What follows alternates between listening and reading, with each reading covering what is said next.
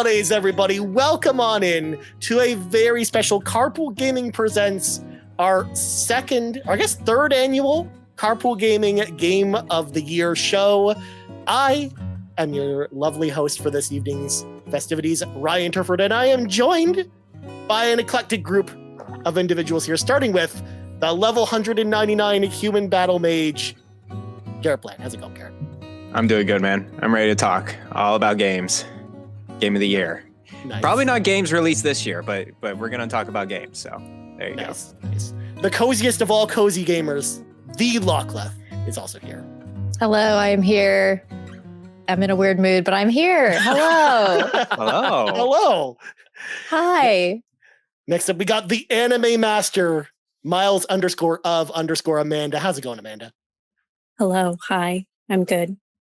Excited to be here. First thing, whatever we're calling this. First one. Nice. Of course, we got the bearded one, Seth Sturgill. How's it going, Seth? Hi, Ryan. I'm here. I'm happy to bring the strange indie games to get a little representation tonight. You know, I'm happy to be that one. I'll be that guy. Someone's got to represent those weird games, Seth. Yeah, I'm glad it's you. right. And then last but not least, the pants man himself, Mr. Sean Capri. How's it going, Sean? I'm always last, but I've got this great shirt on tonight, everybody. The Anyways shirt, because it's a special anniversary. This is when Matt first wrote the word anyways, tore it off a piece of paper, or left it in his book. I can't remember. But the Anyways shirt was born at our Game of the Year conversation last year. And I'm just going to start with a plug, Ryan, if I can. People, if they enjoy this, if they enjoy video games, if they enjoy all of us coming together, talking about our favorite stuff, I'm telling you guys, go listen to last year's conversation. It's another 4 hours of content for you, but you owe it to yourself. There's lots of good games that I said I was going to get to. Totally didn't get to them. But we had a great time last year. So the bar is very high for this year's conversation because last year's was very good. Yeah. I mean, last year the Anyways was born. Although we learned, Seth, you and I learned throughout the year that I think you actually say the word anyways more than I do on podcasts. Well, I think that's confirmed fact at this point. Set him straight. Well, because now I have to, now that I sort of steer the ship a lot of the times on the Nintendo Drive, and so anyways becomes a bit of a necessity on that show. True. I'm part of the you're problem. You're trying to herd a couple of cats over there, and it's just like, yeah, I'm one of the cats, though. It's me. Just the cool cats. I'm the problem. Oh my God. Well, this is, of course, our annual show where we talk about our favorite 3 games of the year. And of course, they don't have to be games that they came out this year, just whatever 3 games we enjoyed the most this year. But that's not all, folks, because of course we will be going over your selections as well. Yes, we have 19 community members who wrote in this year. Huge thank you to everyone who wrote in with all of your favorite games this year. And of course, we'll be going through those as we go. In fact, Sean, at this point, I have my tablet in front of me and I can just scroll like this. I love that. Because you just said we're going to talk about our top 3 games of the year, and people are looking at their podcast app going, how on earth is this going to take 6 hours? How is that possible? It's true. But we're not even all here right now. We got 19 people in the parking lot. We got people coming in later. Holy crap, man. We're in for a ride here. I was going to say the Supreme Court of Canada and the other one, Matt Sawinski will also be there. I was at the edge of the diving board and I was trying to think of what's Matt's usual Who's missing? And I don't have it. They're both they'll places, both be joining us later, Ryan. Well. Yeah, places you can go. Yeah, places with people and stuff. But anyways, before we get into this, real quick, I want to ask everyone how everyone's year has been. Like, how has 2023 been treating you? Whether it's with games, whether it's Carpool itself. And I'm going to actually start with our newest member, Miles _of_ Amanda. Amanda, how has your 2023 been now that you're kind of like the new kid on the block here at Carpool? I feel like all the new things have happened to me in 2023 because this is when I started streaming. I got into gaming like full time at my job. So I took a new job at the beginning of the year. I joined Carpool. So many new things. So I feel like it's been a roller coaster of new things, just constantly, we're going up, and hopefully we just don't go down. So just kind of climb in on the roller coaster. It's been really, really good. Nice. Yeah, I mean, you've made like a huge mark on our community ever since you kind of joined in, even before you were on the team. People will definitely love you. So it's been super cool to see your kind of rise this year. And it must be like totally crazy for everything to kind of just pop out of nowhere and just be brand new this year and be fresh. So I can't wait for next year for when the Nintendo Drive has 6 co-hosts. We just keep growing. Yeah. That show just keeps going and going. Holy cow! We went another one, 2 to 3 to 4. Just like cats, you just you just ceaselessly just multiply without number. Whereas it's like herding cats, Ryan. We don't need this is plenty, Sean. Come on in. I don't know the terminology. I'm old, okay? I don't go outside. I don't know how it like words at all. It's a thing. Just listening to last year's, it was like Kato was on because like she was on the show previously in the year, and that's when Seth and Lachlan, you guys had just joined on, just for maybe 2 months by the time we did Game of the Year. Yeah. Now Amanda, and who knows who's coming next year? Who knows who will be sitting in this seat next year? It could be anyone. It could be anyone. I'm literally pointing at the camera.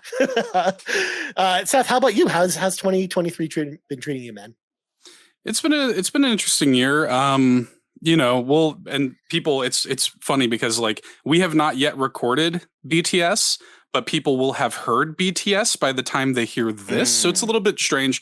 We're going to get way deeper into this when it comes to BTS, I think, but it's been a challenging year. I think for basically everybody and, and their work lives and their personal lives and stuff. And I think that the thing that I've come to just at the top level, the thing that I've come to appreciate most about this group is the way that we've been able to overcome struggle and the way that we've been able to do hard things together and actually choose to do hard things together. I'm quite proud of everything that Carpool Gaming has done this year. It's been like, it's easy to look at some of the things that we could have done differently or the challenges or whatever, but like we did so many things this year, y'all. And like, this was the biggest year for me, like in my professional career and all my years making content creation, this has been the most challenging, but also the most rewarding year of all of my time doing this. And it's in no small part thanks to, everybody here and everybody listening too. So it's been a hard year, but it's been a really good year too. So yeah, for sure. Sean, how about you, man?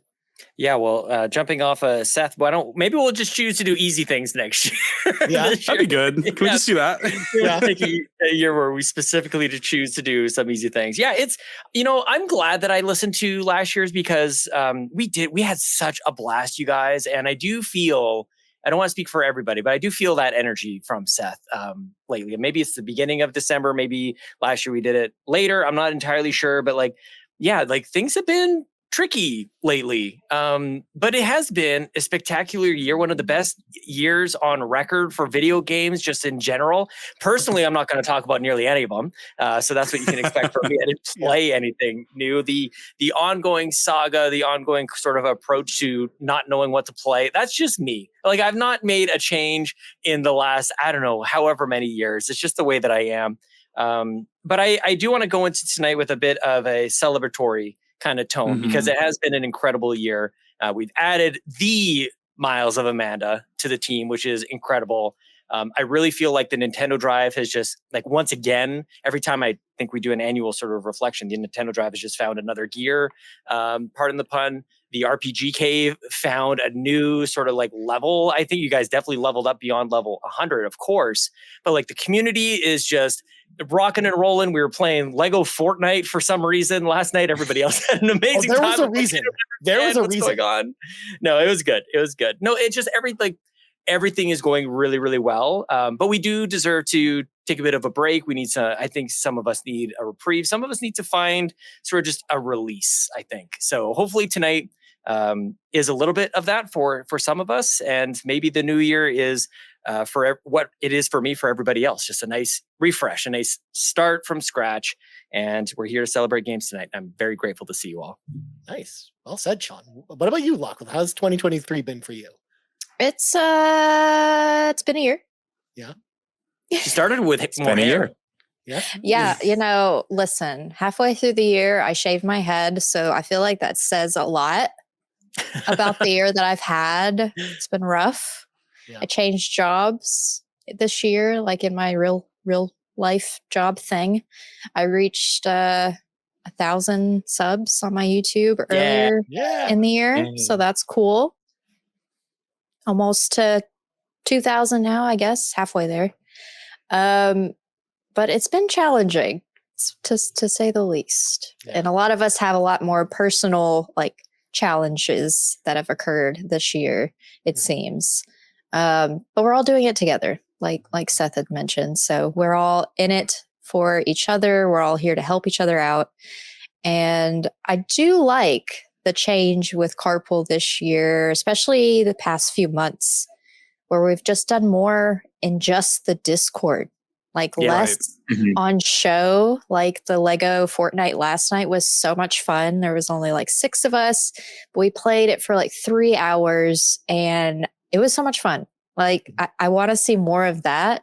And it's not a whole lot of effort either, because we're just having fun with y'all, with the community, which is kind of the whole point, is community. And we don't really have to put on, a face. Like we didn't even show each other our faces last night. We just played. We were just voices with little Lego people. It was fun. It was so much awesome. fun. And I feel like there is like kind of like a kindling. There's a little bit of a spark happening with these community game nights. It doesn't have to be us saying like Saturday is Halo nights. And a lot of people are, especially lately with Halo kind of coming back, I guess, making a comeback. We literally got asked about Halo Saturdays this week on Xbox Drive, Sean.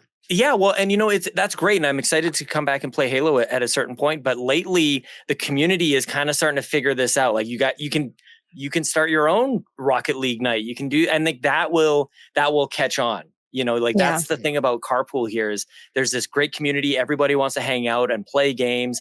I'm sure we'll talk about Xenobabes later on. But there's like these movements that kind of start up, and it's not just the backtrackers. It's not just Xenobabes. Like it's all over the place. So, as a sort of like sneak peek maybe into 2024, I'm hoping that continues. This is me just kind of giving that a little like nudge that it doesn't always have to be just us. It's actually better when it starts with the community. And you can do it at any time. Like so I'll leave it at that. But thank you for mentioning that, Lachlan. I love that. Yeah. That's just been something that has sparked a lot more in the past few months. That's just nice to see. And I hope to see more of that, because it was spur of the moment. I saw Bowsah, Nagachaka talking about it, and I was like, I want in. Yeah. And then now Ryan's obsessed with Fortnite. They've done all the things. I was already kind of obsessed before then, but I was also just like, you add Lego Fortnite to the notch there, because I hadn't really played it until we played it together, and like I would never would have nearly had as much fun if I played it by myself, whereas playing with you guys. And y'all are correct. Ryan did all the work, and I made a beautiful log cabin for the two of us. It was adorable. You made us a very beautiful home, Luckily, which is still there, because the world's still there. I went in last night and did some stuff. So yeah. All right, Garrett, what about you, man? How's it? Hello. It's been great. Just being with you, recording with you in RPG Cave, and then it's been full of emotions, because I used to record over at the Play Some Video Games people. I was a regular co-host over there with Nintendo Shack, and I had to drop it out because of just timing, and a lot of Rebecca and the host over there, they're East Coast, so I had to drop one, go with you guys. Of course, I made the correct decision going with you guys. You guys are a lot of fun. I got a new job in February as well, and that's been going good. And then I went over to China for a whole month, got married over there. So yeah, lots of life event points for me. And gaming wise, it's been weird, because you've been adding to the backlog for me this past year. Now I have to play this, this insane Sega CD game. He's playing it out. Oh no, please. Yes, this one right here. You're playing this one. Yes, I'm playing the Silver Star for the audio listeners on the Sega CD. Or for the visually impaired like me, I couldn't see what the title that was. Well, it's also it's like maroon and like what does that say? Yeah, it's very tiny. But. Yeah, I haven't started that one yet. But anyways, it's been good, man. And we reached level 199. Eventually, we're gonna have to go another class here. We have to change it up. So Of course. Well, I mean, the RPG cave just, evolves over time, Garrett. We need to evolve along with it. That's how that works. Of course. Yeah, absolutely. Yeah, no, recording with you all year has been a blast. Like, I love talking role-playing games, and it's always super fun. Looking forward to every week getting to record with you, Garrett, and talk about role-playing games. And it just is, as excited I am every week to talk Sean's ear off about Xbox, despite the fact that he, wants to also just say anyways all the time. I don't know where I'm going with that, honestly, but no, for this year for me was interesting because, to everyone else's point, 2023 hasn't been an easy year for me either. I kind of had came into this year kind of with a big high from 2022 because everything seemed to be going well. And then this year, I don't know, I felt like I was a little lost this year where, a lot of things happened kind of in my personal life this year that I've of course talked about on Pants, because I'm more than, willing to be very transparent about some of this stuff. But I really felt like the thing that's kind of kept me going in a lot of ways is being part of Carpool and doing the shows with you guys, being a part of this community, like having friends and, being able to do stuff and being able to, meet up with community members this year was super awesome too. Like being able to just go to a random dinner with Cwagmire and Nagachaka and Yon 32 was super special, man. And I really, really enjoyed that because most of this year I felt really isolated where I just didn't really have anyone around me to, now I basically live in this giant empty apartment by myself. And sometimes I can get pretty lonely. So despite the fact that I am kind of a very introverted person. So being able to spend the time with everyone in the community, play games together is really special to me. So even though this hasn't been the best year for me personally, this year has been an amazing year, both for video games and just being part of Carpool, getting to see how the community's grown over the year and just seeing us grow as individuals as well. And I'm sure we'll, of course, talk about the reflections of the content on BTS. Of course, everyone's heard this by now, obviously, because this is, of course, in the past that we're recording this, but it airs in the future. But again, time travel, Sean. It's a whole thing. I'm getting a nosebleed. I'm going cross-eyed. What just happened? But yeah. Ryan, you just made me think of something. We should have some sort of like trophy tracker for people who attend the Carpool Gaming meetups because I think, and I might upset somebody here, but I think Yon 32 might be in the lead for this. I think he has attended the most. He was at Extra Life and multiples in Toronto, in and around the Toronto area. So that would be kind of a little neat thing, like a little reward system because Xbox got rid of theirs or whatever's going on there. Sure. I mean, he probably is up there now that I think about it. Because Nagachaka was at a couple of them, but Yon 32 has probably been at every one of them. Distance traveled could be another one. It's not just about how many you show up. JB, Don came up the whole East Coast. Well, that's one of the nice things about trophies, Sean. You get there's multiple trophies for doing different things. I like Maybe this. That's a thing. Yep. Let's make some bad mall trophies, and get them made and give them out at Extra Life. Who gets the platinum trophy at the end of the year? The Carpool Gaming platinum trophy. It's like for a kids soccer team, just yeah, those exactly. Yeah. Look, I'll go to the local pawn shop or thrift shop. I'll buy some old bowling trophies. We can just reuse those. Okay. Bowling championships. Nice. I love this idea. I mean, the first opportunity I think is going to be PAX early in the year with Amanda and Court both going to be there. So, yeah. Drag racing or some sort of car trophy would make way more sense given the carpool thing. But bowling, I'm going to go bowling. Yeah, we're going bowling. Too close. Yeah. Two on the nose, definitely. Two on the nose. God forbid. Throw them off. Darts. Let's go with dart trophies. Freaking dart trophies. All right. I'm here for chaos, y'all. We don't even have Matt here yet, so we're just getting started. No, absolutely. Well, again, we have to let the chaos thrive at least a little bit on these Games of the Year shows because that's what people are here for as well. So that's what I'm here for. Well, speaking of chaos, segue. We should probably get into this a little bit because, we're about 24 minutes in. We haven't even. Good God.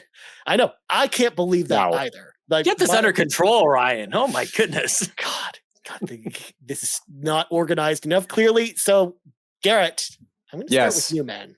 Okay. What is your third favorite game that you played this year? For folks at home, by the way, I forgot to explain the rules before I go to Garrett.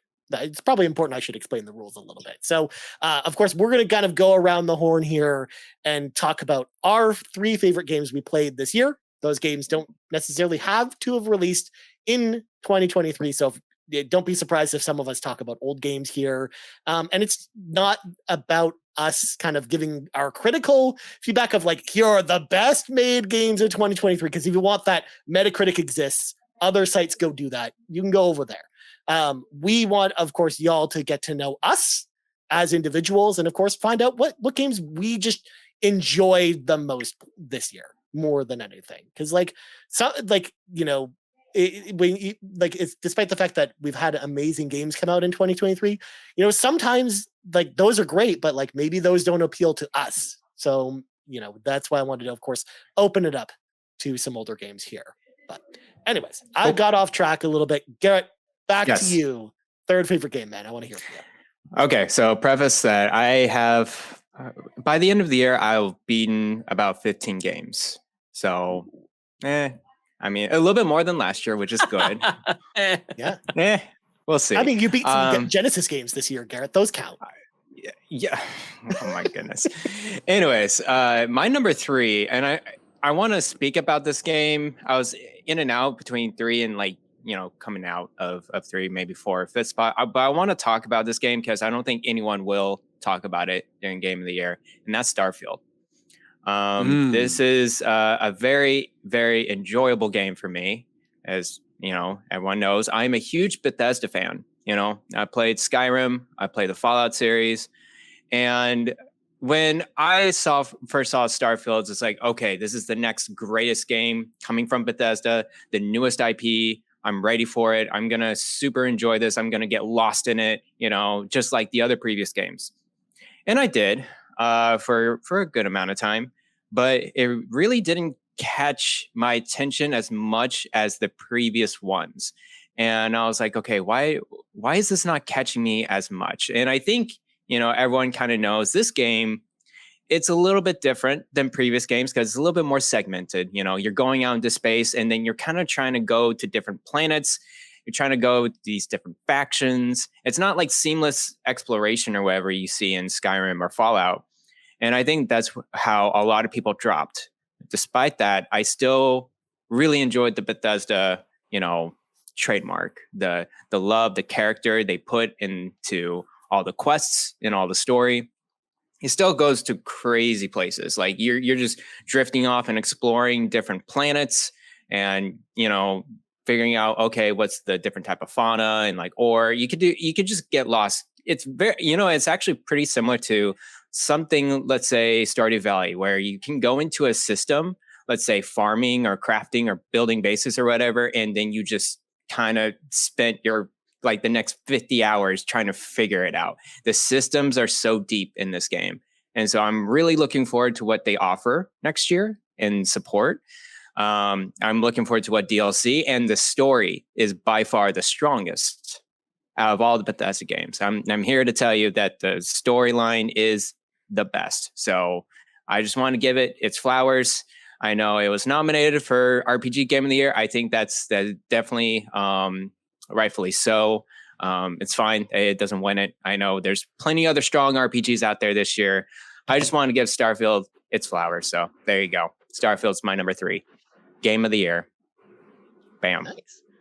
Yeah, I mean, I know you've talked about Starfield a lot this year, Garrett. So yes, this doesn't surprise me too much. I know Sean and I weren't as big of fans because we need maps at this point. We need the update with maps at this point. But I know, Sean, you also played that a lot too. So I was absolutely hyped for this game. I pre-ordered the $7,000 edition. I've got the console wrap. I ended up taking back that special edition. I have conflicted thoughts on this, and I am glad, Garrett, that you've shone a light on this game because I think it's important. It did not make my list, and it's more of like a principled thing for me, which I get into, and it's strange, and that's just me. More than it is about the game, because I wish to God they just didn't tell me that maps were coming, because that is a pretty important feature. Contrary to popular belief, I do use maps every once in a while. It happens. I get that. Yeah. But they shouldn't, if they just said, this is the game, I would have kept playing it. But as soon as they said, there's something better coming, and I'm playing on PC. So the DLSS just launched. So that's made a huge improvement as I've checked that out just for a quick mom, as it were.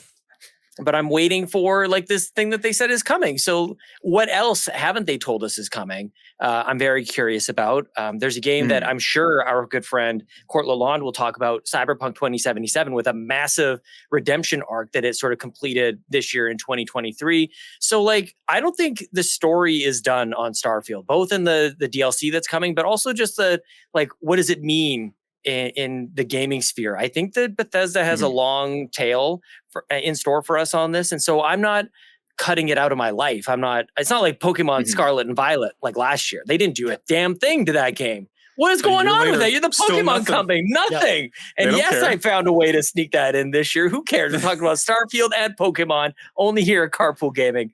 I think this is one that can pop up on my game of the year list maybe next year or the year after or whatever. Like I'm not done with it. I don't feel personally attacked by this. But the time that I spent with this, I was having a great time. And I could totally understand why you'd want to spend another 100 or 200 hours either following the story or doing whatever the heck you want to. Super fun game. But I'll wait for sort of the next chunk of it to arrive and be a little bit better, because I got tons of other games to play in the meantime. I can totally understand that for sure. Especially, you know, when they promise more updates and like more, you know, like life quality updates like maps, where, you know, Skyrim had maps since the beginning. That baffles me too. So I'm right there with you. And yeah, I think they will have a longer tail with this game compared to the previous Bethesda titles, just because of the nature of this game and then the nature of big open world games in general. You know, around this time. So yeah, awesome. Yeah. For sure. No, I'm glad that at least someone brought it up, because I do think, you know, Starfield was one of the most anticipated games coming into this year. And, you know, despite I know the fact that the game was, you know, very divisive, I am glad that you really enjoyed it, Garrett, especially because I knew it was going to be up your alley. As much as, you know, even with some of the quality of life things missing, it's still a great game, regardless of that. Definitely. So, which is why I'm even more excited or more impatient for the fact that the maps aren't here yet, because once it's there, I'm like, I'm ready to kind of invest my time to go back to it for sure. The maps, I had so much fun watching Sean stream this game. Like that was my version of playing it. You know, like I was like, I got my fill just from watching Sean, and then Garrett would come into chat and like quiz Sean on like, you know, whatever periodic table. Yeah. I loved that. Like that was so fun. I had a great time with that. So games that let me geek out about space, which this one did. Like I think you jumped in, Seth. I was playing the game, but I was looking at Wikipedia. I'm looking at like brown dwarf, like failed stars. Like oh man, yeah, good That's times. The best. Good times. Yeah, you learned so much about space during that week of streaming, Sean. I was teaching. I was in Professor Sean mode right there, just telling y'all all about space. That's true. Dilation. Nice, excellent. All right. Well, next up, the Lockleth. I'm going in a circle, you guys. Going around the circle on the screen here. The Clockwise. Lockleth. Whatever. Number 3, game of the year. What was your third favorite game you played this year? So, did a quick Goog search. Really, I just looked at my hours played on all of my games this year to finalize my top 3. And I even looked at my, you know, the Goog reminded me on YouTube, what did I stream or make a video on the most? And this might be surprising. Hollow Knight is my third on my list. And no, I have not finished it yet. I'm still working on that. But it's a game that I've thought of throughout the year, just in regards to, first of all, it's very frustrating because I'm not great at games. But this game and some of the others on my Cozy to Pro that I decided to start at the beginning of this year that we'll pick up in the new year. I know I keep saying it. It has challenged me, and I think it's made me a better gamer in that way, like with the platforming especially, because platforming has always been something that I have struggled with. And so it is definitely challenging in that way and has taught me quite a bit with gaming. And it's just something I keep thinking about. This one in particular, out of the ones that I've played that were more difficult and challenging for me, this is the one that I look forward to playing again, even though I will rage quit every time I pick it back up, because I haven't changed the difficulty. I have it set to the default still. And yeah, I don't know. There's something about this game. It mixes cutesy art style, like the way it looks, and challenging game all together. And just I mentioned this so many times, but the way it feels when you're playing it, like when he hits the platforms, like you can actually feel it. Like on the controller, I cannot explain it, but you can like feel it, and like that is so like satisfying to me in a way, and not something that I really notice when I play games, because it's usually not something that is there. But they really utilize whatever it is. I don't know big words or how games work. You know, I'm not a Garrett. I'm not, a surgeon or anything, but Please don't call me a surgeon. Oh, that's illegal. I mean, he changed jobs. He said it himself. That's true. I don't know the verbiage, but just how they made it work in regards to how it feels. It just left such an impression on me that I think about that and like see whenever I play a new game if that game has something similar. And I have just not found anything else quite like this game. And even though I haven't finished it yet, it's on my list. And I really, really want to finish it in the new year because it's just so challenging and fun altogether. I don't know how else to explain it, but it's something that I didn't think I, for one, would enjoy a difficult game, but for two, actually want to go back and continue the story. Usually I give up at the drop of a hat if something becomes too tough, but that one, out of all of them, like Celeste is hard. Whew. That one, like I'm almost close to abandoning it because of how difficult it is. But Hollow Knight has so many positives for me that I can't abandon it. I have yet to abandon it. I haven't played it in a little bit, but it's still there. It's in the back of my brain at all times. I think until I finish it, it won't like leave, if that makes sense. Nice. It's basically has wormed its way in, just like the little bugs in the game. So yeah, it's just there.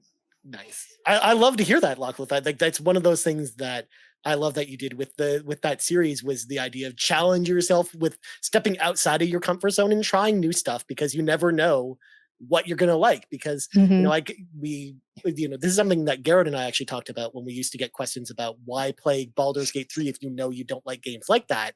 And the answer was, well, I like to step outside my comfort zone sometimes because you never know like when one of those games will hook you. Like a game like Danganronpa Trigger Happy Havoc for me comes to mind where it's I knew at the time I wasn't really into visual novels, but that was the game that showed me that I actually can like the genre of visual novels and court games and stuff like that, like a really weird mix of games. Not actually a court lawn game, but an actual game and a court game. Yes, Danganronpa court game. Court game. We need that badge, you guys. We need that image made. Just stamped on all the not actually a court game, but yeah, I love it. Game.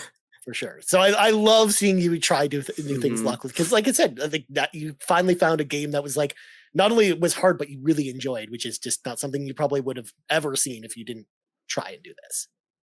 Oh yeah, I bought it and I never played it, and that whole challenging myself forced me to play it and a few others, and yeah, that one out of the three, definitely stood out. So good answer.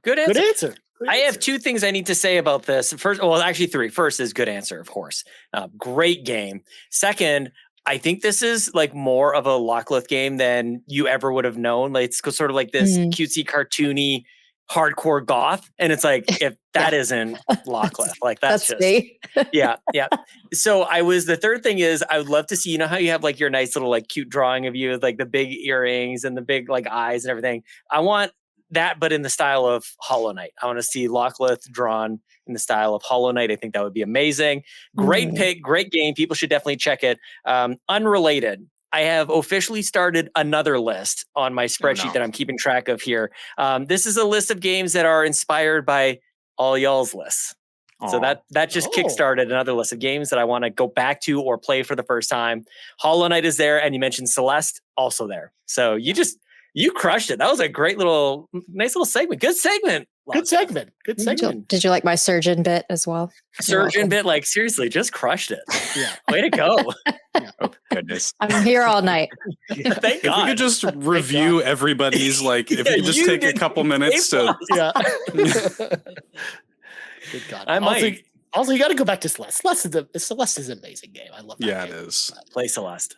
Yeah. It's so Play me on hard though. I know. Goodness. You can do this. Yeah. Well, next up, Sean, in the clockwise order. I was Clockwise. searching for Whatever that means. whatever Matt means. Sean, you're next, my friend. Oh, Number snap. I 3. gotta try and do this. Okay. The third game. Okay. First of all, before I even get into it, this is a mix of games that came out this year, did not come out this year. Not really a surprise to anyone. But the game that I played and then replayed again was Dead Space Remake. I went back to that game, and this actually feels a bit like cheating in a certain way, because like it came out forever ago. 2009, I think it was originally. Yeah. It was great back then. It's great now. The remake is nice and polished, and the game is the perfect amount of scary. Like, it doesn't paralyze me to stop from going any further. I played my first run through with the plasma cutter and just chopped off limbs and everything. Then I jumped back in a second playthrough with all the other guns so that I could get all the achievements there. And that game is just playable. And I will say too, that a game that did not make my list here, Ryan, I had to choose. I felt like these two kind of like live in the same space. Resident Evil 4 Remake. Yeah. I had to choose Dead Space Remake over this one. Like I said, it's just a great playable game and an homage to a time in games where things were like streamlined and straightforward and gameplay focused. And I don't need this thing to be 4,000 hours. I can actually finish it in probably 7, honestly, like if you just kind of go right through. So shout out to freaking Dead Space Remake. This is actually, this is the only one that launched this year on my top 3. So Nice. The rest are going to be from years past. Nice. The other ones are neon white. The best part about it is, like, I guess the sale will probably be over by the time this is actually out. But I mean, it's up for $9 right now. Picked it up. People want it, which it is up. great. Yeah, that's one of the great things about it. I saw Seth's eyes just dart over to look at something else as soon as I said that. I love it. Yeah, I'm so excited you checked it out this year, Sean, because like I tried playing Dead Space earlier this year, but I just wasn't in the mood for it when it came out, and just it fell by the wayside, and I never went back to it. And I love the original Dead Space, so I'm actually really excited to when I'm got the hankering to go back to it to actually go back and play it for sure, because the remake sounds awesome. And it sounds like they fixed the sections with the asteroids, and as long as they did that, I'm happy. So yeah, that's and it's space. Yeah, there you go. I mean, it's got literally space in the name, space. Yeah. There you go. And I mean, you kind of play a surgeon in that game too, because you're like cutting off. No, not the surgeons. See, it all comes back. Find a way to relate it all to surgeons, you know? Dr. Garrett Bland. Yeah, exactly. Nope. Surgeon. Do not recommend me for any kind of surgery, please. Thank you. Probably not. All right, Seth.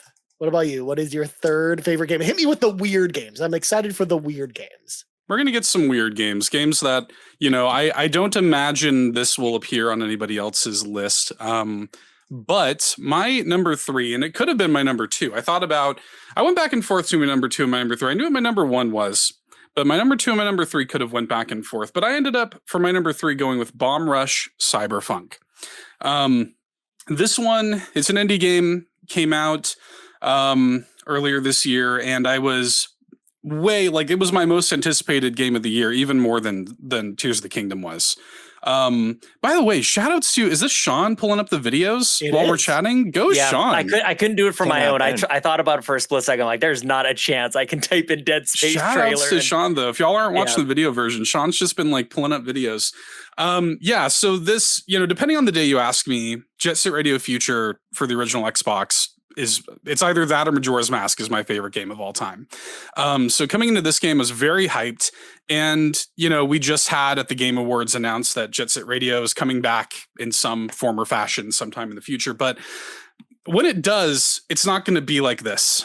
This game is made by a small, passionate team of people who really, really care about, expressionism and music and art. And again, I'm excited that Jet Set Radio is coming back, but the spirit of Jet Set Radio really lives in this game, not just visually. It looks, perfect. It looks exactly like Jet Set Radio Future, but like it feels like the true evolution of all of those ideas, the commentary it has, the attitude it has, the fact that like, just as an example, like the developers, Team Reptile, took care to individually license the entire soundtrack to make it stream safe. So even though this thing is wall-to-wall licensed music, you can stream it without fear of copyright or anything like that, because they have taken the care to individually license each track for that. It's just like there's so much love and care in every single facet of that game. It's one of the best soundtracks of the year, like some of the best art. It's like, I just, yeah, it floored me. And it felt like the type of thing where if I had sat down when I was playing Jet Set Radio Future, dreaming up like what Jet Set Radio 3 would be, Bomb Rush Cyberpunk is it. And yeah, I adored it. Really good. Nice. That was one I was not expecting to talk about today. So I'm so glad you brought it up, especially with Jet Set being recently announced. Like, it sounds like, you know, the hunger is there for this type of game. So, and this has been another one that I just missed out on this year. I should play it at some point because I'm interested. Seth, I'm interested in playing in this, but nice. Well, Amanda, you're up next. What is your third favorite game that you played in the year 2023? Okay, so similar to Locklith, I kind of went through Steam and my Switch and was kind of like, what have I played the most? What have I streamed the most? And then was kind of getting to the same 3 games that I've been talking about all year. So I was kind of like, let me go back and see what like I played that maybe I didn't stream as much, but then found that I did stream this game. This is the first game I streamed when I started streaming this year. So my first game is Sunhaven, which is a pixelated farming sim that has a little bit more oomph to it, in my opinion, than a Stardew Valley, made by a really great studio that actually I joined their Discord, and this was the first like gaming community I became a part of. So Pixel Sprout is great. I had the opportunity to chat with some of the team members. I know the head creative director came into my streams a few times when I was playing. So kind of really like when I think of Sunhaven, it's kind of like where my journey began in streaming and kind of like where I started. Also played with a lot of friends because the multiplayer options were really great. Pretty much got to the end. I think there was like one little mission that I didn't end up doing. But this game is fantastic. It's beautiful. There's romance, which was always, it's always kind of like a pull for me. You say there's romanceable people, I'm already in there. And just like kind of really started, bringing community members to me that I didn't already know. So we built a little community within Sunhaven because you can play with multiple people. And yeah, it's just a really memorable game. And every time I go back and just like boot it up, it's kind of just like, why not love this game? So that's my first choice. Nice. Good answer. Good answer. Well, I actually really like that too, because I feel like, Amanda, and correct me if I'm wrong, but I feel like this is the type of game that you'll always probably remember for the rest of your life because it's tied to the first moments of you streaming and really just integral and as part of that journey that you've kind of gone on this year. So like, it's probably like one of those games that'll always probably stick with you for that reason. Totally. And I was there through their building process. So I was kind of part of like their early access. And so it was nice to have like my opinion listened to as they were building the game. And there's little bits and pieces in there that I know me and a few other people influenced. So very special. That's so cool. I love it. But yeah. All right. Moving on. Before we get to the community, because the community is up next after me. They're not here, but they're not here in spirit. As for me, my third game, actually looking at this list this year was interesting because 2023 had so many games in it that I never thought this would ever happen, but this will be the very first year I've ever made a game of the year list of my own choosing that had no role-playing games on it. Not one role-playing game Breaks this my year, heart. which is weird for me, someone who hosts a role-playing game show, to do that. But that's just how the year shook out. There were a lot of great games that actually weren't role-playing games this year that I really, really enjoyed. So, and I mean, this one I'm about to mention is contentious because some people consider it a role-playing game, but I don't consider it really a role-playing game, and a lot of people don't because this game is Final Fantasy 16. Probably the most like prototypical Ryan Turford example of a game that I would probably totally like, because I'm of course a huge Final Fantasy fan. I've been a Final Fantasy fan, since I played Final Fantasy VII for the first time on the PlayStation 1. Although I really enjoyed the first Final Fantasy because on the NES, because I used to play it all the time at my cousin's place and had a ton of fun. So, I mean, I've been a fan of the series for a very long time. And, it's had its ups and downs throughout the years. Like Final Fantasy X is a lot of people's favorite, Final Fantasy game, but I'm just not really super into it. So while not all the entries really jive with me, 16 really felt like a return to form because after 15, it really kind of split the user base in a big way, and I just wasn't really super into it. But 16, man, 16 brought it all back for me. I loved the medieval fantasy setting, the return to that. I loved the big fights with all the different summons and how they incorporated them throughout the storyline. I loved that it had a really mature storyline, and it wasn't afraid to go places. It also they weren't afraid to show you some of the smaller moments as well and kind of appreciate things for they were. And even though it didn't lead to some of the more interesting gameplay of literally going and picking up dirt, it really led to you learning more about the village and kind of making you feel like the world that you're inhabiting in Final Fantasy 16 feels like a real place that actually exists. And that's one of my favorite things about the world of 16. Of course, the music by Soken, who of course did the music for Final Fantasy 14, is incredible. In fact, fun story about that, he actually composed the soundtrack for 16 and Final Fantasy 14 Endwalker at the same time while in the hospital battling cancer, which is kind of a ridiculous story to when you consider how amazing these soundtracks are. So you can definitely tell he threw everything at the soundtrack here, and it really, really shows. He was so passionate about this and Walker. But they're honestly two of the best soundtracks I've heard from Square Enix games in general. So yeah, the gameplay was super fun. It had its down moments, of course, because it's not a perfect game. But for me, I really enjoyed my time with Final Fantasy 16, and it's definitely gotten me much more excited about the future of the Final Fantasy series. Even though they are moving away from RPG elements, I still love my time with it, and I can't wait to see what's next. So, and we got the DLC coming too, which I'm excited to play at some point soon. So yeah, Final Fantasy 16, my third favorite game that I played in 2023. So I timed that up perfectly to the end of the trailer, Sean. There you go. There you go. You guys are all doing great. Pro. What a pro. I shuffled between this game and Starfield. This was like a 4 or 5 spot for me. I really enjoyed Final Fantasy 16. My first Final Fantasy game I played and beaten. And I'm glad to, have a discussion with you, Ryan, on the RPG Cave and come to an agreement. This is not an RPG game. This is a action game with RPG elements. And as you said, very high quality action game. I really enjoyed it too. For sure. One of the best out there, for sure. But there you go.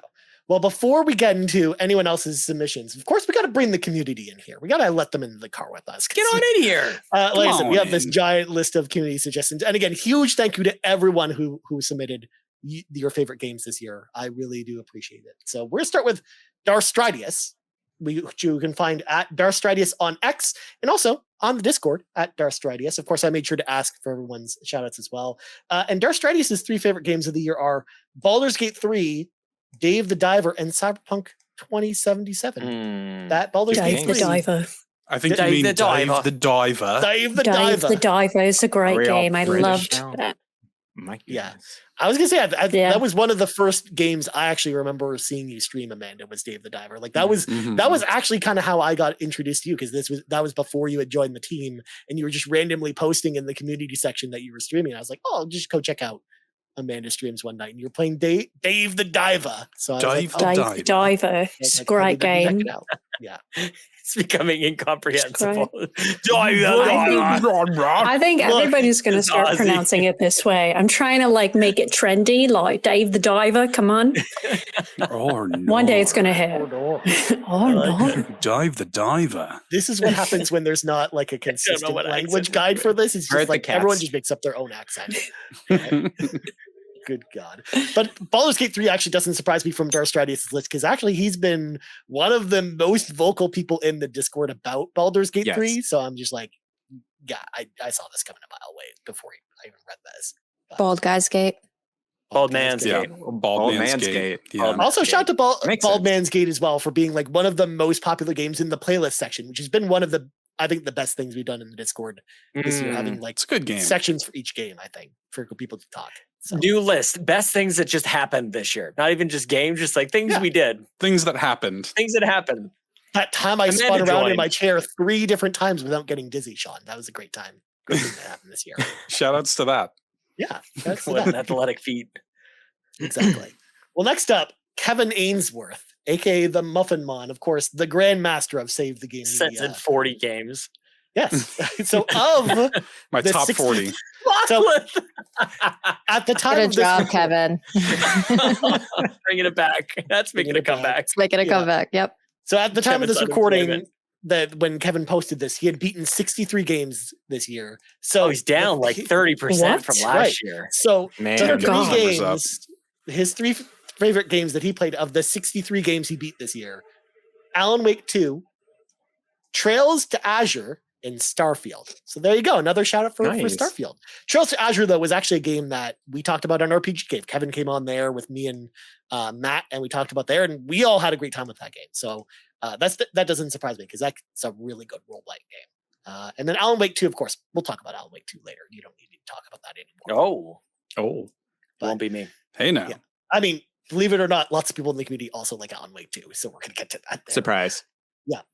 Next up, we got Quaggy, and he just wants you to know Go that he's Quaggy. Quaggy everywhere at this point.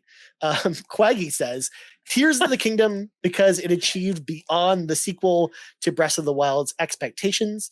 Xenoblade Chronicles 3's Future Redeemed DLC in how it improved the Xenoblade Chronicles formula and brought the trilogy together. And also Nier Automata because Yes! of how it shows go. video games as art. Oh my God, this is the most Quaggy list I've ever seen in my entire life. Good list. Good list. Good Good list. list. Yeah. Nice. Next up, we got Hoppel over on the Discord as Hoppel. Hoppel says, Like a Dragon Gaiden for its fan service, agent style, and ending. Like a Dragon Ishin for the setting. And Ghostwire Tokyo for its setting and powers to use. I should have actually saved that from Matt because Matt probably would have freaked out that Like a Dragon was getting some love from Hoppel. Mhm. You can say it again and see if anybody notices. Exactly. Like, did we hear this already? There are so many games. It's so many Like a Dragon games that came out this year, you guys. There's too many to keep up with. And last one we'll go to before we move on. Stingray X over at Stingray X on all the things. Stingray X says, I have to go with my tried and true Battlefield 2042. Nothing like blowing Wow. up stuff on a weekly basis. Spider-Man 2 for the relaxation of swinging around the city, and Gran Turismo 7 with a wheel and pedals with the PSVR 2 update. There is nothing more immersive. Yeah, I did not expect going into this to be talking about Battlefield 2042, but I'm so kidding. glad that they actually added that. That's pretty cool. But that's also one of those games too that was like super cheap that people could go pick up. But anyways, moving on. Garrett, Yes. time has come. Yes. Your second favorite game of the year. Let's hear it. Ryan's going to be very happy with this one. So let's see if Ooh. Sean can even search what this game is. It's one Uh-oh. of the backlog adventure games. It's Parasite Eve. Yeah, let's go, Yeah. buddy. So this game, of course, Ryan introduced me to this game this year around the summertime, I guess August. And I was like, oh, okay, yeah, it's one of Ryan's, older RPG games that he likes. Let's see how this goes. I give it a fair shake, keep an open mind. If I don't like it, I'll just kind of sprinkle it in here and there. And then I started to play like after, like a couple hours or so, I'm just like, oh, dang. I gotta go through. I gotta figure out the story. I gotta finish this game.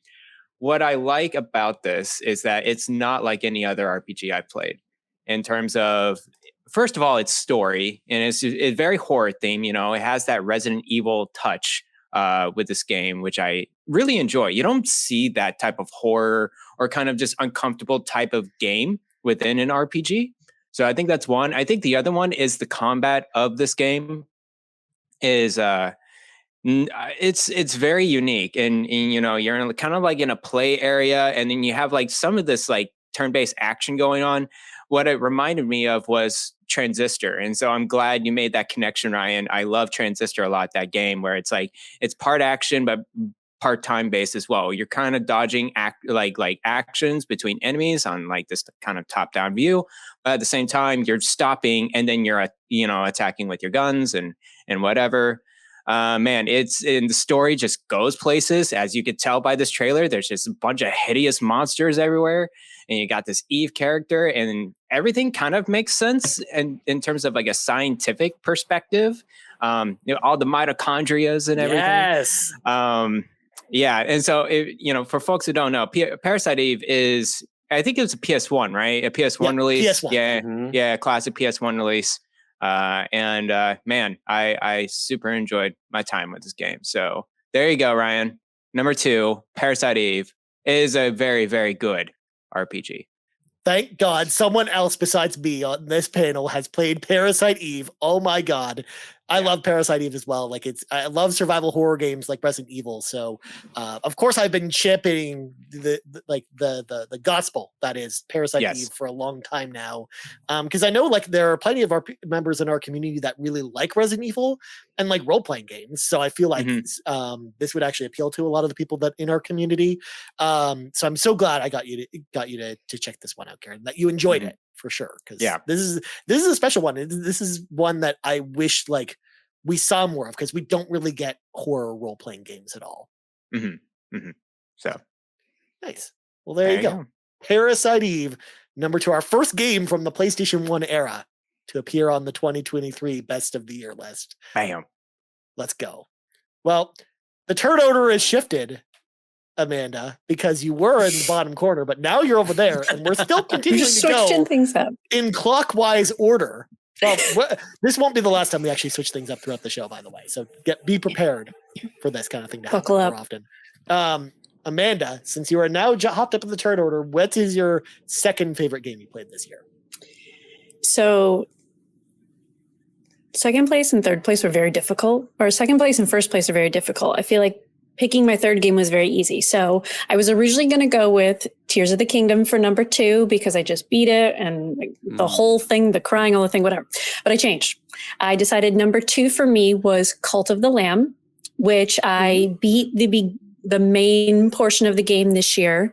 I believe it was like one of the second games I started streaming. And for me, it was like an entryway into something different. I'm noticing that with my list, like I've grown so much as a gamer, very similar to what Lachlan had said about herself. So like with this game, it was kind of like spooky, but cute, but like I have no idea what's going on. I don't know what I'm doing. I have to like pay attention to dodging, then just kind of going and like smashing buttons. So it was fun. I got to include my community, which is a huge thing for me because we had the Twitch integration. So community members could be part of my little cult. RIP to everybody who we lost. It's fine. But Cult of the Lamb was definitely a game that's very memorable for me. And I'm excited that there's more content coming and I can just kind of continue to play. Nice. Yeah, this is one that a lot of people talked about last year with the game of the year. So I'm glad to see it on your list, Amanda, because I remember also seeing you stream this one too. So yeah, first of all, how dare you kill your audience this way? Everybody just got old. I don't know what to do. I can't stop the aging. It's just it just happens, you know. There's always someone else who could just come on in. It's fine. We're good. I went through like 4 Lochliths in my cult, which makes sense because there are 4 Lochliths as we've. There's basically that many living in my brain, so that's very fair. Yeah. But this is also like you said with updates, like they are continuing to add stuff and like collab with other games as well, which is wild. I think they did a collab with Don't Starve. They had each other's characters in the game, or maybe it was just a character. No, I think it might have been a character from Cult of the Lamb was in Don't Starve. So like they do a lot of collabing with, they're big on Twitter. Like follow their Twitter, y'all. They're actually so hilarious as well. Like the person that she's been running their Twitter, like she's so funny. Like I follow her personal one too. And they keep updating it. So Cult of the Lamb was on my list last year. It was on Kato and I's list last year. Both at number 2. We basically had the same list her and I did last year. But so that one was one that we played quite a bit. And yeah, I'm excited for the Nike content. Me too. That's what I'm looking forward. I'm married almost everybody in my cult, and now I'm like, let's get naked now. Like, let's get spicy. With a very strategic leaf placement, of course. But yes, of course. Yeah. One other thing too, and I think what else kind of hit home for me with this game is that I met the dev crew at PAX East this past year. So they were there. They had a huge booth. I got to meet all of them. Super funny people. Like you said, like the girl who's running their Twitter, she's amazing, and they're all super funny, really entertaining. So yeah, nice. Well, before we go any further, we need to welcome on in. The Supreme Court of Canada has arrived. Court Lalonde is here. Welcome on in, Court. Thanks for having me. Don't mind me. I'm just in my PJs. Same. Aren't we all? There's no way to know. We could. I mean, who knows if any of us are actually wearing any pants at this point? Commando. Boom. Yeah. I did watch the movie Commando this weekend, so clearly, of course you did. I mean, it's a good movie, Sean. Arnold does. Alyssa Milano. Don't bother my friend. He's dead tired. Yeah, good Arnold. I think that was a good Arnold, Sean. My first crush in my life. Nice. Oh my God. Anyways, that was great. In fact, now that Court's here, we're gonna immediately bombard him with questions. Now that he's officially arrived. Exciting. No, because we've all to catch Court up. We've all given our first picks at this point. We're kind of in the middle of our second pick. So, Court, since you now are here, what is your third favorite game that you played this year? NHL 24. Yeah. Of course, Court's going to go off the board. It's not going to be what anybody think. Well, actually, I'm sure if you listen you say this, but you just could have called it talking about a game from the PlayStation 1. So yes, it's definitely, I have played the living. Wow. You even had it teed up knowing I was going to say this, eh? Boom. That's impressive. He's fast, buddy. He's quick on the draw. It is. I am actually shocked because I do play a lot of sports games, and MLB The Show has been my game for the last, I would say, 4 or 5 years.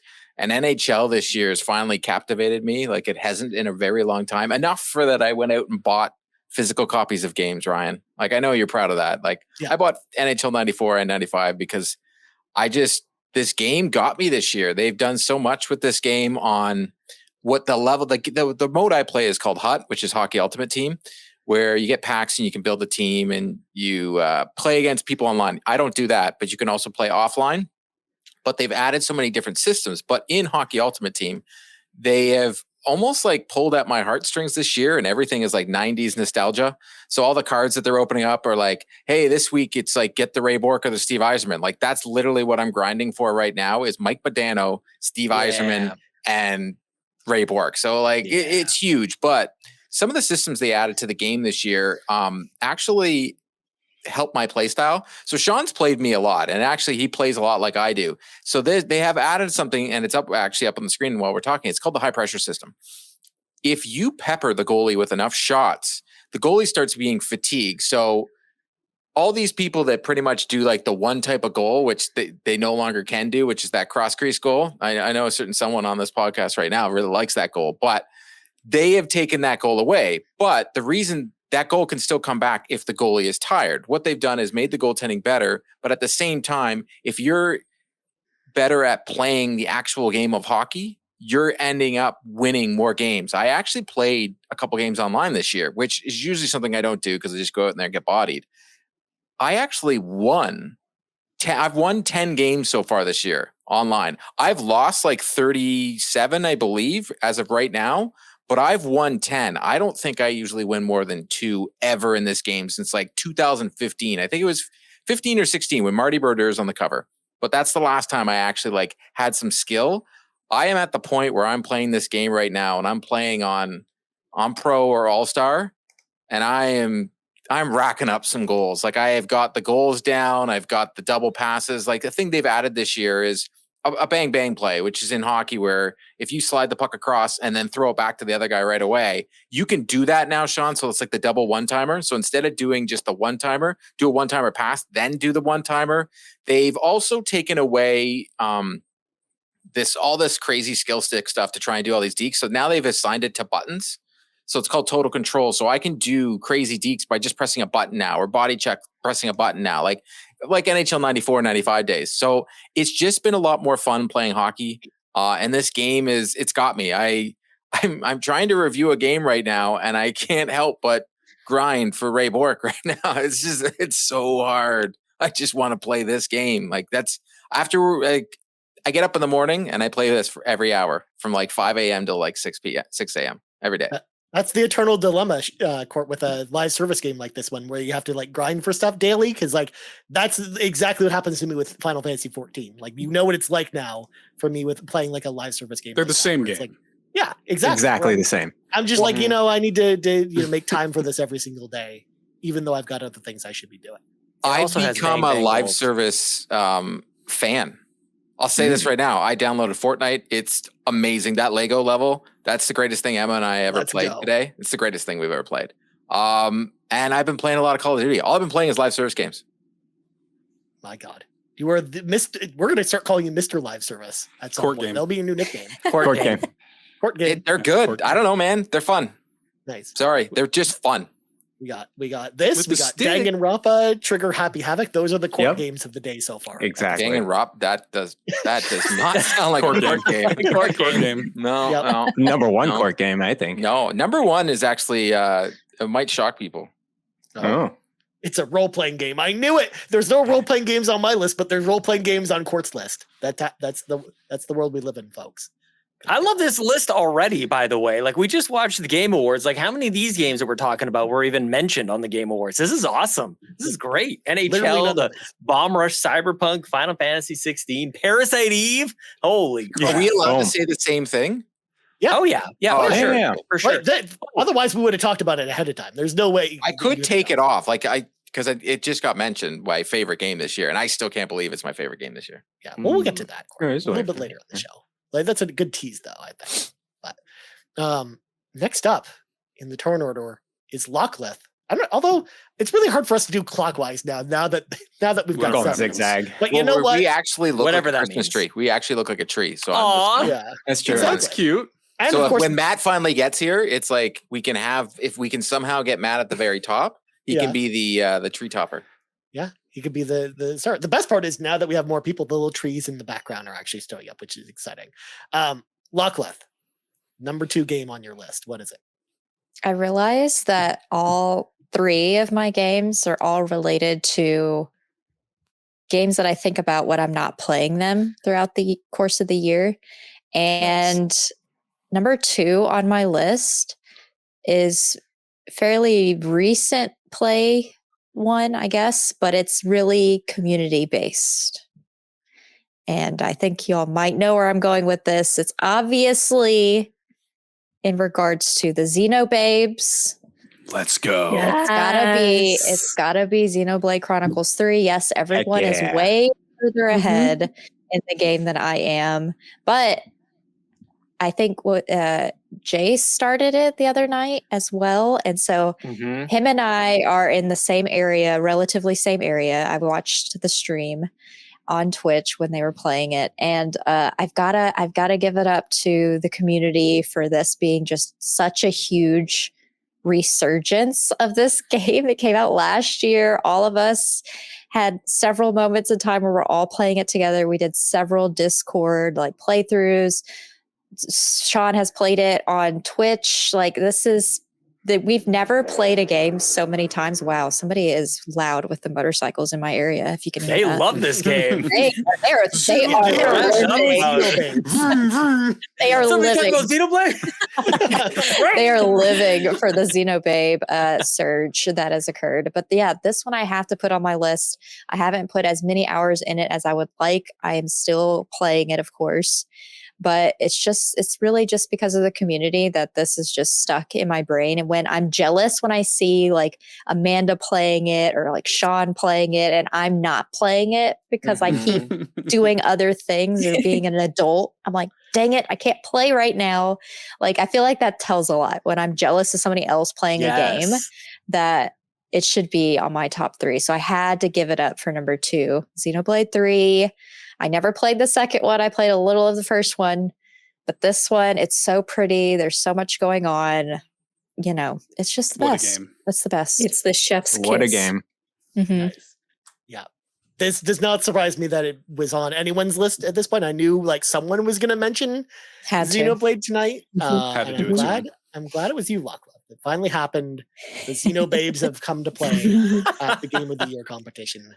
I was also searching frantically when you started talking about it for my copy because I'm so used to it being just right here on my desk, but it's like across the room, and I was like, I'm too. But now it's in the garbage. Did you just chuck it, Ryan? Is that what you did? You're like, well, I am actually selling my copy pretty soon because I got this, and it's got to go out of the house. Oh, it's big and fancy. It is big and Fancy. it's shiny as well. So. Mm. Cwagmire was also just like heard I was selling, and he's like, "Oh my god, you need to tell me when that's happening." So there you go. Selfless plug there, but Xenoblade, of course, glad to see it on the list, Lachlan. And again, like these are games that are so different from your list last year that I love to see it. Yeah, all three. None of them are in the same genre, really, or relatively similar at all. I didn't even mean to do that, but it's. Yeah. I didn't want it to be all farming sims, y'all. Okay, couldn't do that to them. Look at us. You got a different list this year. I have no RPGs on my list this year. Like, what's happening to us? Who are we now? Fun fact: this was Seth's number 2 game last year. It was. Oh, nice. I have the list. Yeah. I mean, pretty soon we're all just gonna have Fortnite on our list now. So I think it was my game of the year last year too. Yeah, I think that's right. Yeah. So good. And we all get. We have to do the guessing at it. Well, maybe we'll get to. Oh, that. we should do that. We're still waiting. I'm sure. I'm sure you were going to get to that, Ryan. Actually, I totally forgot about it. Oh, I totally remember. So there we go. I'm old, but in fact, actually, we should do the guessing now because we are about to have a jump in the turn order because someone here is about to give their number 1. So we should do the guessing now. So Sean, I would like for you. If you no. Since you have brought this, since you are the one who brought this to our attention, you are now given this responsibility. You must now assign who is going to guess for who. Okay, well, I've got a list here, and I'm just gonna. This is easy. This might not be terrible. Okay, so how this is gonna work is based on my own kind of list here. So let me just take 1 second, and I'll have it all sorted out. And Amanda's gonna do that person, and then I got it. All right, Court Lalondelay. You will be guessing for your co-host, Matt Sawinski from the PlayStation Drive. Seth Sturgill. I don't know why I'm doing last names. Seth, we're on first name basis around here. I mean, come on. I've been saying people's last names all day, so that's probably why. Two of us. I love how the women don't have last names. Like, no one knows. It's for the best. Amanda technically has 3 names because it's Miles _of Amanda. It's not even middle my name name. of. Yeah, that's 3 middle names. name of. Mm-hmm. Sorry, I'll say first, Matt, who isn't here. We'll have to instruct him afterwards. Matt will guess for Seth. Actually, hold on. You should actually have Matt guess for Garrett. I just thought about it now because Garrett is the one who's going to be giving his number 1 very soon, and they will not overlap, so they won't see each other. That might ruin up my my little system here, but let's see how this works. You might have to watch. No, that's okay. Seth, you will guess for Ryan. Ryan, you will guess for Lochlith. Okay. Lochlith will guess for special guest if they show up. We may have to figure this out afterwards. Yeah. The special guest will vote for, or will guess for Garrett, and Garrett will guess for Amanda. Does that work still? Am I still, have I broken anything yet? I forgot that there was that there might be a special guest, so that makes sense.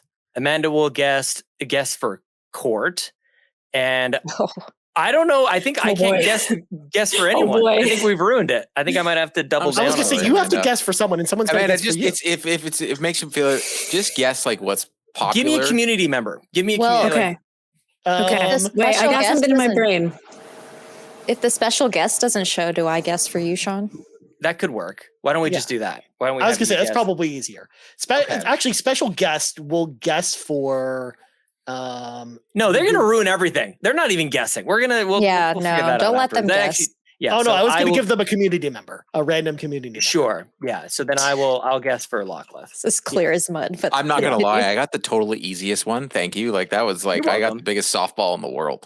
Well, if it's the biggest softball in the world, Court, you get to go first. Yeah, Spider-Man 2. Matt is taking Spider-Man 2 all day long. It's not even like a question of what he's going to say is the game of the year for him. Okay. Nice. Lockliff? Lockliff, you're guessing for me. Yeah. Okay. What's Sean's game of the year? I was gonna say the special guest and Sean's. I was gonna do both. Gosh. For Sean, crap, I was not prepared at all. Let me think. Use my brain. Who has to go right now, Ryan? Do you want to just let the people who have Garrett to go? will be going soon. Okay. Yes. Do you want to do Garrett? Who is guessing for Amanda? Oh, yeah. I can guess for Amanda. Go, because I have no Guess idea. for Amanda, Garrett. What's Amanda's favorite game? I think she already mentioned it, so it's kind of like cheating, but whatever. Tears of the Kingdom. Go ahead. Nice. But Boom, hold on, slam no one dunk. confirm it. Oh, that's no a one wrong confirm answer. or deny. I know what Amanda's Yeah, is. don't answer. Yeah, don't confirm or but Don't confirm. close, but you're way off. Nice. Oh, dang. Amanda? Everybody acts like they know. Yes. Court. Oh God. What's Court's Well, I favorite would game, have said Amanda? it. I would have said Don't NHL, confirm. She gets it right. but I'm going to guess it wrong. I was going to say Spider-Man. Okay. Good guess. That's a good guess. guess. Mhm. Good guess. Yep. Good guess. Mhm. Seth? He doesn't look pleased. I don't think I got it right. I've got. I was I've got told you, not right, to Ryan? give any Right, reaction. you've got me. Seth, I'm kidding. you what's guess my favorite hockey game? team? I'm gonna go Alan Wake Boston 2 Bruins. for There you Ryan. go. Okay. Seth has guessed Alan Wake 2 for me. That's a good guess. Lachlan's favorite game is interesting because it could go in a bunch of different directions, but I actually think, because it is not like a typical Lachlan list, that it actually is Totkey. That her favorite game this year is Totkey. I don't even know what that is. Tears of the Kingdom. Zelda. Oh, okay. All right. Totkey. We're just saying that's probably. I'm glad you said that because we forget that nobody knows our nonsense. That's Yeah. true. Yeah, but isn't that the game like you don't even? That's the game Sean doesn't like. Sorry. You would be surprised how many community members though were also refer to it as Totkey though. Oh, on their I submissions. I It's a am movie. never surprised on what the community members refer to games to as. Yeah. GPR thought we were talking about some weird indie game, like until it finally. I came thought out. for sure. I was like, is this like a game with like a bunch of like, cute little animals in it and they're doing Yeah. farm stuff? I was like, oh, my daughter will like it. And then you said what it was. I'm like, no, she will not. Yeah. Mm. I was very tempted, by the way, Lachlan, to say Lego Fortnite, but I decided not to. Oh no, that is number one in my house. I think I have an addiction with that. I think game. that's It's too over. new, probably. But Sean, I think you're the only one left to guess. I think I have to do the guest, right? I thought I was doing Lachlan, and then you did Lachlan. So You I told me Somebody something has to about do me, and somebody Who's has to guessed do me? Well, it's based on That Sean's is- guess. I can maybe guess the guest. I can do Seth. Yeah, you should do okay. Seth. You do Yeah. Seth. Oh damn! I don't want to do this right now. Shoot! Oh man, what the heck did you say already? You Well, said I Bomber- haven't guessed for Sean. Bomb Rush Cyberpunk. It's Bomb Rush Cyberpunk. Okay, yeah, you do me. I got to look up Seth's channel. I'm just gonna Oh, say I'm gonna say Xenoblade 3 for Sean because it's I Right? always see him playing it, I feel like. And it's just a community thing. And Sean's big about the community. I could be completely off base, but that's my guess for Sean. Nice. All right, John. What's Seth's Dude, favorite I game? have What is no it? idea. I'm sitting here trying to like figure out this game and type in everybody's answers. I he's haven't even very thought about this for near, a so, like, second. Can I'm I gonna go give you a Tears of the hint? Kingdom. I'm gonna go Tears of the Oh. Kingdom. Okay. Okay. Garrett's disappointed with my answer. Yeah. Disappointing Kind of. answer. Like Disappointing answer. that kind of sucks, Sean. Oh, really? Yeah, it's got to be. I feel Although like that it was is my too Garrett mainstream. voice. That was my Garrett impression. That's the That was best I really can do. good. And then Matt's gonna do I love Garrett. Yeah. Matt's Oh, gonna do man. Matt's gonna do Garrett. He likes that. Yeah. Seth He's likes gonna be yelling. Big Spoon or Little Spoon though. I'm not sure. Seth said the I ending of don't know. Taki was the best ending of a video game ever. But also like we're getting some weird indie energy coming in. from That Seth, sounds like a so falsehood, but maybe it's just for him when he says that. Yeah. Maybe he's throwing That's you just off what his he said. trail. That's what he said. Yeah, that's his true. truth. He's No controlling the comment. messaging, Sean. You have to Mm. No remember. comment. Yeah. Cool. Okay. Well, then Matt will guess Garrett when he comes on in Yeah. here. So Okay. so no one is left out, right, Sean? We've guessed everyone. Right. Just I've special logged. guest, I've logged. Just this. special Cool. guess, but Yeah. who is never confirmed nor denied, denied. Yeah. whether or not they're going to show up. For sure. That's fair. So real quick before we go on to Garrett's final selection, Sean, do you want to do an audio recap for what we all selected just for the audio listeners? Sure. So Court was guessing for Matt and said Matt's game was Spider-Man 2. Seth was guessing for Ryan and said Ryan's game was Alan Wake 2. Ryan guessed for Lockleth and said Breath of the Wild 2, also known as Tears of the Kingdom. a lot of sequels here. Lockleth guessed for me and said Xenoblade 3 for Sean Capri, a little rhyming. Garrett guessed for Amanda, said Totkey. Amanda guessed for Court, said Spider-Man 2. And I guessed for Seth, said Tears of the Kingdom. Very nice. I think I nailed it. You nailed it. I just watched that on Netflix. This is the best show This ever. spreadsheet, guys, is something else. Woo. We basically just here. said 3 games. Cool. Exactly. In a lot of ways. It's true. Yeah. All right, Garrett, Yes. you're up, man. Give us your favorite game that you played in the year of our Lord 2023. Yes. Jesus. My favorite game of 2023, and I still got to finish it, which is embarrassing, but it is Octopath Traveler 2. Yeah. Let's go. Yeah. Yes, good game. That was right. Let me tell you guys, the first game, Octopath Traveler 1, I played it, when it came out in, I think it was 2018 or whatever. I didn't really was over the moon by it though. It has some great, pixel-based sprite animations. It's a great turn-based game. It's very solid. It's just very disconnected, and you have to kind of keep up with all the disconnected stories of the individual characters. Of course, Octopath means 8, so there's 8 characters, 8 individual storylines, and you just go through it. And I just kind of dropped the first one. And then the second one comes around this year. And I'm like, okay, maybe I'll like it, maybe I won't. And then the reviews came out. I was like, oh my gosh, this is amazing. It's a big leap, a big improvement over the first one. I'm like, okay, let me try this out. And this game did not disappoint me whatsoever. It is such a beautiful game. And the stories and the individual characters were much, they're much more connected, but they were still, disconnected in a certain way, which is good because, you have to go through the individual storylines. But man, that turn-based combat is just cream of the crop. Let me tell you, it is like one of the best turn-based combat I have ever experienced in an RPG. The characters are lovable. They have great writing, all the different individual side characters. And then also, their conversations with each other as well during animations, during combat.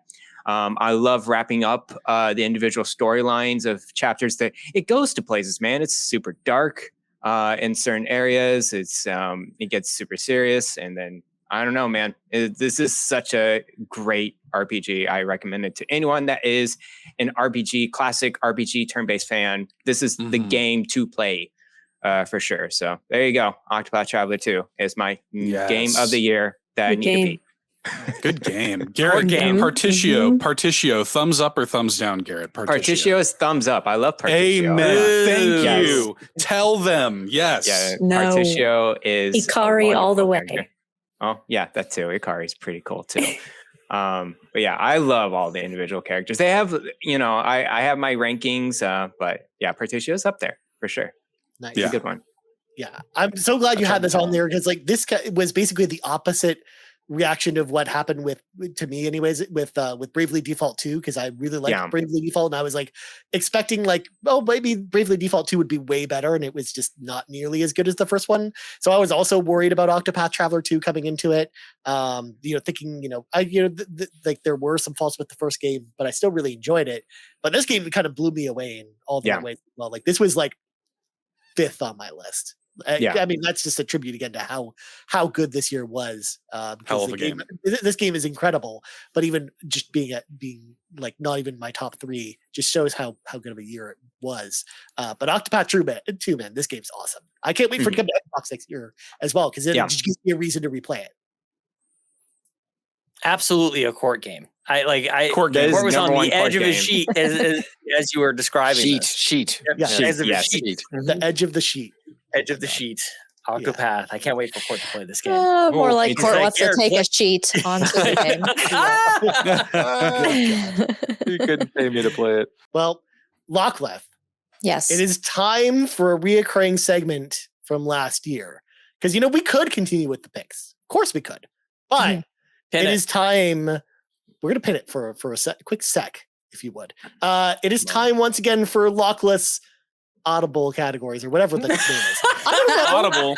Presented by Audible. I will audibly tell you that it is Lockleth's auditory categories. Thank you. Ooh. It Thank you, Lockleth. came up last year. The first year I came in, Totally I was like, I'm surprised us gonna all. just have my own category because why not? So there's 3 different ones, but we'll just go off of one and we'll go from there. I changed up 2 slightly. First one being your favorite 2023 character companion. Last year it was just favorite side character. This year it's like, I want the dogs, I want the cats, I want the robot companions, I want your favorite horse mount in whatever game that you're playing. Like, I want favorite companion. I'll start it off to give y'all some time because this is new. Yeah, I'm gonna have to pull up games I played last year. Mm-hmm. So this year, what is a game? Well, you could. We could. This year? We could do This year. Oh, we could this do year. last year if you don't have anything from this year. But I have a feeling there's got to be something. Okay. So my favorite has got to be Ramsey, who is the Black Crow, who is your little companion pal in Witchy Life Story, which is a game I recently finished. Sorry. Which I recently finished. It's just a narrative story, but yeah, little Ramsey in that game. And an honorable mention is Bolby from Garden Buddies. He's more of a similar person companion. They're all fruits and animals in that game. But anyways, Bolby is another one. But who has one that they want to share, Sean? I have one. You guys haven't actually heard me talk about this game. I'm playing Star Wars Jedi: Survivor, thanks to the Edmonton Public Library. And my goodness gracious, this cute little robot, BD1, is just the best. Like, this is the answer actually to beat. BD1 is a great little guy. Scans things, he's splicing things, he's cute, he's got a little attitude, climbs up on you, just like a little pet. And I love him. And BD1 is my answer. It's a good character. That's a very good answer. It's probably the only companion in it. I'm looking at every game I played. I'm like, single player, no companion, no. I think I can give you a run for your money, though. I think I can give you a run for your money, Sean. Come at me. I've Come got at a good me, one Seth. too, actually. Okay, Ryan. Seth, you first. My answer. There's no wrong answer.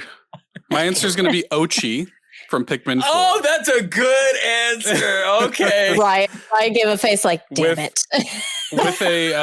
with an honorable mention to Cappy Barbara from Flutter Away. That's a good one. Yeah. So, just because of the name, really. Ochi's a good one. I'm sorry, but I have to give it to the bestest boy, the boy that, of course, you can pet throughout the experience to then give your dog experience. I'm talking about Torgal from Final Fantasy 16, because he helps you in battle. He has this cool like transformation that he does. He's your best friend throughout the whole game. He's basically like your main character's one constant. It's the one character that you have with you the entire game. So gotta go with Torgal from Final Fantasy 16. Obviously, that's too obvious because that was literally my 3rd favorite game of the year. We talked about that already. But Torgal, the best. It's a good boy. pick, but it's kind of a dumb name. You know, Ochi's way. It's a fantasy dog. Don't even get me started about that game, want? John. Jesus. Torgal. Hour boss battle. Torgal. No respect for your time. That's the way he said this. Torgal. Yes, a city in upstate New York. Torgal, New York. Might as well be. Yeah. Right next Or to do you have one? So, like, I'm realizing that I play a lot of games that I just not like playing with other, like, it's just, there's no one else in the game because there's BD1, and then I have Atreus, and that's it. Like, the only 2 companions that have been any games that I have played in the last, because I can't count Miles Morales and Spider-Man because they're like they're both the main character. Oh, what about the cute little spider bot you have in no, that's not a companion. That's just a mini game they make me play. What about the dog that sits in Miles? The cat that sits in Miles' backpack? Spider Cat. You know what?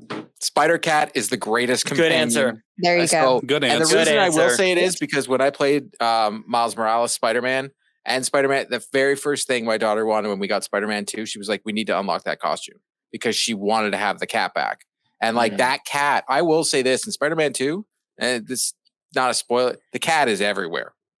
Like Spider Cat is everywhere in this game. And you know what, Ryan? That is a fantastic answer. That is definitely my answer. Spider Cat.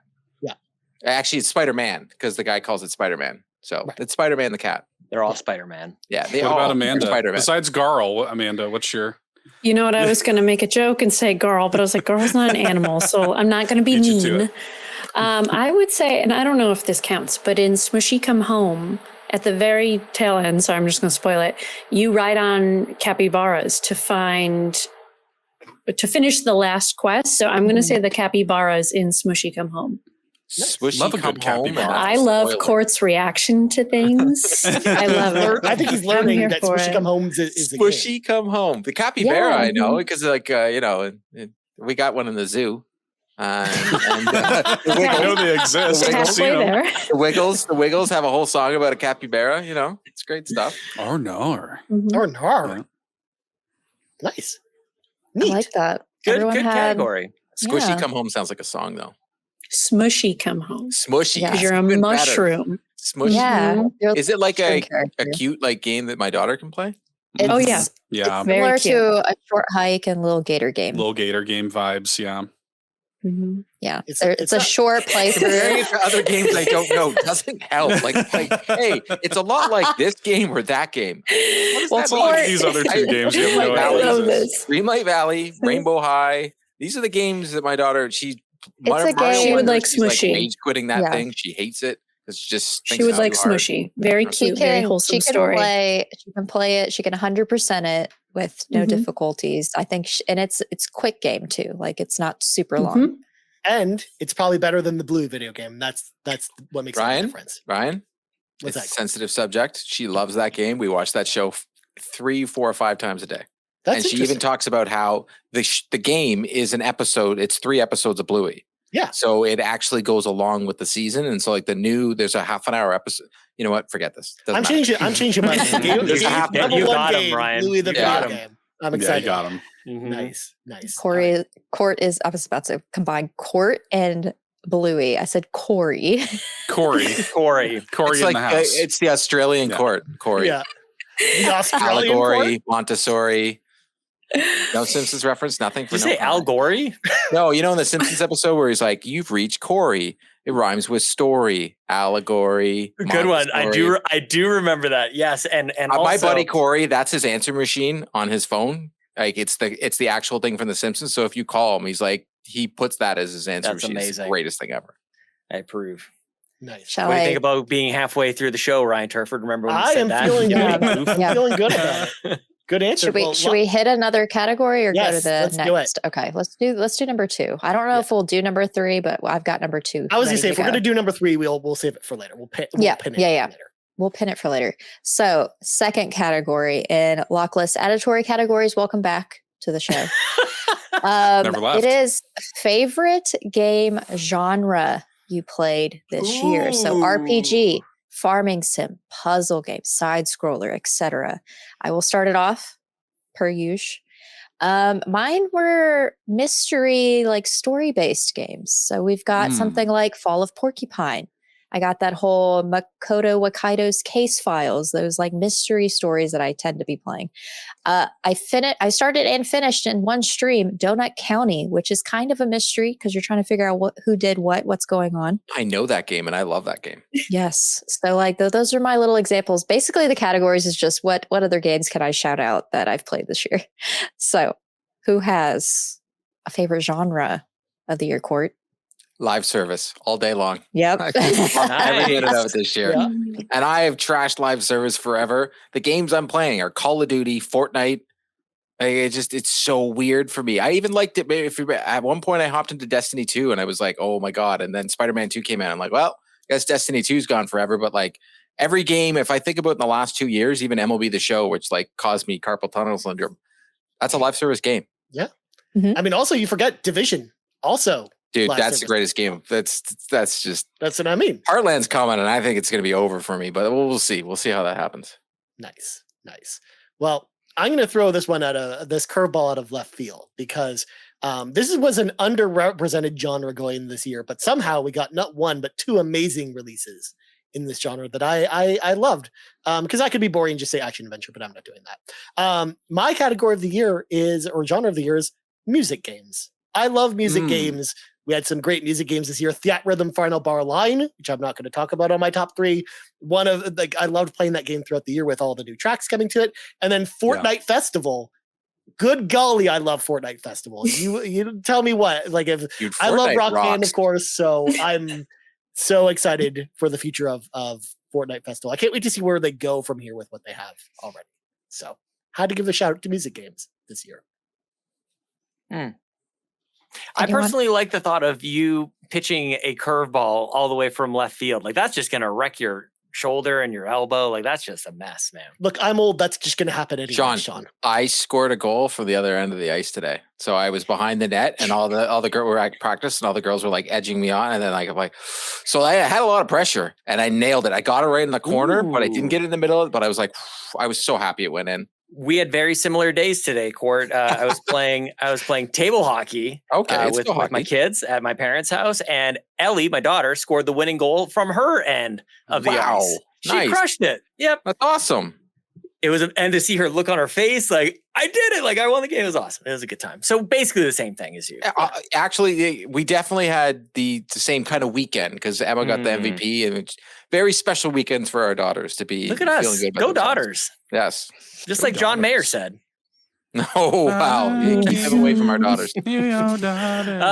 Okay, my genre is a good category. I like this. I'm gonna go spoopy games. Spoopy games were my favorite. Spooky or spoopy? Spooky. Well, they're the same thing.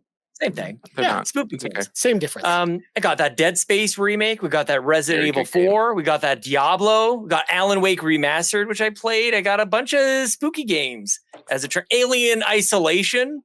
Yeah. Ryan Turford. Yeah. Watermelon Game Halloween edition. Yeah. I mean, that game will give you nightmares from just the PTSD of having to listen to that game all day at Extra Life. Definitely. So shout out to the spoopy games. There you go. Good answer. Good answer. Yay. Kid Street clap. Yeah. No one, eh? Wow, I just like aged myself there with the Kid Street. There we go. I mean, I'm in my 40s and I don't even know that core. Yeah, we're just stuck with the Ryan, Family Feud. It's from CBC. Reference. It's like a CBC show from back in the day. That in Camp Caribou, we had Kid Street. Camp Caribou. The kids all sit in the race cars, and then every time someone got the question right, they're all just like Kid Street clap. They all just clapped above their heads because they couldn't do anything else. The steering wheel was in the way. I love the fact you're bringing up all these Canadian shows, and everyone else is just like, "What are you talking about?" Camp Caribou. Camp Caribou was fantastic, right, Sean? Right, Littlest Hobo. You know it. Anyways, finally, Ryan, I'm wearing the shirt. We haven't heard from y'all. Go ahead, Amanda. JRPG, Octopath, Xenobabe, and Sea of Stars. Nice. Oh, that's a court genre right there. Oh, right up there. Court genre. That is like my jam. Yeah. Nice. Seth? I struggle with this because I always play like a ton of different stuff. I have a very eclectic taste, but I will make a special shout out just because this really isn't a genre of its own, and also because I don't know where else this game would be shouted out. But earlier this year, in March of this year, I discovered a game on the eShop called Give Me Toilet Paper, which really for the bumhole. Nice game. Is a genre in itself because you control the game, of course, by placing your Joy-Con into a roll of toilet paper using a flat surface to make the toilet paper roll around, and you play the game that way. So that was a lot of fun. Shout outs to Give Me Toilet Paper. And I discovered that game, and people should give me credit for that. Yeah, there it is. Sean's got the video. You know what? We'll give you look at that. Look at it. He's his hands. I had to watch an ad. Yeah, you put the toilet the Joy-Con. Oh in the toilet. no! So distraught. Hey, can I ask what are you gonna do? Oh no! I want to see. The toilet paper. Where's the sensor bar? Do you guys? No way. Are you guys over or under when you put the toilet paper roll back on? Oh, over. Yeah. Oh, okay. Over. Seth's normal.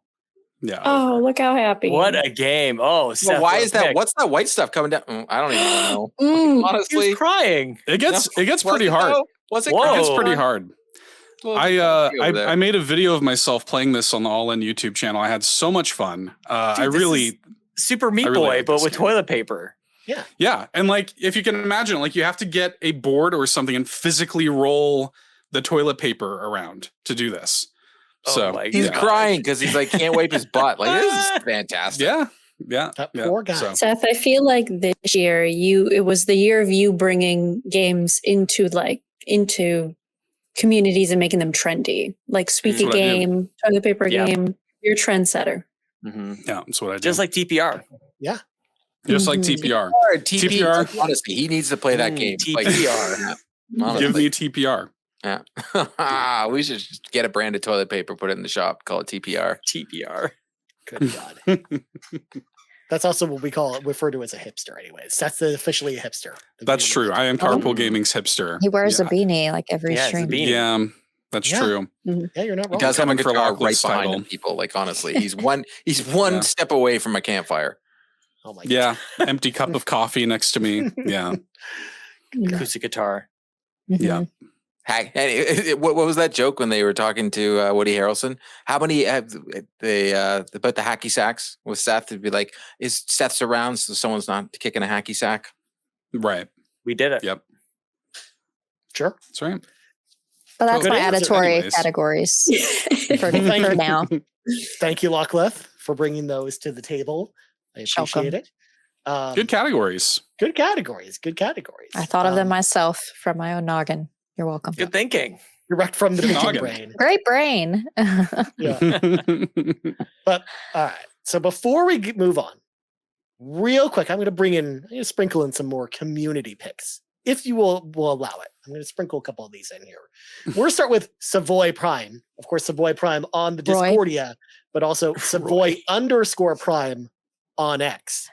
Savoy Prime says, Ghost of Tsushima, Trails into Reverie, and Chrono Trigger are Savoy Chrono Trigger, nice. Wow. favorite games they played in 2023. Roy understood the assignment. I like this. Mhm.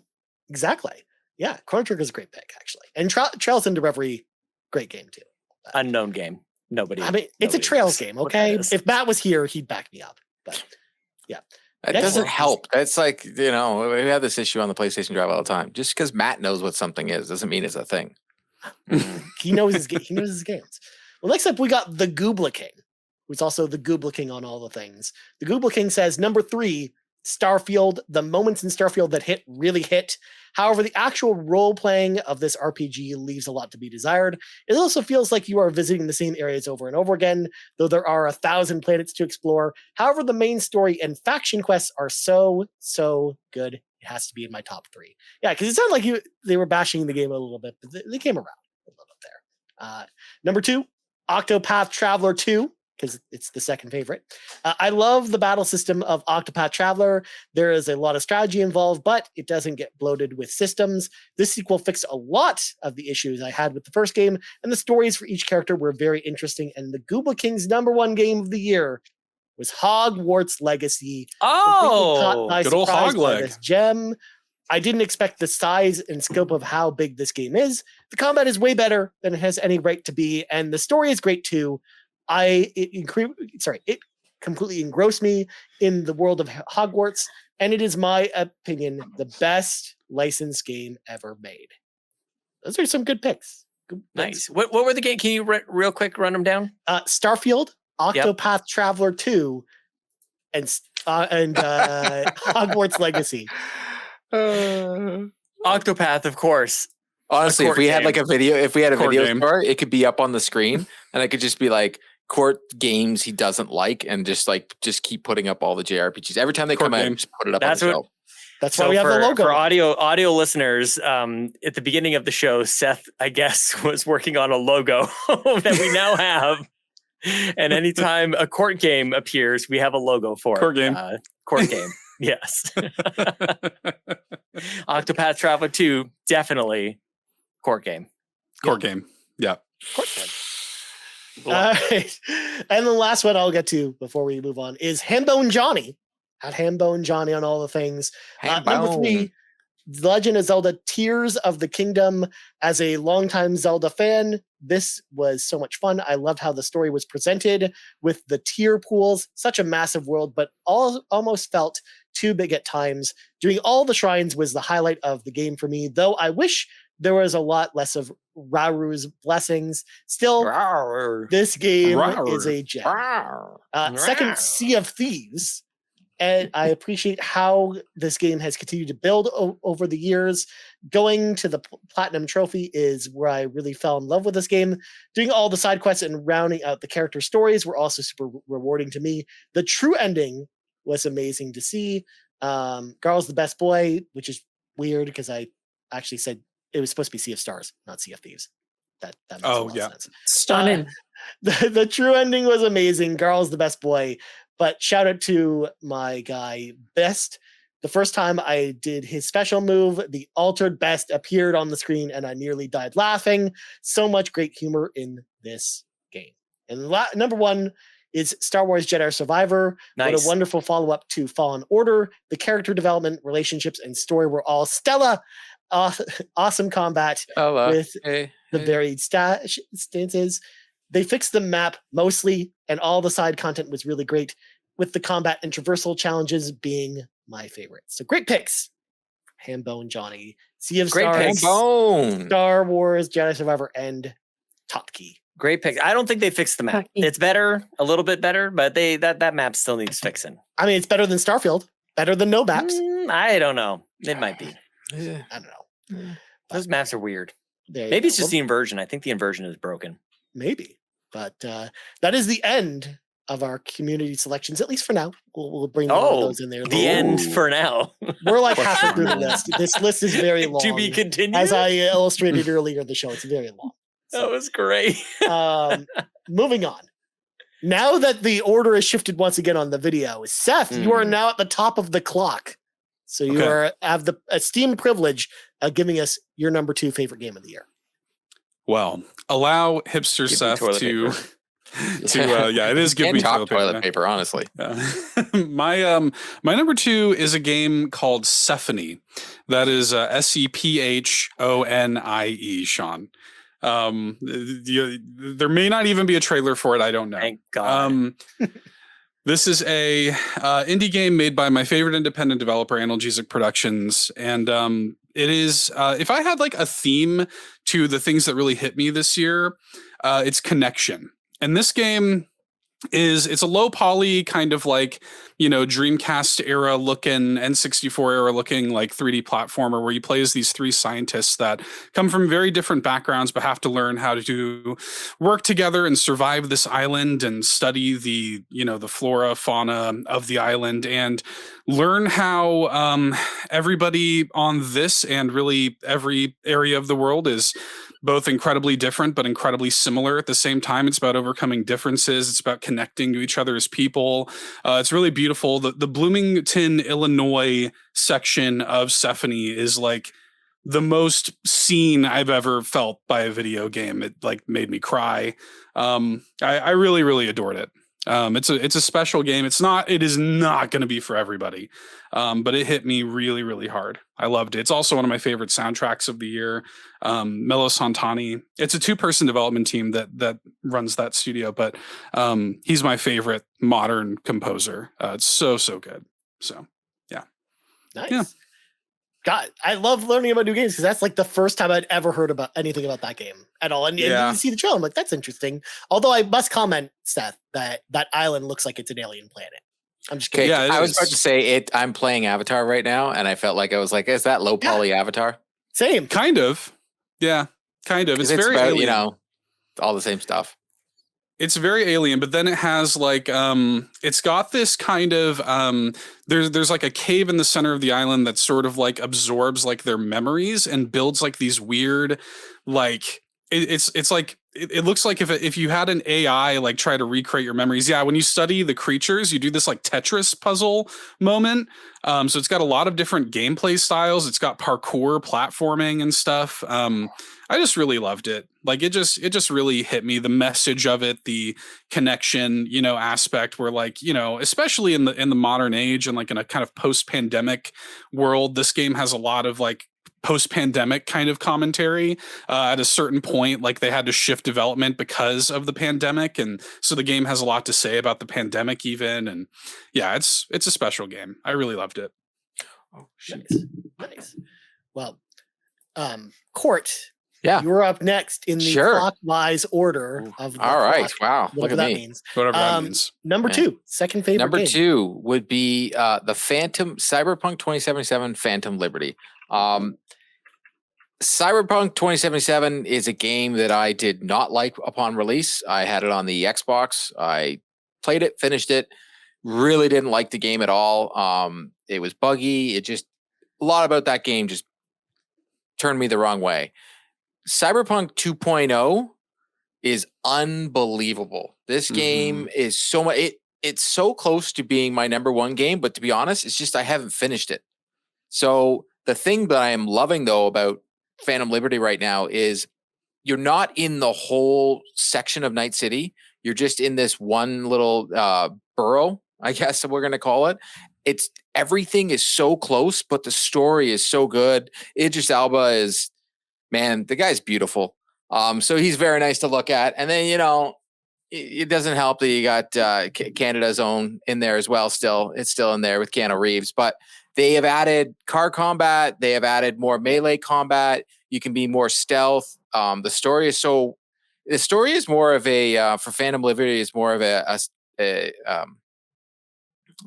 government takeover type stuff. So it's very good. Like honestly, it's compelling. The characters are great. The action scenes are great. What we just saw there is a boss battle that was just took me forever and still liked it, which is very rare for me when I'm playing a game and the boss battle takes forever. I'm having a ton of fun. When I finish the game, when I finished Avatar right now, I can't wait to go back into Phantom Liberty and finish that up. I really like that game this year. As much as like Sean heard me talk about it, he actually went and got it. Like this game is so good. The gun combat is phenomenal. Now I remember when I was playing Cyberpunk, that was one of the issues I had. The combat was so bad. But then what they've done, what CD Projekt Red has done to upgrade this game, and then even the newest update, I haven't even played since they did another update. This game, Cyberpunk would have got Game of the Year if the 2.0 was the actual release of this game. Yeah. 100%. Without a doubt. It's excellent. Because this game's fantastic. Yeah. And man, look at this man. This man's beautiful. Yeah. Beautiful guy.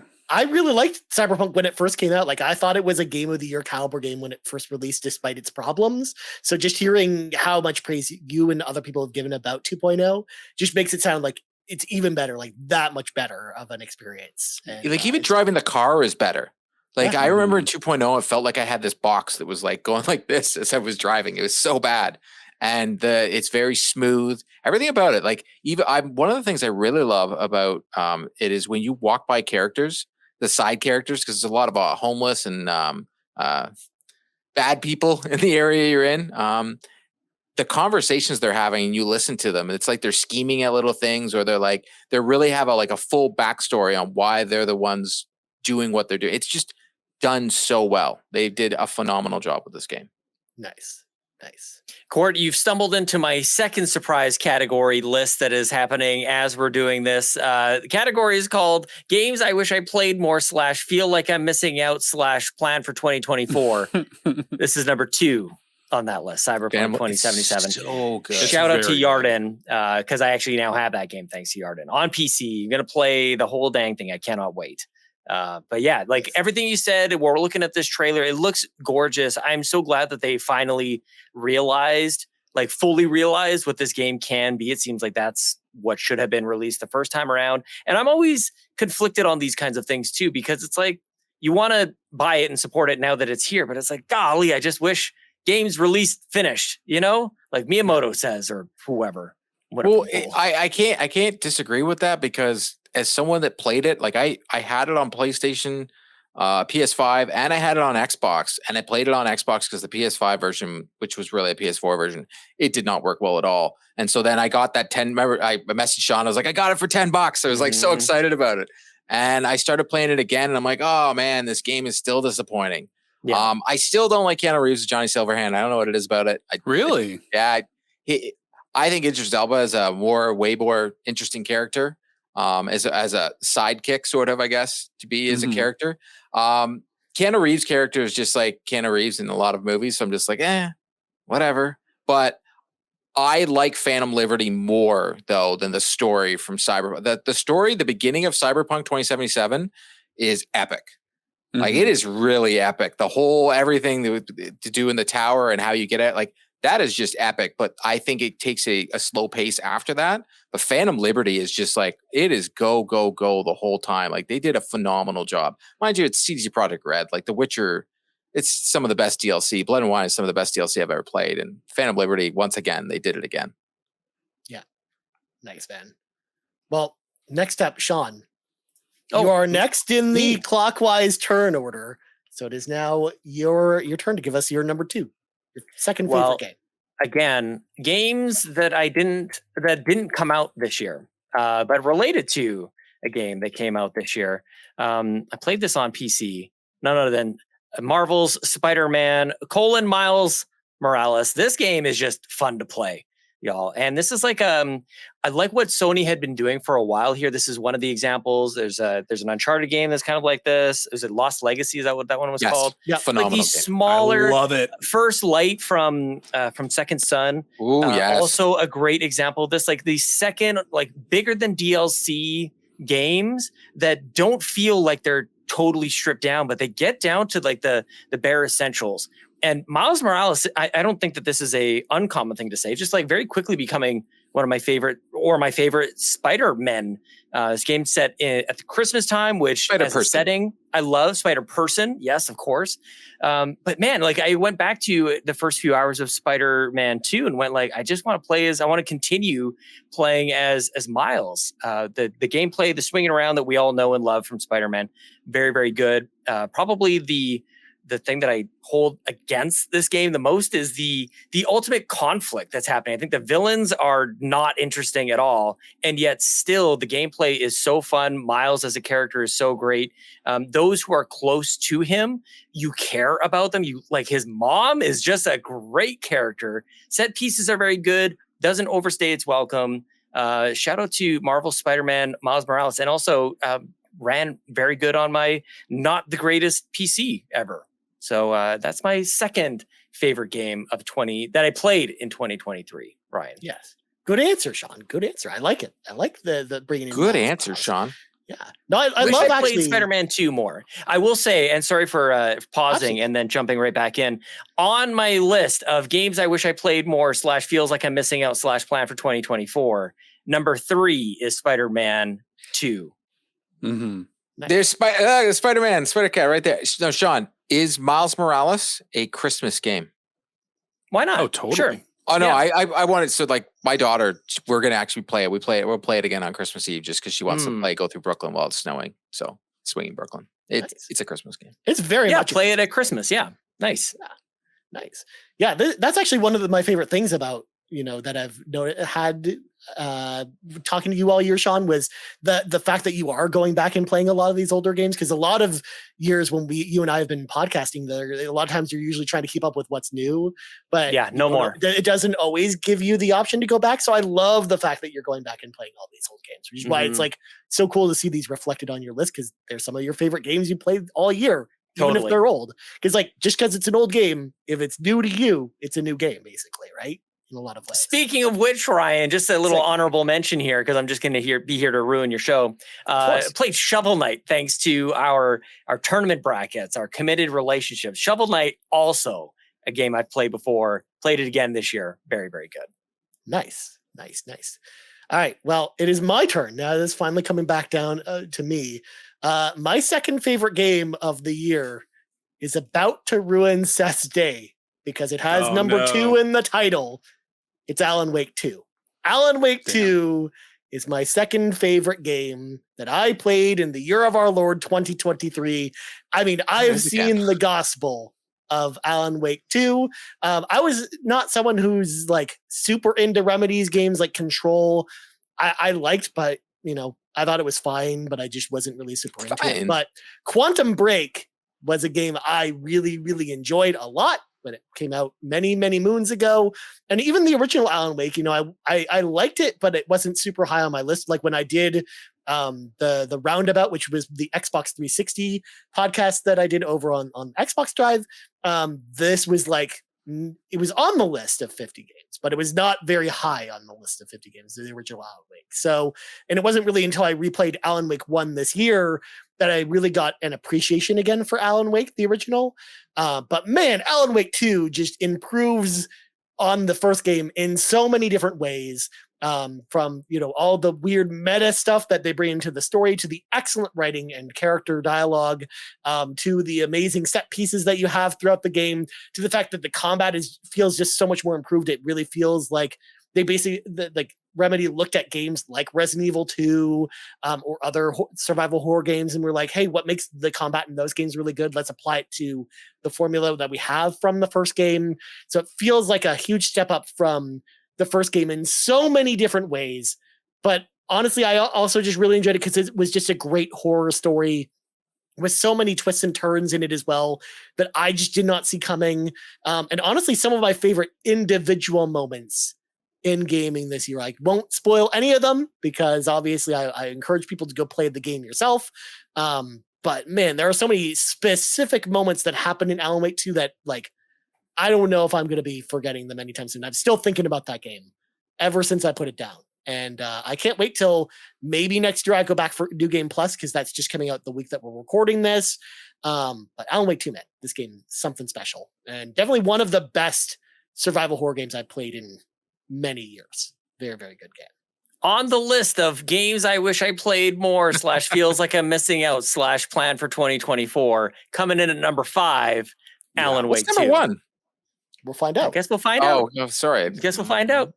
Yeah, It's you know what? I one of love mine that you're too. intrigued with this nonsense. So like that's a good sign. You're like, what? Tell us. What is number 1? Yeah. Tell me. Pin it. Oh my God. Pin it. Put a pin in it. God, Alan Wake 2 is so good. But yeah, Oh, I can talk about yeah, it it looks good. all day, but I gotta play it. Looks like it's One of got more these enemy types than just believe it or shadow not, dudes. like this is like a very Seth game. Like I'm actually surprised that Seth hasn't Seth played game. this yet. I Like, have to. It's so Yeah, it's- weird and goofy. It's on the list. I've got to play it. And yeah, I do hope that there are still some shadowy dudes that are just like, lights out Hemingway or whatever they say. Trust chasing me, him. Seth. There's lots Yeah. of different variations of the dudes. Hell yeah. The shadow dudes, The that do dudes. that kind of thing. Also, I love the fact too that after the music performance at the Game Awards, the Lost Vikings of Asgard, their song rocketed up the iTunes charts this week. It's That's now, like, awesome. one of the most popular albums out there. Everybody on the social media was like, I'm like, I don't even know who they are. I guess I'm not a good nerd. I had no clue. I was like, Yeah, whatever. they're in every Remedy game. Yeah. Mhm. Exactly. I loved Quantum Break. I'm right there with Ryan. I love Quantum Break. Alan Wake 2 is definitely as soon as it goes on sale type game. yeah. I'll For snag sure. it. I think that's going to be the case for a lot of people, which it's going to be a great game if it goes on sale or Game Pass maybe one day. We'll see. Mm.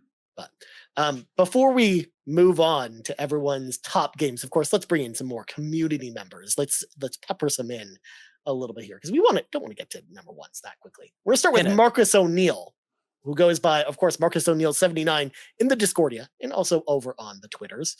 Marcus says, 3rd favorite game, Spider-Man 2. 2nd favorite game Marcus played this year, Pentiment. That's a good choice. Mm. And then 1st favorite game he played this year, You knew that one, eh, Sean? Citizen Sleeper was his number 1. Let's go. Which again, this is Speaking one of of those things where I'm like, Oh, I kind of wish Matt Pentiment was here too. because he'd probably Jesus. freak out too. Marcus also notes, when I think back on my favorite games I played in 2023, I think of the games that I could not put down despite having very different gameplay. These are my 3 that top my list. So huge shout out to Marcus. That's so a list. good. Yeah, Nice. Pentiment's awesome. I love that game too.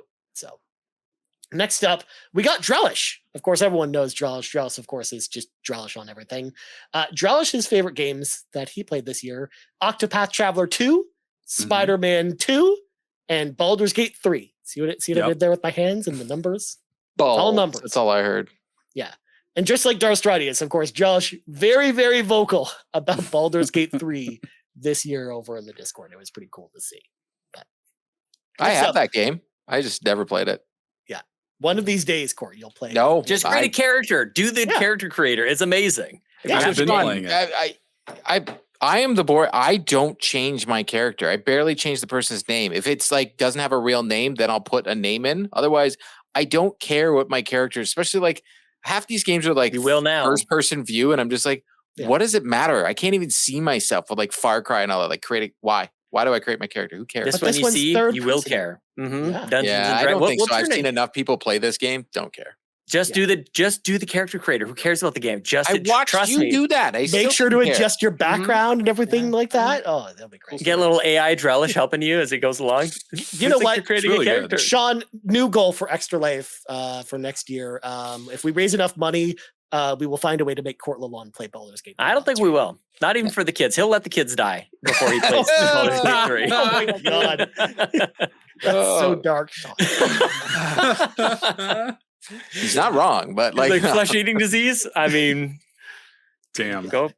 Coming in at number 1 on my wish I played more / feels like I'm missing out / plan for 2024 is Baldur's Gate 3. Yeah. Absolutely. I've got to find time for this dang game. And will I create a new character? We'll flip a coin. I'll pull a Two-Face. We'll find out. Or Anton from No Country for Old Men. Oh yeah, let's go. Yeah. Let's go. Yeah. All right. Next up. Sugar. That got dark. No Country for Old Men. Jesus. Yeah. Next up, we got Awesome Dave 1337, who of course can be found over on Twitch at Awesome Dave 1337. This might surprise you, Seth, believe it or not. Awesome Dave 1337 says Final Fantasy 24, the original Final Fantasy on the NES, because I replay this game at least once every year for pure nostalgia joy. Actually, Sean, I like that game. Oh, okay. There you go. So it is a core game. Skyrim, because Skyrim is Skyrim and it is so undying. That's those are his definitely not words. a core game. And then Awesome Dave 1337's number 1 game, which is close to Ryan Turford's heart here. World of Warcraft Dragonflight, as this expansion got me back into WoW and serious raiding, which is actually what Awesome Dave does over on Twitch. So there you go. World of Warcraft. Good game. I was literally playing it right before we started recording today. Just call it Carpool RPG. Carpg. Yeah. That's what the chat is pretty much all the time. It's like, here's this new RPG. I mean, hey, this year I tried a ton of RPGs. I'll never happen again. I mean, Court, this is just what happens when you host a show with Matt. That's just what happens. He fooled me into Final Fantasy 16. That's 30 hours later, I'm like, oh my god, I'm still fighting this one That was boss. my third favorite game of the year. And then last one before we go to our number ones here, we got to say thank you, ScheiGuy. ScheiGuy. Thank you, ScheiGuy. Thank you, ScheiGuy. Who, by the way, brand new to the community this year. So, thank you, ScheiGuy. Also was one of the best things that happened in 2023. Nice. Agreed. Yes. Thank good you, one. ScheiGuy. Mm-hmm. Yeah. Thank you, ScheiGuy. Thank Love you, ScheiGuy. him. Anyways, ScheiGuy says, number 3. Surprisingly very outgoing, but continue. Yes. Not Xenoblade shy. Chronicles 3 Future Redeemed. The gameplay and exploration are the best in the series. The soundtrack is amazing. And the way it all ties the lore together, even reaching back to Xenogears and Xenosaga while having an amazing ending, is peak gaming for me. The cast of characters is brilliant. I know it's quote unquote DLC, but it was a full self-contained 32-hour adventure. So I'm counting it as my number 3. Forza Motorsport. It really nailed the basics. The driving feels great. And the quote-unquote upgrade loop is addicting. And ScheiGuy's favorite game of the year was Unsighted. Didn't release this year, but I played it this year. It's an indie gem. It's a bit of a Metroidvania from an isometric view. The combat is tough and almost brutal, which I really like. What makes this game special, though, is its implementation of the time mechanic, where you have to preserve your own life clock, and you can preserve that of others. You have to find that balance and decide who lives and who doesn't, all while trying to explore and fight as fast as possible. It's a wild ride and really well done. I had not heard of this game before, but I am intrigued. Where Seth, your eyes lit up as soon as you heard this one. Oh, I love that game. That was we did our holiday gift basket. That was in mine. That was in my holiday gift basket on the Nintendo Drive. I adore that game. It's one of my favorite indie games. I've never seen it. It's unsighted after all. Thanks. Yeah. I guess I'll have to find out. But okay, we are at the time of the show, ladies and gentlemen, where we are finally ready to give our number 1 picks of 2023. And once again, we return to the clockwise order, which Whatever means that Amanda, you know what time it is. It's time to hear your what? one game. Wait. Who guessed for Amanda? Who guessed for Garrett? that's right. Garrett guessed for Amanda. Garrett guessed for Amanda. So what did Garrett What guess did he for? guess? Remind us? Garrett did say The Legend of Zelda: Tears of the Kingdom. Amanda, Is he was he right? correct? He was incorrect. Mm-hmm. My What an idiot! favorite. Oh my gosh, surgeon my ass. What a loser. What a Surgeon. loser. Anna, what a Oh my loser. God. Surgeon indeed. Doctor. Overweight. Overworried. I think I picked that. No. Wow. Anyways, Okay, that was a lot. My favorite game this year is a game that, as I've mentioned so many times, opened my eyes to an entirely new genre of games that I've never played before. It was my first time really challenging myself outside of Hotkey, and I think it's a game that I will love forever, and that is Sea of Stars.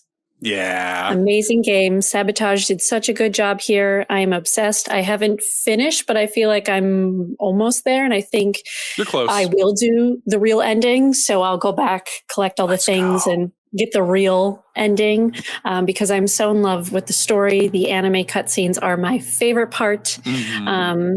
Zale and Valerie or Valir have just really great backstories. And I think they did such a great job. I know that there has been a little bit of, people have had their opinions about the stories and all the things, but I think it's great. I've absolutely loved it. There's nothing else I can say. I think it's my favorite game. Nice. Number one on Ryan's list of games that he hasn't played this year, but really needs to play. Come on, Ryan. I had to steal from so Sean a bit because, this is a game that just came out at a weird time and I just never got a chance to play, despite the fact that this totally looks like a Ryan Turford game in all the right ways. Because I love The Messenger. I loved, Sabotage's last game. So I'm very excited to play this at some point, whenever the time exists. And, whenever I'm not playing World of Warcraft or Final Fantasy or Fortnite or any of these other games. When the time doesn't exist, as the guy who's putting in 1,000 hours. Sean, I also had to beat Mega Man 5 on the Game Boy this week, okay? That needs coming in at number 6 on games I wish I played more / feels like I'm missing out / plan for 2024. I'm not playing any 2024 games, by the way. So it's just a FOMO list? Is that what all it is? Just a What's that? FOMO What's a FOMO list? Yeah, basically. Yeah. It's my plan. I got a game plan. Get it? Game plan. Good to go. No, I got it. Sean needs to start building the list. # building the list for next year of games to play next I'm a year. little disappointed that's what you said, number 7 on the list, 6 or 7. Number 6, there's lots of good games up there. Number 1 on the list of games I'm never going to play. Like, this is court game. Number 1 court game. It's like the opposite. No, it's not. Baldur's Gate, I think, is up there because that's that's turn-based with like dice. Like, it's just like even worse. Oh, that's the best. I can't. That's the best. Now we definitely need Court to play that game. Definitely. Now we're talking. I've been playing it this past weekend. I really love it. I'll say too, though, Amanda, watching you play Sea of Stars on stream has really made me appreciate the game more. Actually, I've been playing games for a long time, and I can sometimes come into these with a little bit of cynicism, a little bit of furrowed brows, or I look at things and I'm like, this problem and that problem, but I've just loved watching you fall in love with it. I have secondhand appreciation almost. I love it more because Amanda loves it so much. And it's been a treat to really see you kind of go through the game, seeing your progression, learning its systems, seeing the way you've fallen in love with the characters and stuff. It's really it meaning so much to you has made me like it more, I feel like. So good game. Good game. Cute. Good answer. Every time the story has changed, I feel like I'm just what don't people love about this game? Come on. Yeah, good game. The commas. Shoutouts to commas Garl. are the real problem, apparently. Shoutouts to Garl is best boy. I will admit it. He is best boy. It's on record now. There it is. It's recorded. Well, guess what, friends? Exciting news. The Persona Master himself. Yeah! What's up, y'all? Welcome What's going on? Welcome to the party. What's up, everybody? Oh, Look at that anyways shirt. Yeah. It worked for you, Matt. You made this last year. Oh, he's got the book. He still has it. Of course I do. What do you think I'm going to do? Get rid of it? It stayed there for 365 days. Yeah. It's been here for 365 days. Anyways. We had to reflect on the fact that it's the anniversary of Anyways. It's officially a thing. Yes. Mm-hmm. Yeah. And welcome it's on in, displayed beautifully across Sean's chest. Yeah. Where most things should be displayed. Catching Matt up a little bit. We're currently giving our number 1 games at this point, but Matt will be put in the corner in just a second to give his selection. No one puts Matt in the corner. We also had everyone guess number 1. So, Sean, who was Matt going to guess for? Garrett. Matt was going to guess for Garrett. Garrett. Okay. Okay. So we already know, the listeners at home already know Garrett's number one. So Matt, before you get into any of your games, what do you think Garrett's number one pick was this year? Damn it. Okay, I wasn't prepared. Garrett, as we know, is a lover of RPGs. Yeah, I'm sure he's played quite a few good ones this year. My biggest question, and I know he likes his Steam Deck, so I'm assuming it's in that world. My biggest problem is I don't know if he's played Baldur's Gate or not. No. I don't think he has. Okay, well, thanks, Ryan. So that takes that off of the map, Off the roster. Yeah, off the roster. Take it right back off. He doesn't do the things the way that we do things. I'm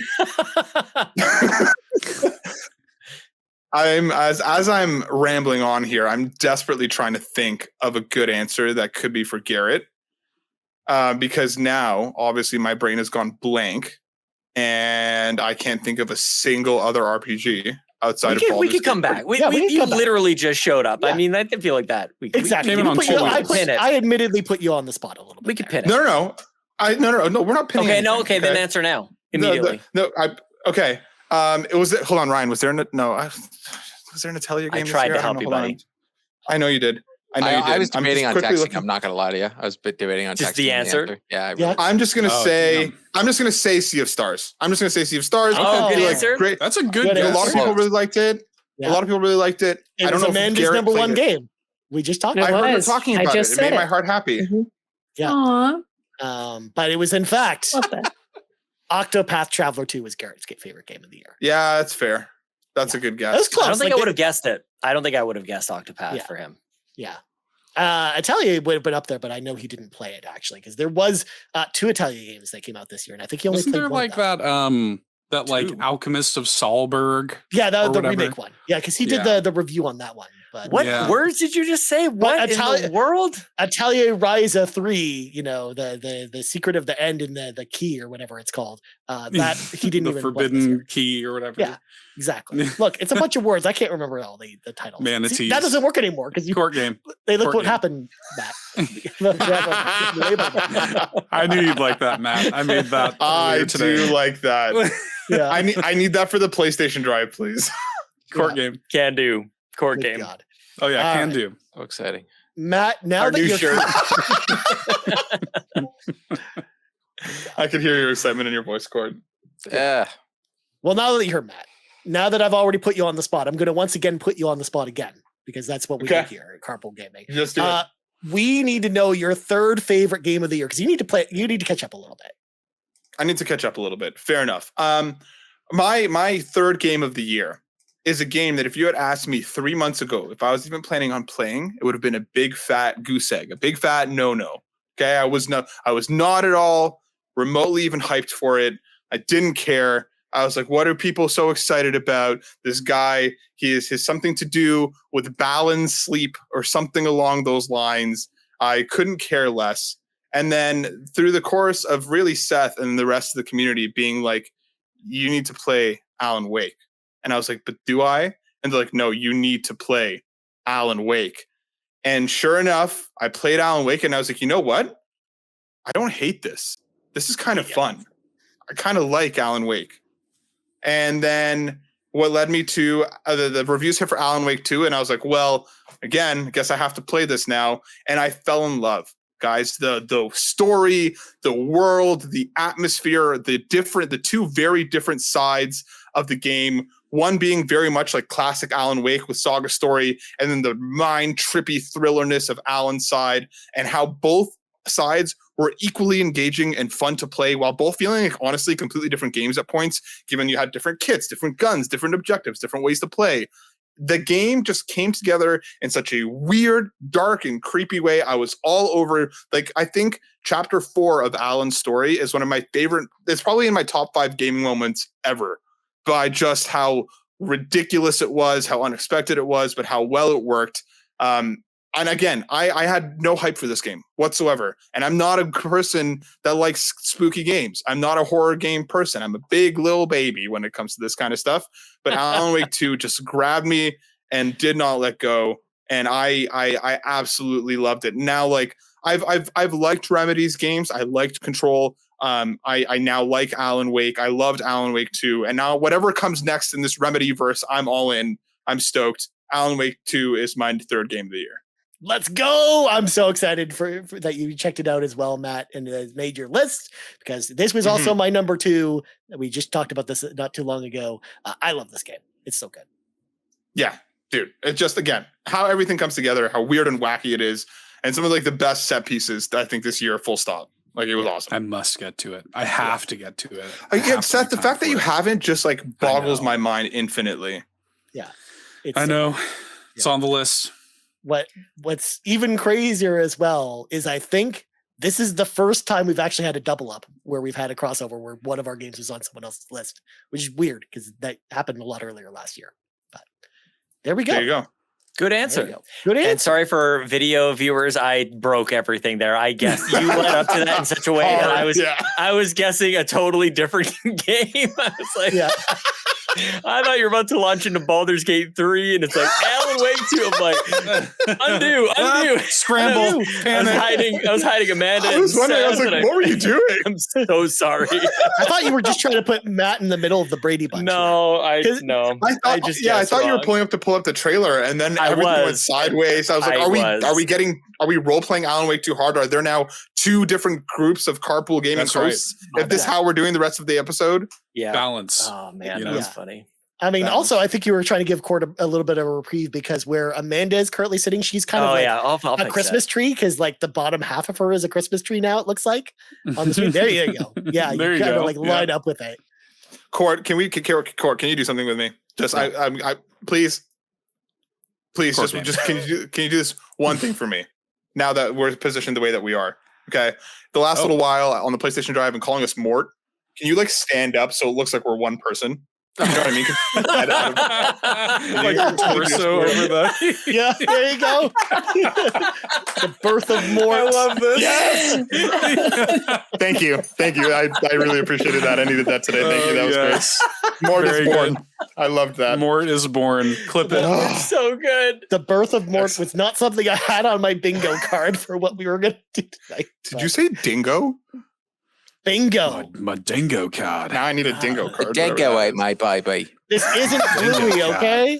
That's not what we're doing here. That's the second Bluey reference this evening, by the way, folks. You're welcome. Oh my gosh. Well, to give Matt a little bit of a reprieve, to not make him have to dole off all of his games in a row. Court, I'm going back to you, my friend. Give us your top game that you played this year. My number one game. Hang on. Sorry. Pause. I keep forgetting. Pause. No, you're good. You're good. I got the spreadsheet. I'm just staring right at it. Do you remember, Ryan, who guessed for Court? So, Matt, I'm going to say my number, because you weren't here, my number 3 game was NHL 24. Sure. I think Matt could guess all 3. And number 2 was Phantom Liberty. So, okay. Number 1. Wait. Oh, sorry. Amanda guessed for Court. Yeah. I guessed Spider-Man. I don't think I'm right. You mean Spider-Man 2, right? Or 2, yeah. Yeah. No, you're 100% correct. Yeah. Good answer. Good answer. Because I remember you saying you were playing it with your daughter. Correct. So And that is why it is my favorite game this year, because this is the first game. She didn't get to play the very end of it, but right from day one, right from when I started, I think I would probably guess around 30 to 40% of this game with her. So what we would do is on the PlayStation, you can have player 1. So you can have both controllers being player 1 now. It's an accessibility feature, but we use it as a daddy-daughter feature. And so she's able to swing around, and then I was able to do any combat. It's a fantastic game, but it does go dark. So I wasn't going to let her, because friends of mine had already played it, and they were like, there's a certain point where I don't think you should let her play anymore. And I was like, yeah, fair enough. Because she played Miles Morales and she loved it. She loves Spider-Man as well. But yes, this game gets very dark, very quick at the very end. So she didn't get to play anything with Venom. As soon as Venom was in, she's out. But I played a ton of this game with her. She still hops into the PlayStation just to swing around New York City. This game is the best superhero game I have ever played. And it took Batman Arkham Asylum off my number one list. And that is still to this day one of the best superhero games. With Spider-Man 2 is so good. The combat is perfect. The way that you get to switch between Miles and Peter, it never feels cumbersome. It never feels like it's forced. They did such a phenomenal job of telling two different stories between the two characters and getting to know more of Miles, I felt, as the story progresses. I don't want to give any away. I'll track back. But the side quests are unmatched in any game that I have played this year. Actually, in any game I've played in a couple years. There are two. There's one that made me cry, that destroyed me, and made my daughter, she had a hard time going to school that day. Because she got it right away. It doesn't show anything, but it tells you pretty much, like you're just sitting there and you have to guess what has happened, but everybody can guess. I texted Matt right away. I was like, oh my God, like Emma was just like, Daddy, I'm very sad. And it was a big moment. That was the first time she's ever played a video game and she felt something from it. And there is another side quest where, you're deaf throughout the whole side quest. And it's so impactful and so powerful. They did such a phenomenal job with this game. It not just the combat, just the storytelling, the good versus evil, what they did with just Peter with wearing the symbiote suit. It was powerful. It was one of the best games I've played in. It took Ghost of Tsushima was my favorite game in the last 5 years. Spider-Man 2 is now my favorite game in the last 5 years. Like, it's just so good. I just want more. I want more of this game so much. Well, coming in at number 3 on my list of games that I wish I played more, feels like missing out / plan for 2024. Spider-Man 2.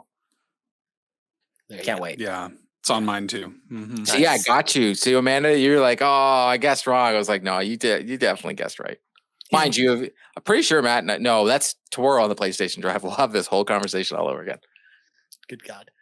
But yeah, I'm excited for the DLC because I also really love Spider-Man 2 as well. A couple months ago, and yeah, it's a game that I know has like it has like its lull in it. I know that doesn't always sit well with everyone, but I also agree with you, Cord. I think this is one of the best superhero games in a very long time.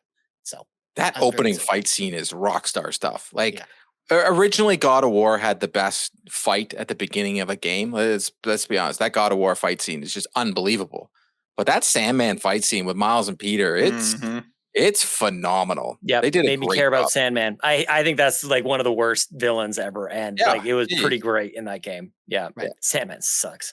Yeah, he does. What about that time you fight Sandman he's all Maximum sandy Carnage, and beachy? Like whatever, man. Spray him with some water. He like cares about his daughter and whatnot. Well, that's fine. That's good. Like he's got a big old heart. That. I'm just that's good. What a nice young man that Sandman. Yeah, don't Spider-Man twist. It's like the best scene in Spider-Man 3 in the movie is Sandman. Oh, I got sand in my eyes. Oh, his sand powers. Oh, the sand is so coarse. Oh. Gets everywhere. It gets everywhere. Actually, in Spider-Man 2, it literally gets everywhere. But there you go. Well, good choice, Court. That's a good number 1.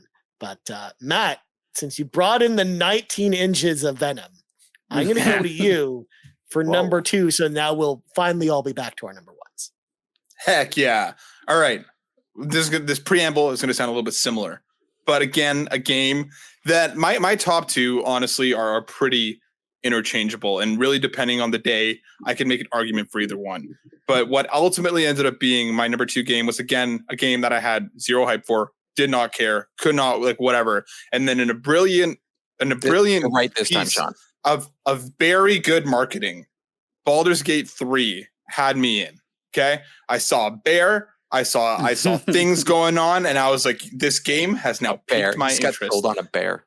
I was like, "This is right up." I already do the PlayStation Drive with somebody who's very much like a bear. I might as well just hop along here and get into this game.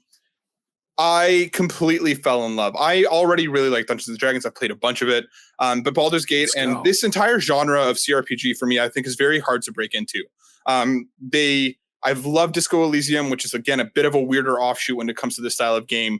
But I have a hard time engaging with it, especially with like the isometric view. And from what I understand, a lot of the older ones, they're just they're very, very, very heavy on the role playing, which to me is hit or miss depending on how it's done.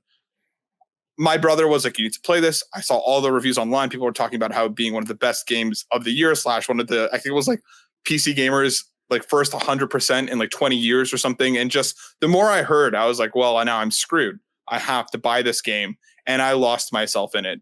The world building, the story that it tells, the flexibility and the player choice. I think what Breath of the Wild did for open world games in terms of the discoverability, the here go adventure, Baldur's Gate 3 did for player choice. This is what is going to be looked back on and said, how do you, like, here's a problem. Here are infinite ways to approach it. What are you going to do? The fact that, like, one of my favorite moments of gaming this year, walked up to a windmill. There was a gnome tied to the windmill. He's like yelling for help. There's a bunch of people outside. I'm like, okay, I'm gonna help this guy. He's twirling around on this windmill. Things are very obviously not going well for him. Fight all the people. It was earlier in the game, really difficult fight. Get inside. I'm like, okay, I beat him. There's no cutscene. I'm like, okay, this guy's still spinning. I have to go inside the windmill. Go inside the windmill. And without even considering any options, I run up and I see the word break. Immediately press it. Cut to a cutscene of the break being released, the windmill speeding up, and this gnome goes flying off, and I accidentally killed it. And it was just like one of those things where I'm like, there was 2 levers. Yes. Did I take the time to figure that out? Of course not. I just wanted to save it and accidentally completely sent this thing to its death. But the amount of just flexibility that you had to tackle situations, the amount of fun that I had just being like, okay, what if I do this? No, but what if I do this? What if I approach the problem this way? What if I do things this way? A fantastic cast of characters and just a world that I completely lost myself in. Baldur's Gate 3 was similarly a game that I had no expectations for, not one that I was ever planning on playing. We had seen it across different conferences and I was just like, yeah, like it looks cool. It's not really my type of thing. But I fell in love. It's a game I still think about all the time. I'm not one for replaying games, but it's still one I think about going in and being like the dark route and like really just messing things up. Because again, there are conversations that I was having with people that were playing this game and they're like, did you do X, Y, and Z? I'm like, no. Did you do X, Y, and Z? No. And it's just how giant this game is ridiculous. How much love and care is clearly put into this. For the fact that a Dungeons and Dragons game took over the world this year, like kudos to them. Kudos to Larian. This game is incredible. And like genuinely, I feel like if you are willing to put the time into it, there's genuinely something to love here for about anyone if you're willing to give it the shot. But just like, it's amazing. Loved it. Every second of it. Nice. No, that was a good shot. Seth knows. Good answer. I mean, actually, it makes sense though, because like the rise of D&D again back into pop culture has been a thing for a while now. With Critical Role and then the D&D movie and like all kinds of stuff. Like people are playing D&D again, and it's really weird, like really weird to see, but it's also really cool. So yeah, like it makes perfect sense that a game like this would take over. Coming out finally with a really good D&D game to coincide with everyone, getting into D&D again just makes perfect sense. So even though I will fully admit, like this was a game I tried and was not for me, but I'm glad I at least tried it because I can definitely see why people really like this game, despite the fact that I just didn't. Again, in a year where we got the follow-up to Breath of the Wild, or we got the remake of the best Resident Evil of all time, we got a follow-up to one of the best superhero games of all time. There were so many games this year that had a genuine shot at kind of, pulling all the air out of the room. The fact that it was this one is a testament to what this game is. Well said. Yeah. I started playing it this weekend, finally getting to it. And there's a world where this would have been on my list. Like I'm like, this is so special. Like already, even just, my wife and I probably put 6 or 7 hours into it this weekend. And man, it's really cool. It's really good. It captures like what I love about D&D manages to be captured in this game.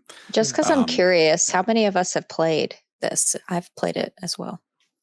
Character creator. That's a lot of Carpool all playing a similar game. Yeah, as well. Because I know Garrett hasn't played it. Because I'll speak for him since he isn't here. But Amanda maybe will play it one day, and then Court. I don't should. And then it's a court game. It's difficult to say.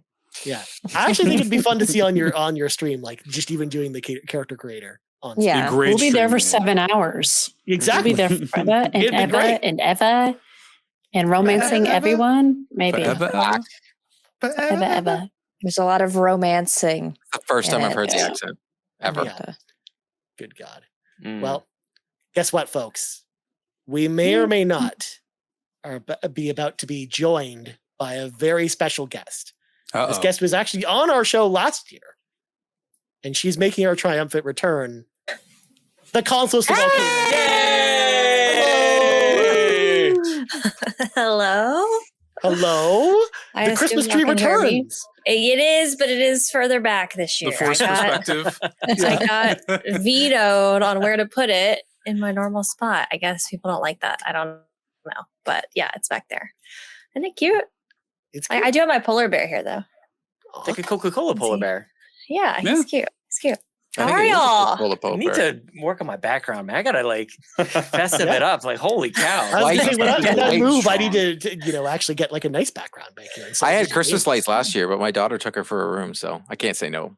She went. Oh, yeah. I'll say maybe next year, What? but it's not gonna happen. Yeah. You'll never do it. Probably not. That's okay. That's okay. Yeah. You're It bah leaves me humbug. appreciating I'm definitely not bah humbug, but it leaves me appreciating your background. yeah. Well, I'm more of the I can't bah compete humbug with that. person. Like I'll try and it's just like it still looks like garbage. It's like, man, Well, it's trying to compete. I mean, with it's your, really like, only neighbors. like one. I mean, it's just a tree and a bear. and a a little bear. decoration. Little, it's more And than the just I mean, it's just a nutcracker couple and the other things. little Christmas tree. Mhm. Surprised you don't have a poinsettia.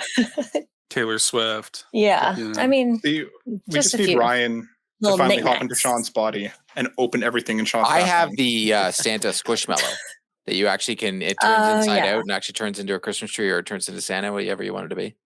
those are so weird to me. Like the Flip-A-Mellows, because you like stick your hand in their butt and turn them inside out. Yeah, they're not real, so if you're not, there's no but. But yes, I get it. I mean, just because something's not Thanks real for doesn't mean it clarifying. can't have that. I'm not a fan of the flip mallows either. I have one. It's back there. Which one is it? Anyways, It's a jack-o'-lantern on one side, like a pirate, and Emily the bat. on the other Oh, side. okay. Yeah. Cute. That's so cute. yes. Okay. Anyways, Yeah. Anyways, Welcome Okay. on in. Of course, we're currently discussing. I think we're actually kind of at the point where we're all talking about our favorite game that we played this year. We're all at our number oh, ones, okay. The number one. which means Which Kato, means I since- know who Matt's is, but it doesn't matter. exactly. But since you came in first of all, before I bombard you with having you give us your list, Sean, I believe we need Kato to guess someone, and since everyone else has been taken, didn't work Kato, out. you have the esteemed honor of guessing no. what Yarden's favorite game of the year. No, let's go. That's not What? fair. So Yarden in our community has given us their rankings of their favorite games this year, and you get to Okay. hey, what do you think Yarden's Wow. favorite game this is? Yeah, I'm gonna go safe pick. Okay, Tears of the Kingdom. that is a safe pick. Will it be correct? We'll find out later in the show. Probably not. We'll find out. I mean, it could be anything. I mean, I actually Court made a similar face when Amanda, of course, correctly guessed his number one. So you never Wouldn't know. Oh, nice. Yes. So now, of course, I get to bombard you with questions. So, Kato, give us your third favorite game that you played this year. Doesn't have to again be for this year. Third favorite game you played this year in 2020. Animal Crossing. No, Animal Crossing is not on my list. I was gonna say because I Let's check go. out Kato's streams every once in a while, and it's been a while since I've seen Animal Crossing. on there. Been a while. Yeah. I did an Animal Crossing video series, but I don't stream it very often anymore. I would say third favorite is Coral Island. Nice. Is it because of all the Love- romancing? Why Coral? I honestly haven't even gotten into the romancing as much as I would like to. But it's like I shockingly am not a big Stardew Valley person, which I feel like everyone is just like, how can you not play Stardew Valley? But this is basically Stardew Valley with better graphics. And I just really like the diving and the mining and the farming. And there's just so many interactions with the different NPCs. I mean, look at that farm you have to clean up. That's a giant farm. I love to clean up stuff. This is just it's a good game. It's really good. Look at those Look how cute big cows. those Are you cows. kidding me? Love the oh chunky my cows. gosh. That cow was Yeah. so happy. Oh They're my so Very cute. hard to There's, follow. there's a Conveyor belt of Vince. fruit. Looked like you were It's so good. romancing the cow there for a second. That's why I was so happy. No, Jesus, no stop. cow romancing. But This there is are a involved lot of with you. characters to romance. So Look at that happy shark. Yeah. Oh, this is great. Looks like you're romancing that shark. What about that merman? no, it's cute. Merman. Yeah, have any of y'all? Have you not played this? No one's played this. I haven't haven't. installed because it's on Game Pass, but I have not played it yet. I heard romance and I was like, I kind of want to play this. Yeah, that is right up your alley. It kind of is And actually. you This is can- coming to Switch, right? Isn't this I'm coming to Switch? waiting. That's what I'm Yes. waiting Yeah. on. Mm-hmm. Yeah. It is. Wait, you're a panda knocking down a tree? What is this game? Those were Look costumes. at this. Isn't it so good? It does look I'm pretty cool. so actually. mad at me. See, Sean, this I hate trailer it just here. Yeah. There's bugs and fit. Like you got to fill up the museum. There's a bunch of, similar stuff to Animal Crossing too, which obviously I like. Does it run on Yeah. like an in-game clock, or does it run like the world, like real world clock? It's an in-game clock. You do have a lot of customization with it though. Like you can slow it down or speed it up depending on how you like to play. Cool. Which I like. And there's a lot of just accessibility features that they have. It's really customizable. Nice. Isn't it heavily based on like environment, like saving type of thing? Yeah, as well? you're saving this town of Coral Island. You're returning to the town of Coral Island, which you originally lived at, and you're saving it from an oil spill Mhm. has kind of taken over the town. And then there's an evil corporation coming in to try to, they're going to be the ones to save it, but you're trying to stop them from taking Yep. over. Not today, BP. Not today. Not today. Yeah. Not No. today. Yeah, exactly. Nice. Good answer. That's Good number answer. 3. Yay. Nice. Well, to give you a little bit of a room to breathe there, we got, of course, the court game logo back up again. Please be excited. Who do I go to next? You know what, Seth, you're next in the clockwise order, so I'm just going to go to Whatever you. that means. We're gonna have you give your number 1 now before we go back to Kato to give her number 2. Okay. But before think we do, Sean- I yeah. guessed your game. Yes, Seth. I guessed Tears of the Kingdom. I don't love this guess. I'm basing it on your reaction to the ending. But I think it's going to be a game I've never heard of, other than maybe you mentioned it on the Nintendo Drive and I've forgotten it because it's hard for me to remember things. I don't know what they are. So there. That's fair. Yeah. You have heard of this game. It's Suika game. No, of it course is it's not. Yeah, of course it's Okay, I was about to say what? I was so shocked. I was scared. After Extra Life, it's still No. your favorite game? Of course not. No. It is Tears of the Kingdom. Yeah, I nailed it. You nailed it. Yeah, I felt great about that pick. Mhm. You nailed I it. was super confident. And there's a million things I could talk about the ending. I think it's the greatest ending Nintendo's ever done. I think it's also one of the most technically impressive games ever made. The fact that this game runs on Switch is unbelievable. Just absolutely unbelievable that like the entire time playing it, I think it was Drew Agnew that said this to me. Shout outs to Drew Agnew from the House of Mario. He's like, I'm playing this and I'm realizing this runs on a Switch Lite. Somebody on a Switch Lite is playing, Tears of the Kingdom, and that's crazy. So there's all of that, of course, right? The way that all the building blocks of the world play together, but it's the thematic power that this game has for me. I mentioned earlier, like a big theme with just me and my gaming and stuff this year was like connection. This is a story about connection. It's about rebuilding the world after upheaval. Like, what do you do when your world is turned upside down? Like, how do you react to that? What do? You fight and you rebuild. You don't give up. You continue to fight. This game happens like right after Breath of the Wild and like the world's already like ended. It's like, guess what? It's going to end again, and it's like, where do you go from here? And that was really powerful to me. There's a big like, hand holding sort of theme in the game. Rebuilding is all over the game. The way that it, brought back sort of like classic Zelda dungeons in a way was really powerful. Daddy Ganon, of course, as we're seeing on the screen right now, is a huge factor. But I mean, like, yeah, just a very impactful and a meaningful game for the community too. I had the pleasure of hosting like a spoiler cast in the community and just got to hang out for several hours with community members and chat about this game. And it's just been like a very, very meaningful game for me. I like just existing in the world too. Like over the past week, I've just kind of gone back in and just been kind of wandering around, yeah, it's special. Even like, it's kind of the gift that keeps on giving. Amanda finished the game earlier this week, and like her and I were just kind of like messaging back and forth, just like, and it's like, here we are, between everything. Like this game came out in May. We're still talking about it. We're still having like great moments like at Extra Life with Sean playing it after Yon32 donated like a ton of money to get Sean to play it on stream. And I just, I'm going to be thinking about it for a really long time. Just a really special experience.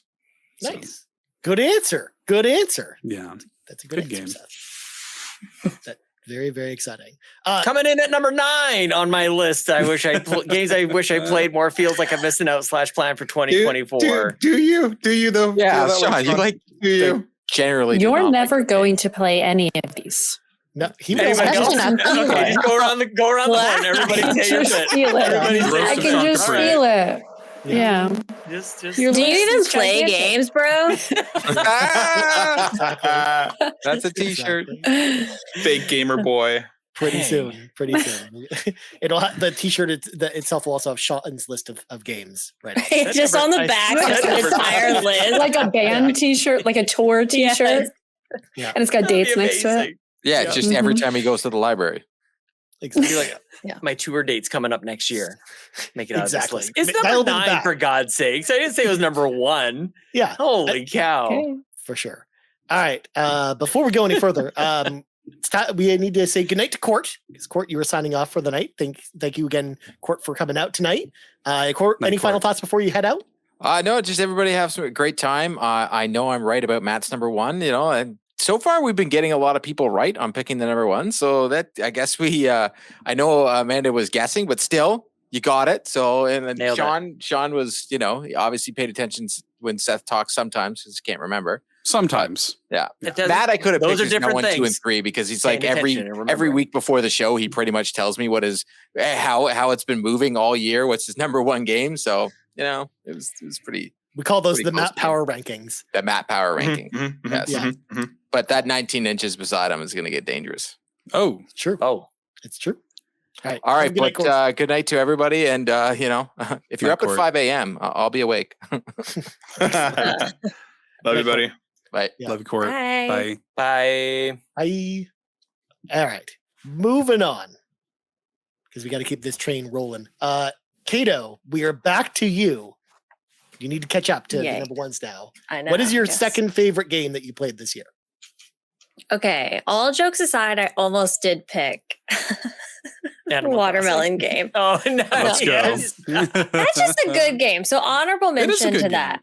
Yeah. It's just a good game. I will obsess over that game. But my second favorite game is one that I don't know if any of y'all have played. Maybe Locklith. Peje. Okay. Peje. It's a cozy MMO. It's actually coming out on Switch this week. 14th. Yep. I'm excited. The 14th on Thursday. Yeah. So I know this is going to be shocking that I haven't completed all the story of this, but this is I really hyper fixated on this game for like a month and a half or so. I love that you can play with friends, decorate. They have events. They're constantly updating this game, adding patches, adding new stuff. It's just a really cute game. There's fishing, catching all my games are the same, y'all. Yeah. They're all like Animal Crossing, but they're not. Do you sense the kind of game I like? I'm waiting for Lego Fortnite to just pop up anytime now. She has a type. Okay, but are we gonna do I get a chance to talk about honorable mentions? Because I do have of course. Peje, cozy MMO, you get to play with your friends, and there is like a big storyline. There's also an obstacle course that is absolute HE double hockey sticks on earth to complete, like an absolute nightmare because there are no save points. So it's just this long obstacle course, and I did multiple streams trying to complete that, and I finally did it, and I felt so accomplished. Yeah, it's a good game. 14th, it'll be on Switch. It is free to play as well, so highly recommend everyone checking it out if you haven't yet. I really enjoyed as you were describing that game, Kato. Lockleth was just like right with you, like every step, like fishing, like it's been on my list, like Coral Island, Peje. These are games that I've been waiting for Switch releases. Finally, Peje is coming. I'm so excited. I watched Kato play with her friends, but there's what is it called? Y'all are doing like a scavenger hunt. It's like first one to catch a fox or something. It's like that game. Oh my gosh, the Choppa Chase. That was like during an event and you had to like run around. There's these little animals called Choppas. And they look like little gets foxes. So frustrated and I love it. It's just, I am not good at cozy competition. No, okay. There's nothing cozy with There's Kato nothing when cozy about competing. I have to win. Like I don't want to just play and just like, ooh, let's all have a good time. No. I want to get the most and I want to beat everybody. And when people are stealing them out from in front of me, I'm too competitive for this. When Kato has to give a warning, like, y'all, I'm about to rage, like, trust her. It's happening. Yeah. And I love to see it. So that's the Halo spirit coming out right there. Oh gosh, yes. Transferring over to cozy games. This is so bad. That's amazing. No, it's good. I love it.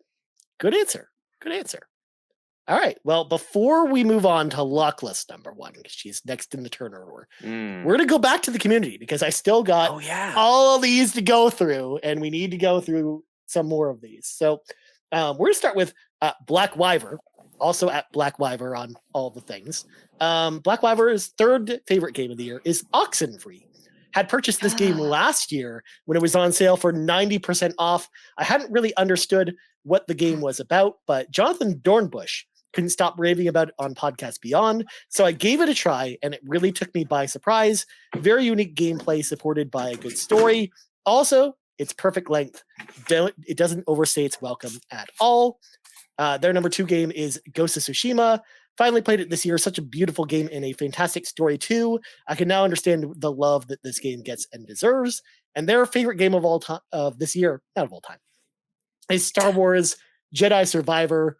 Again, this was a day one purchase for me.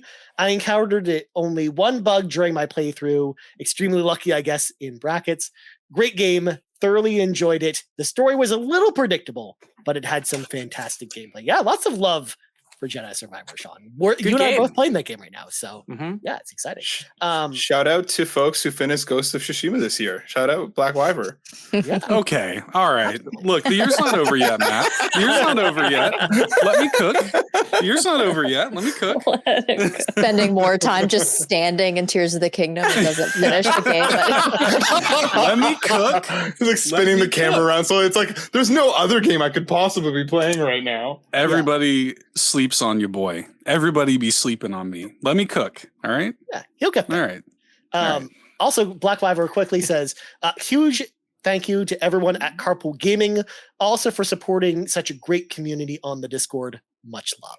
Yay. Aw, yay. Love. Yeah. Oxenfree is also on my list of games I want to purchase. Good game. It's a good game. Good game. Good list. Both of them are really good. Next up, we got Fulia, who is, of course, at Foolish Fuji over on X, Instagram, Twitch, and YouTube. Fulia says, I'm starting with the longest game I have ever played in my entire life. That's Final Fantasy 16. This was my first ever Final Fantasy game, and I absolutely love the story, the character models, the icons, the battles, the scenery. They all looked amazing. I was obsessed with the photo mode in this game, and I have a folder full of screenshots that I use as a rotating wallpaper for my PC from Final Fantasy 16. Nice. Another favorite for me is a game that I played for the first time, and that was the winner of a tournament bracket that I ran this year, Uncharted Drake's Fortune. Yes! Let's go. You love to hear it. I really enjoyed the story of this game and just the adventurous nature of the overall game. I never thought I'd like an Uncharted game, but it was quite fun. And in any game I'd like to spotlight here is a side-scrolling platformer called Hoa. I played this game for the first time on Switch, and it was so chill and cozy. The visuals are beautiful and the story is cute. Not a long game at all, so it's definitely worth checking out. It's a good list, Fulia. I really like Fulia it. has sold me on Hoa. I gotta get it because I watched It's her good. play. You would like it. You would yeah, like it. I It's know good. I will. Also, shout out to our community, Sean, for come up with tournament brackets of their own. That's what I'm blowing about it, man. That is so awesome. Tournament bracket, Uncharted. I mean, that's how we is got such a this great game. gem this year, Sean. 24 the game True. on the PlayStation 2. Gosh, yes. Came out. Yes. Or And a certain other Fulia- game we'll talk about later. Fulia did it interestingly. It was like a poll, like every day for like a week straight or Mhm. something on X. Mhm. Like she did on Twitter. She was like, "Here's the next, vote for this, vote for this." To like that was an interesting way to get even her, community that follows her to kind of be involved. It was nice. That was awesome. Nice. I voted for Uncharted. Let's go. And Of course. you were part of the Good reason why bracket. it was on the list, Sean. Well, last one I want to get to before we move on. Nagachaka at Nagachaka and all the things. He says Totkey, aka Tears of the Kingdom, was number 3. Persona 5 Royal was his number 2, which of course Amanda's playing now. And Resident Evil 4 Remake was Nagachaka's number 1. Because of course, Nagachaka and I are like the two our Resident Evil bros in the community at this point. We're like the two big Resident Evil fans. So that does not surprise me at all. But there you go. Good list, Nagachaka. All right. Moving back along to things. Lockleth, the Lockleth. We require now your number 1 pick, the best game you played in the year of our Lord, 2023. What is it? Oh, before I go. Crazy, but you guessed mine. I did guess it. I did guess it was Totkey. you did. Incorrect. I thought I did. You did guess. You did guess Totkey. My bad. Yes, My bad. we You only guessed it, guessed it was just like the wrong one. we only guessed like 3 games amongst like the 7 of us that are here, Sean. Look, Um, people here really like Totkey. I just assumed everyone liked Totkey. True. Totkey is not on my list at all. They did not make top 3 whatsoever. Number 1, surprise. Number 1 on my list is one that I did several streams of. It's going to have an update coming out really soon called, and I lost it already. I just had it up. I'll leave y'all on this little We're on the edge. I'm sitting here trying to like guess. Cliff. I'm bringing up I the know. trailers and everything. Like, on what this is little it? cliff here. It's an upcoming content drop called Coasts of Croakia, is what they're calling it. But the game is Fae Farm. Fae Fae Farm. I should've known Fae Farm. Fae Farm. Fae Farm. Cute game. It is so cute. I love it. It's basically everything that Kato said with the other 2 games, very similar. But with fairies, you get wings. There's there's that, and that's part of it too. But it was such a fun. It's a fun game. I haven't finished it, of course, because why do I finish games? I never Who do. finishes stuff? I know, Kato. We don't finish things. We just keep playing the next new thing. That's all we ever do.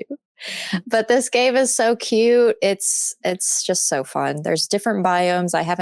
I've seen them, but I haven't opened them up yet. There's so much to unlock. All the battle system is interesting. Like it's basically Stardew Valley-esque. You're going in the mines. The part that does frustrate me a little bit is the seals. Like you have to save your spot in the mines and stuff. It's all very confusing.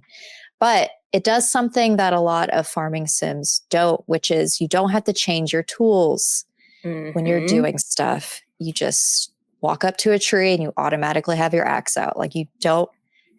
My pigeon brain can actually handle. So nice. And when you go back to any other game after using that, it's so difficult. Yes, I thought my mind was gonna lose it when I had to go back to Animal Crossing and like had to change my tools. Like, no, don't have time for this. Fae Farm did it right. The only part that made it frustrating was when one of my farm animals was just a little too close to me, but that's okay.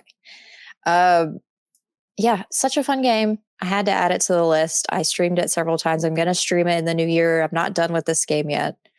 And it's got updates and stuff coming out as well. So had to mention it as my number 1 because it's a farming sim. It's all the things I like besides, what did we say? Gothic traits that I have. Is that what we said earlier in the Cozy stream? goth. Cozy goth, yeah. Vibes. Yeah. Basically, yeah. Hollow Knight, Xenoblade, then this. None of the games I've mentioned tonight have been the same. That's awesome, though. Yeah, you'd love to see Sometimes. it. In fact, So diverse. Mm-hmm. You know, when I goofed earlier because as soon as you said the words Fae Farm, it entered into my brain. I'm like, oh yeah, you talked about that game a lot this year. And I totally forgot. Fae Farm. Mm-hmm. I totally forgot Thank about you. Fae Farm. I like blocked it out of my memory. So as soon as you said, I'm like, yep, that makes so much sense. So if I could just keep adding F's in titles, like I did Fae Farm Fridays, I did Fae Farm Freakend. Like there's so many ways you can Fae add Farm an Fun F. Day. Yeah. Yeah. Freakend is the new Thursday. You heard it here first. The new chew. Yeah.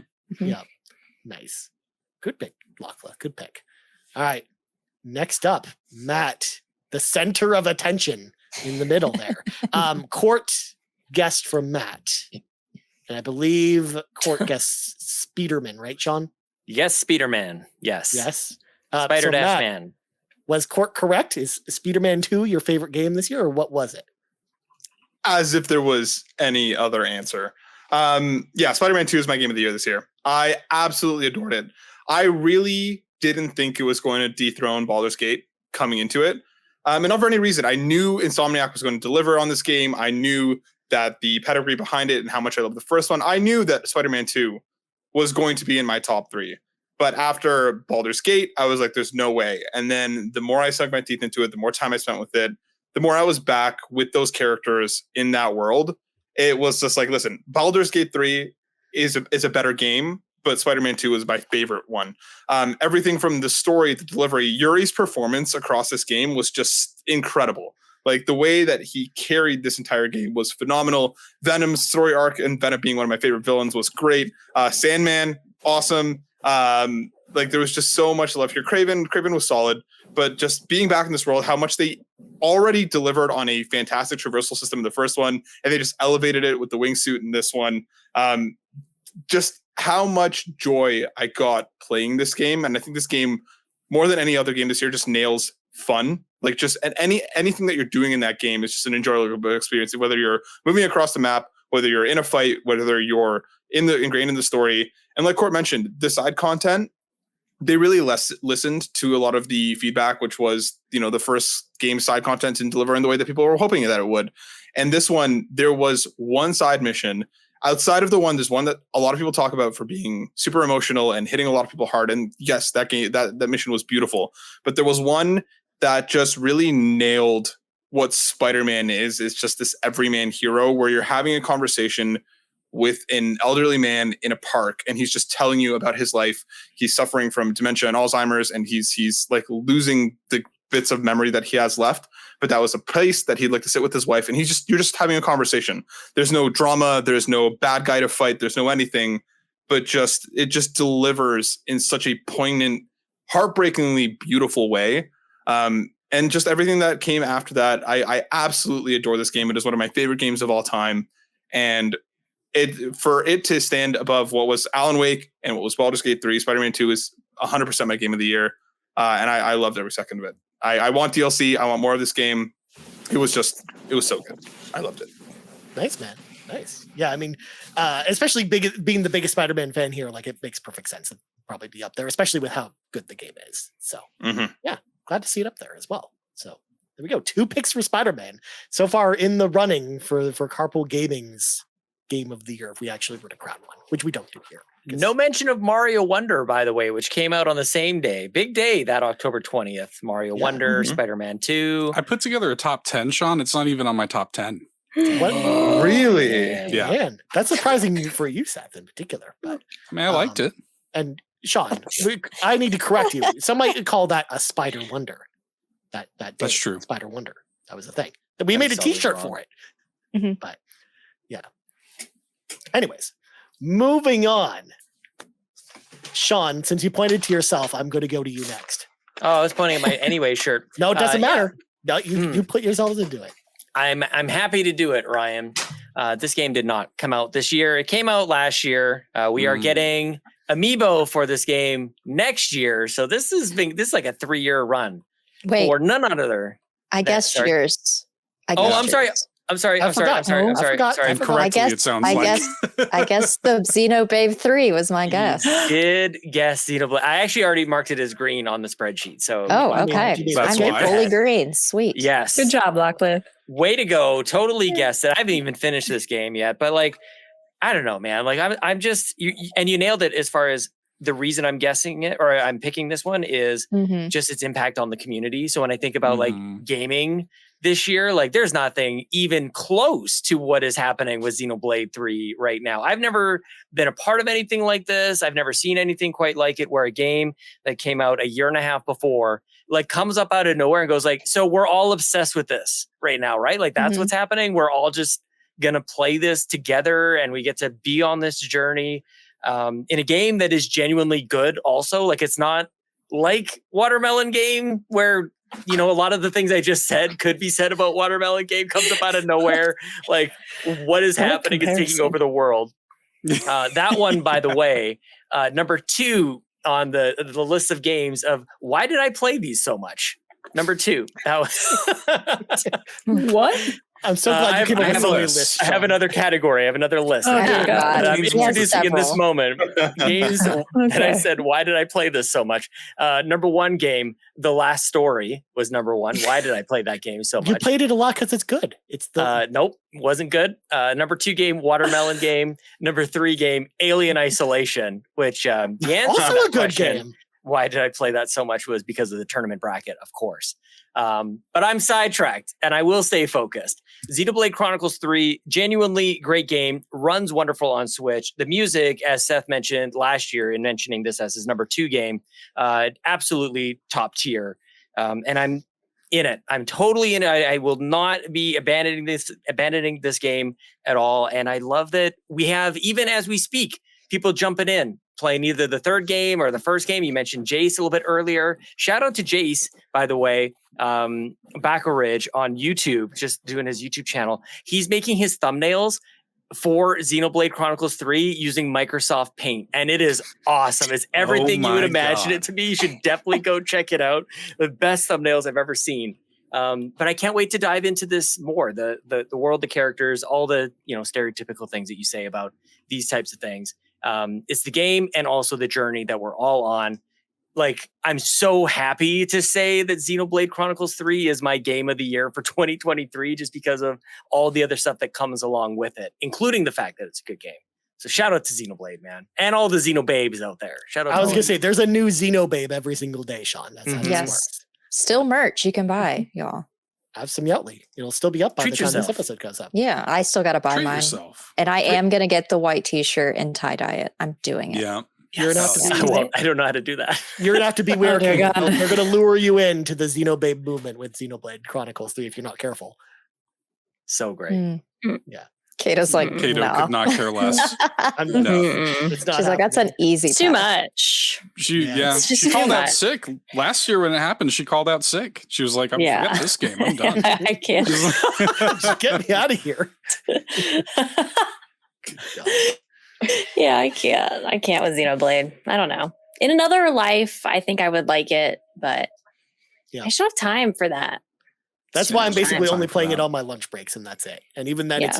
it's almost been supplanted by Mega Man 5 on the Game Boy and Magic Knight Ray Earth on the Sega Game Gear, of course, because that's just who I am. Kato games. Number 4 on my the list of choices. games that I feel like I didn't play this year and missed out on. Nice. Magic Knight Ray Earth on the Sega Game Gear. Excellent. Good list. Good list. All right. Speaking of lists, we need to round out Console Kato's list. Kato, your number 1 game that you played this year, what was it? Does anyone want to guess? I'll guess. Okay. I bet it's Disney Dreamlight Valley. Disney. It is. Disney, yeah. Okay. Last year, just like last It year. is. Just like last year. I was about to ask Locklith, are you actually going to play Fae Farm anymore? Because if I recall, this time last year, you picked Disney Dreamlight Valley as your favorite game of the year, and then you literally never played it again. That's very true. And I still probably won't play it again because Disney Dreamlight Valley is still kind of broken for Switch. That was my choice to play it on that. But Kato picked the right route and did Steam. So go off. Yeah. Yep. Yeah. Despite all of the controversy about Dreamlight Valley, as this trailer stutters, wow. I was struggling. It's a there for Switch second. trailer. It's literally what I had to deal with. That's amazing. Yeah, despite the controversy with Disney Dreamlight Valley, I've never been in a community with so much drama as this game. Despite it all, I love this game so much. There's so much to do, like questing, customization, farming, mining, collecting, gathering, all the things that I love, all the same things that I've talked about. You can do it in this game. I don't think you have to be like a huge Disney fan to enjoy this game, shockingly. Like obviously you're interacting with the Disney characters, but it's not like, I don't feel like it's annoyingly Disney. I'm not like a Disney adult, someone who like lives and breathes Disney. I like some of the stuff, but I don't feel like you have to be a mega fan to like the game. Also, they just recently came out with a DLC, which is also a touchy subject for people. I'm going to try. Why? I can go on a whole rant. This is But another reason I'm not playing it, Sean, and I'm not going to go into it. But yeah, We need to have Kato back on the Nintendo Drive. Like we need to This talk. sounds so dramatic. I know. Yeah, like So I would be dramatic. Spill the I'm tea. gonna give you all the other side of the line condensed of where Kato is. version. Okay. Are me and Lockup gonna fight? Probably. Is that what we're gonna do? Mhm. So initially, Dreamlight Valley was intended to eventually become a free-to-play game. Somewhere along the line, their plans change. And then when they broke the news to the community, it was not received well.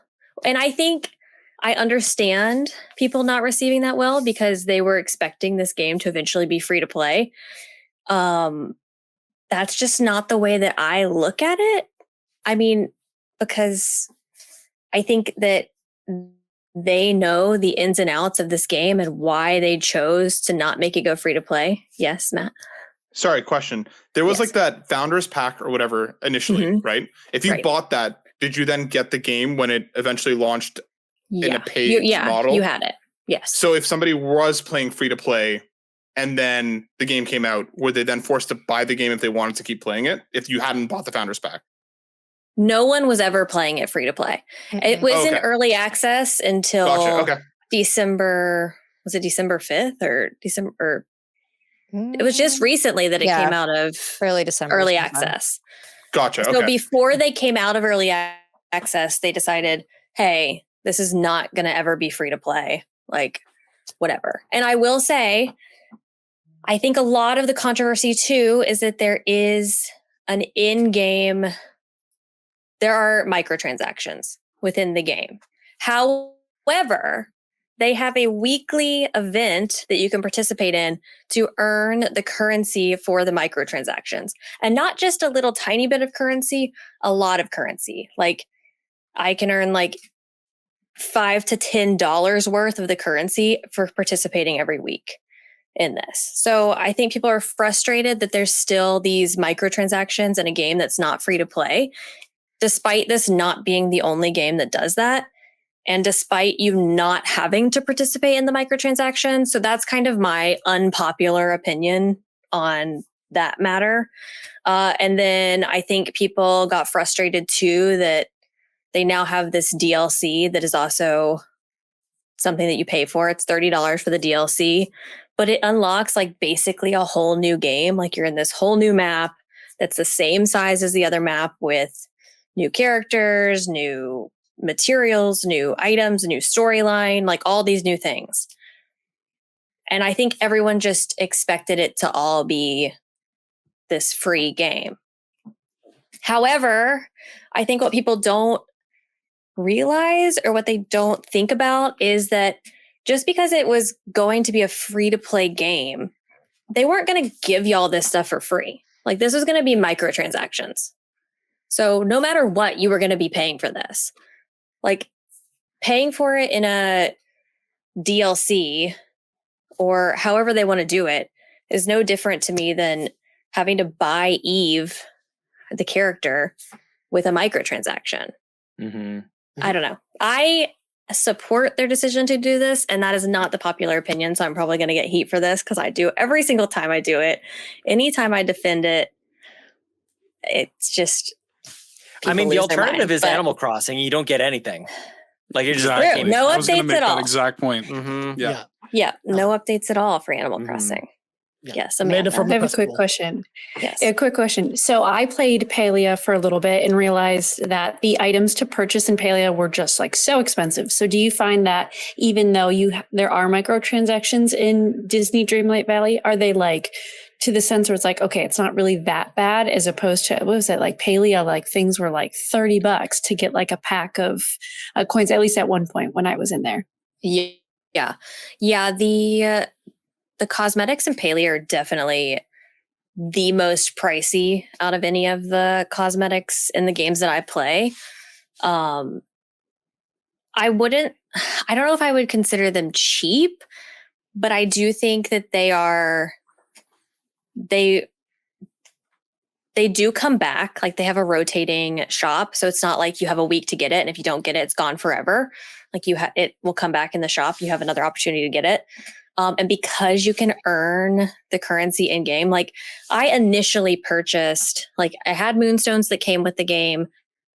And then I think I purchased 1 or 2 packs of moonstones because I'm a sucker for a premium shop. Okay.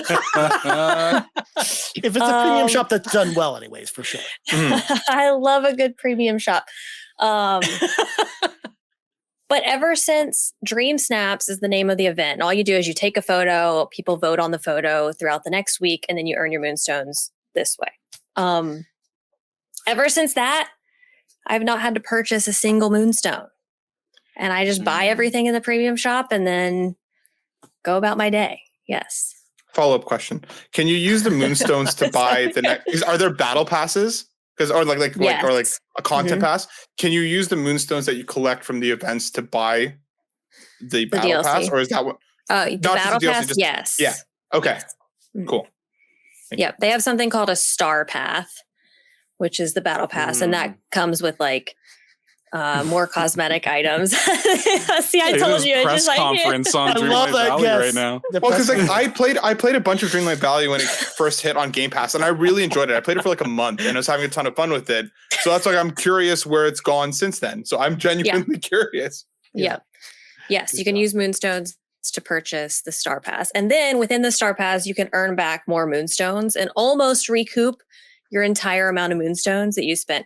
Gameloft should be paying me at this point. I defend this game so much. Okay, Lachlan, yes. I have several things to say, less of a question, more of a statement.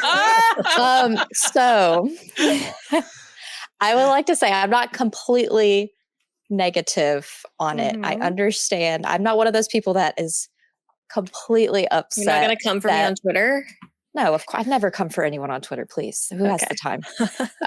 She does that in real life. No. If I don't like the tweet, then that's saying enough. Anyways, just kidding. I need to go check all my tweets. I was going to say, now I know. All right. Yeah, Listen, Twitter doesn't always show me all your tweets. Do not read that too heavily. Okay.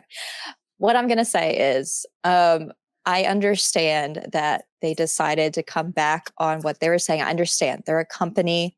It's freaking Disney at the end of the day. Like what else do you expect? And also, Kato, because it's Disney, that's why there's a lot of controversy and people are against one another. That's just how Disney adults are. Unfortunately, that's how it is sometimes. But in regards to, I bought it on Switch. So my thoughts and feelings on it are different because of how broken it is. That's how I'm upset with it, because I basically paid $30 or whatever for the very bottom low tier for it to basically test it for them with my own money, because I was in early access the whole time. I was basically a tester on the Switch side of things, because I did, would let them know when things were not working. Obviously, everyone was saying the same thing. That was my downfall, or my upsetting bit with it, because I kept telling people, just wait till it comes for free. Do not buy it on Switch. It's not worth it. Wait till it comes for free. And I understand that they came back on that. That's fine. if I will say, if you do buy it, do not get it on Switch. I will say that. Do not get it on Switch until they fix it. And I don't know if it's even really fixable. Kind of like Pokemon. Like, it doesn't seem like they're really, going to add a lot of value and really try to fix it, because they keep trying to add more, which is what the community is wanting. They want more stuff. So their focus is kind of over there, which is fine. But that's just my negative parts on it. And because it's on Switch, it's really hard. Every 10 minutes, I have to save the game or I will lose something because it'll crash. That was the most frustrating thing. I loved it so much, but that was so very frustrating. And I would not advise somebody to pay $30 for it to be played that way, because Pokemon did not crash. It did at least maybe once when I played, but it was not like how Disney Dreamlight Valley is on Switch, unfortunately. That's the one thing. And then the other thing is, and I am probably going to have this issue, I'm going to come across the same issue when I get Peje for free, which is similar, is the microtransactions for me. I know myself. This is why I don't play mobile games, y'all. I don't have willpower. Okay. I will spend the money on stuff as microtransactions because I want it. I want the new stuff. I want that fit. Like, I'm going to come across it. I'm going to butt against it when I play Peje. I already know it, but I'm a lot stronger now than I used to be. But if you do not have that strength, do not buy the game, because that will be something that you're going to come across quite a bit. And yes, you can earn a lot of it, but I do agree, Kato, and I think you brought this up on your podcast that you do, is a very brand new player coming in has to unlock all those biomes, unlock the characters as they play. But to earn the Moonstones, sometimes you'll get something for a character that you haven't unlocked yet. So they really have to, I think you said it right, like they don't range it well for like new players coming in. They don't scale it at all. Yeah, they don't scale it. Play a lot. I feel like they should maybe at least think about that a little bit more for the new people that have been waiting, that are like, well, F it, I'm just going to buy it though. Coming in, it's not scaled well for those new people. For you, you've been playing it. Like, I've missed out on the past years. So if I go into it now, I'm going to butt up against that as well. So that's also kind of something to think about. But that's basically my only negative sides of it. Like, if you're enjoying it, enjoy the game. Like, that's a very live service AC thing, where like MMOs are very much like that, like World of Warcraft or something like that. Yeah. It's very much like that too, where it's hard for new players, especially when there's just like years and years of content stacked on top of each other. Yeah. That's the only unfortunate thing. But I mean, I will say that people have very vastly different experiences on Switch from what I've heard. Like, some people are like, yeah, it crashes for me every 10 minutes. And then other people are like, I have no problems at all. So I don't know what to say about the Switch stuff. I personally, unpopular opinion, don't think it should have come to Switch, because like, if you can't make it work, then you shouldn't have it on there, or you should have waited, or you should have done something. I just don't think, for whatever reason, they're able to optimize this game on the Switch. I don't know what to do about it, because I know people also get upset about, there's like an item limit for how many items you can have like in your valley to decorate with, and it's 6,000 for PC, the newer Xbox, the newer PlayStation. Sorry, I don't know all the names of everything. The new one. The new one. The PS5 and PS4, I know that, but Xbox is just so confusing. It's just Xbox. But the older systems and the Switch, they have a 3,000 count for their which I hit because the I'm game a clutter person. It can't run it. Yeah. And I don't know what they can do to fix that. I don't know. I'm sorry. This is my favorite thing ever. This is amazing. Ryan was not counting on a half-hour diatribe on Disney, whatever this game's called. A Disney Dreamlight Valley podcast within this podcast. Kato and I's outfits couldn't have matched perfectly for this. Her with her white sweater and me with my black hoodie, like completely opposite sides. But like, I just need a little halo up here, and then you can just get a little devil horns over there. Yeah, God. Again, Fair. this is not something I had on the bingo card when we started today, but a great surprise. A great surprise. I love it. Yeah. Same. No. No, I don't please, hate we're never like potato, I super serious promise. on these episodes. That was a Yeah, more see how- focused. See how Like- cordial that was? Yeah. How It was easy that cordial. was to have some discourse. We don't For sure. agree on everything, and that's okay. And that's how the world should be. If anything, life But is you more fun when cannot we be don't like always that. agree on everything. So, So, anyways, I'm throwing the anyways in there because before I go to my number one, I'm going to finish reading our last 4 community suggestions. Oh yeah. Because we need to find out if Console Kato was correct about Yarden's number 1 game. So I think you mean Jarden. Oh, sorry, Jordan. Well, Jordan. hey, Yeah. look, I told people on the Google form to write how you want me to say your name, and Yarden put Yarden. So that's what I'm sticking. Crap. Yeah. So Yarden. I'll correct that for them. So Console Kato said Yarden's favorite game was Totkey. So remember that. So Yarden's 3rd favorite game of the year, Cyberpunk 2077 Phantom Liberty, Mhm. Keanu and Idris buddy cop movie, or We Riot. That's what Yarden says. I would have guessed that was Yarden's favorite. Yeah. Yarden's 2nd favorite game of the year, The Legend of Zelda Tears of the Kingdom. I know number 1. Garden, you let me down. Well, man. Yeah. Because Yarden actually shares a number 1 with someone here. Yeah. And that someone is Stizzy drew my Amanda, eyes. because it's Sea of Stars. Oh, nice. Let's go. Let's go, Yarden. Yeah. So there you go. Yarden's Yes. favorite game, Sea of Stars. There we go. Good list. beautiful. That's a great Good pick, list. Yarden. Good list. Yeah, good list. Next up, we got Tim Palin, who's over on Tim Palin over on Twitter. He's also on Twitch at twitch.tv/Tim Palin as well. Tim says, WRC 2023 just edged out Forza Motorsport for me, only because I love rally racing over traditional racing. Spider-Man 2, we all knew it was going to be great. My game of the year, though, is Hogwarts Legacy. I know very Hogleg. little. Hogleg. Yeah, coming back.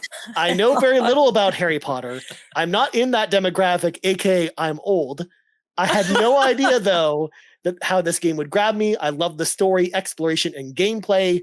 Well done, Avalanche Studios. That's a good Nice. one. Yeah, Good 'cause, like, list. I love the idea of I'm like curious I- how that runs on the Switch. Has anyone heard? I heard I it's didn't. not terrible. Oh, Yeah. I didn't get it, Okay. so I don't know. Yeah. I didn't I either. didn't get it either, but I've It- heard. it's- I've seen videos. It's better than Batman Arkham Knight, and that's all we can really. Oh, ask. Jesus. Those were both for That's from not WB. saying much, Ryan. Yeah. True. Next up, we got Antics, who, of course, you can find Antics Let's over go. on Twitch, YouTube, and X, just at Antics. Antics says Baldur's Gate 3, Tears of the Kingdom, and Elden Ring. My top game of the year. Mm. All 3 have Nice. provided countless amounts of gameplay customization to experiment with long after I finished the initial main story. In between all the other games I played this year, I keep returning to those 3 in particular just to see what else I can attempt for fun out of those games. And those all share like a similar theme as well of experimentation, which is pretty cool. I like the theming there. And then finally, our last submission from the community this year comes to us from Yon32. Yon, Not let's John go. 32. He specifically wrote Yes. YON32 Let's go. in the Yes. field. So Yon32 says Totkey, Jedi Survivor, and Citizen Sleeper. Wow. Yes. Again. Yes. Totkey and Jedi were truly special experiences, but the most unique would have to be the backtrackers through Citizen Sleeper, which got me hooked in a way that I never would have anticipated. I know Matt just lit up when Hell he yeah. heard that because Yeah, Matt's been a dude. big champion for Citizen Sleeper for a while. So Great game. Incredible. Games added to my category of games inspired by other people's lists. Hogwarts Legacy and Citizen Sleeper. Holy, how am I I going don't to play know, all these Sean. games? There's a lot of reading in Citizen Sleeper, Sean. I bet Yeah, that it's a game is lot of basically a book. It is basically a book. I don't know that how game much might you actually like put Sean to sleep. Good night. Yeah. Yeah. Sean We know can't Sean read. how, Is that what how you're Sean saying? does with words. it. We know that Yeah. Sean is illiterate. You He confirm gets it. bored. Wow. Seth, maybe that's something we can work on. We can try and make Citizen Sleeper into a picture book for Sean. Yeah. That'd be Exactly. good. MS Paint picture book. We can just Yes. Yeah. Yes. Every time he makes a decision, he has to wait for us to like draw the next part and send it back to him. No, it You just gotta like, get help. You gotta get Jace to help with some of these designs in MS Paint to help him out with that. God. Good God. it is a lot. I love that game, but it's a lot of I love. just love your response. You know, there's a lot of reading it. It's like, you know what? I'm playing it next. Yeah, Screw okay. You Xenoblade. won't. Okay. You won't. You say Challenge that. You won't. So I Depending on want how to say, fast you read, you can finish it in one sitting. I'll believe it when I see it. yeah. So huge shout to all 19 community members for writing in. Huge thank you. Huge To, of course, shout out. That's a Yeah, record. And a Never good had that before. turnaround time too, by the way, of when you Yeah. announced. Couple Yeah. days. Yeah, Yeah. for sure. Well, anyways, it's time for me to round out my number one, and then of course we'll get to kind of honorable mentions and whatnot. So, And my last category as well. of course, now Seth already guessed my number one, Alan Wake 2, which was incorrect because that was my number 2. So my number one wasn't really a game. It was kind of something that was spawned from a Turner bracket this year, and it was more of a television series of some sort, because my number one thing from 2023 is James Cameron's Dark Angel Season 1, now available on DVD, with the runner-up being James Cameron's Dark Angel Dear Season God, 2, Ryan. now Dear available on God. DVD. What? Yes, they My guess was return. gonna Oh my be- god. My Yeah. guess was going to be 24 because you said No. Show. I mean, actually, that was kind of my turn-up bracket this year. Worth it. We're all weird licensed games, and one of them was James Cameron's Dark Angel on the original Xbox, which then spawned me to go out and get James Cameron's Dark Angel Season 1 and Season 2 on DVD, which was a whole bit throughout the entire year. I stopped it for a little bit, but it's back, baby. It's back. It was well done. One day only. That was well One done. of my favorite Well played. bits. But in Best bit. actuality, my actual factual favorite Dude, I game actually wrote that down on the spreadsheet. Like I wrote down the whole thing. James Cameron's Dark Angel Season 1 on DVD. Oh my Yeah. god. It was Oh, good. it's a no. bit. Bring it back. I guess I'll move it. So, fun fact, this is the only game I'm going to show off tonight that I own physically, because I had to get the physical for this one. In addition to actually owning it digitally, this is how much I like this game. So, this game was technically released in 2023, but it's not a game that actually originally released in 2023. It's my favorite game that I played this year, because I am that person, Metroid Prime Remastered on the Switch. I just bought that. This is one of my all-time favorite video games. It's like in the top 5 at this point. I love Metroid. Everyone knows that about me. But Metroid Prime is a truly special game back on the GameCube. It was the reason I got a GameCube in the first place. And with the cleaned up controls and the visuals on the Switch, just elevated an already incredible game to even greater heights. To the point now where I'm like, debating with myself, is this actually like top 3 material for me with all the games that I've played over the years? Metroid Prime is such a special game because it really takes the formula from Super Metroid and all the things I love about that game, but then puts it in the 3D space. And it's something that really on paper doesn't sound like it should have worked. Like, I know when this first got announced on the GameCube, people thought like, there's no way this game actually comes out and is actually good, but it blew away all the expectations I ever had for it. And it's a very, very special game to me. And this was easily the best thing I played this year. Like I was hoping that maybe, with all the big releases I played this year, which by the way, I'm not up to Kevin Ainsworth level, but I finished 59 games this year. Jesus. And this was up there. I'm surprised too. this somehow came out on top, but it won the battle royale in my heart of games I played this year. Metroid Prime Remastered was easily the best game I played this year, to the point where I've played it 3 times this year, and I kind of want to go play it again. That's how good it is. Wow. Good game. Okay. Good game. Winner Damn of fine game. Shadow Drop of the year, by the way. Yes, 100%. And we're just waiting for Metroid Prime 2 and 3 at this point, because like with how much they did with this, like even if I'm not expecting them to go back and clean up the visuals for those games, just the improved controls of not having to use the Wiimote or not having to use the awkward controls on the GameCube, I think is going to be like a big improvement for those games as well. So I can't wait for those as well to come out. And then Metroid Prime 4, God forbid it'll come out at some point. Of course, famously, the game that Council Cato picked in our fantasy pool last year. Famously counterpicked. Look, but if it had happened, it would have been clutch. 100%. That's the thing. I mean, that game will come out Sometimes you have eventually. to take those risks. Yeah. It'll come out before Elder Scrolls 6 at this point. I'm confident in that. I'm confident saying that at this point. But There you go. There you go. Metroid Prime. Best game. I've added it to slot number 7 on games I wish I played more. Feels like I'm missing out plan for 2024. Right. That's a I game did you buy this literally- game. You didn't. Dude, I bought this game from the Shadow Drop. I'm like, yes, I want to buy this, and I played it for an hour. And That's what I was gonna say. I remember you buying it from the Shadow Drop, and you Sure did. Yep. Do you have a list of the games that you purchased this past year that you didn't play? I'm basically building it here. Yeah, there's 15 games on this list that I could play next year that I own all of these, except for Mario RPG. I don't own it yet, but I do have a voucher available for it. So it's that's on the list too. Nice. Mm-hmm. Well, that is it. That's all of our number 1 picks. But to round out the show, first of all, before we get to my final segment, Lachlan, you have a final segment for us as well. Yes. But before I get back into that, I just wanted to count how many games, because we're talking about how many games we completed this year. I've completed 14 games this year. Nice. What? I have a whole Twitter thread on my Twitter feed, and starting in January, I have played 14 games. There's 2 games in that thread that I haven't added.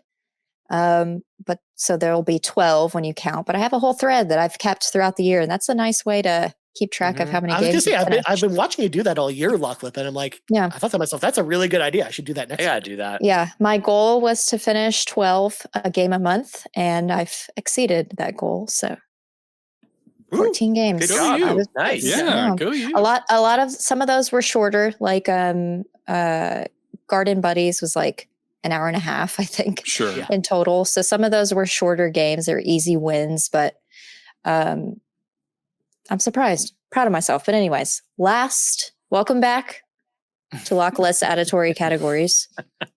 It's been a minute. I've got one more category that is making a comeback from last year. Biggest surprise, positive and negative. So positive, not in your top 3, but a game you liked more than you expected. And then on the flip side, negative, not in your top, obviously, because it's negative, but a game you didn't like as much as you expected. And I'll start with my 2 while y'all think on your positives and negatives. Positive for me, In Stars in Time. Played it at least twice on streams. I thought because it's similar to Amori, those types of games, it is like role, like what is it called? What is it called? You know, it's an RPG, but you take turns, turn-based. Yeah, Jesus Christ, turn-based. that took forever. Yeah, that.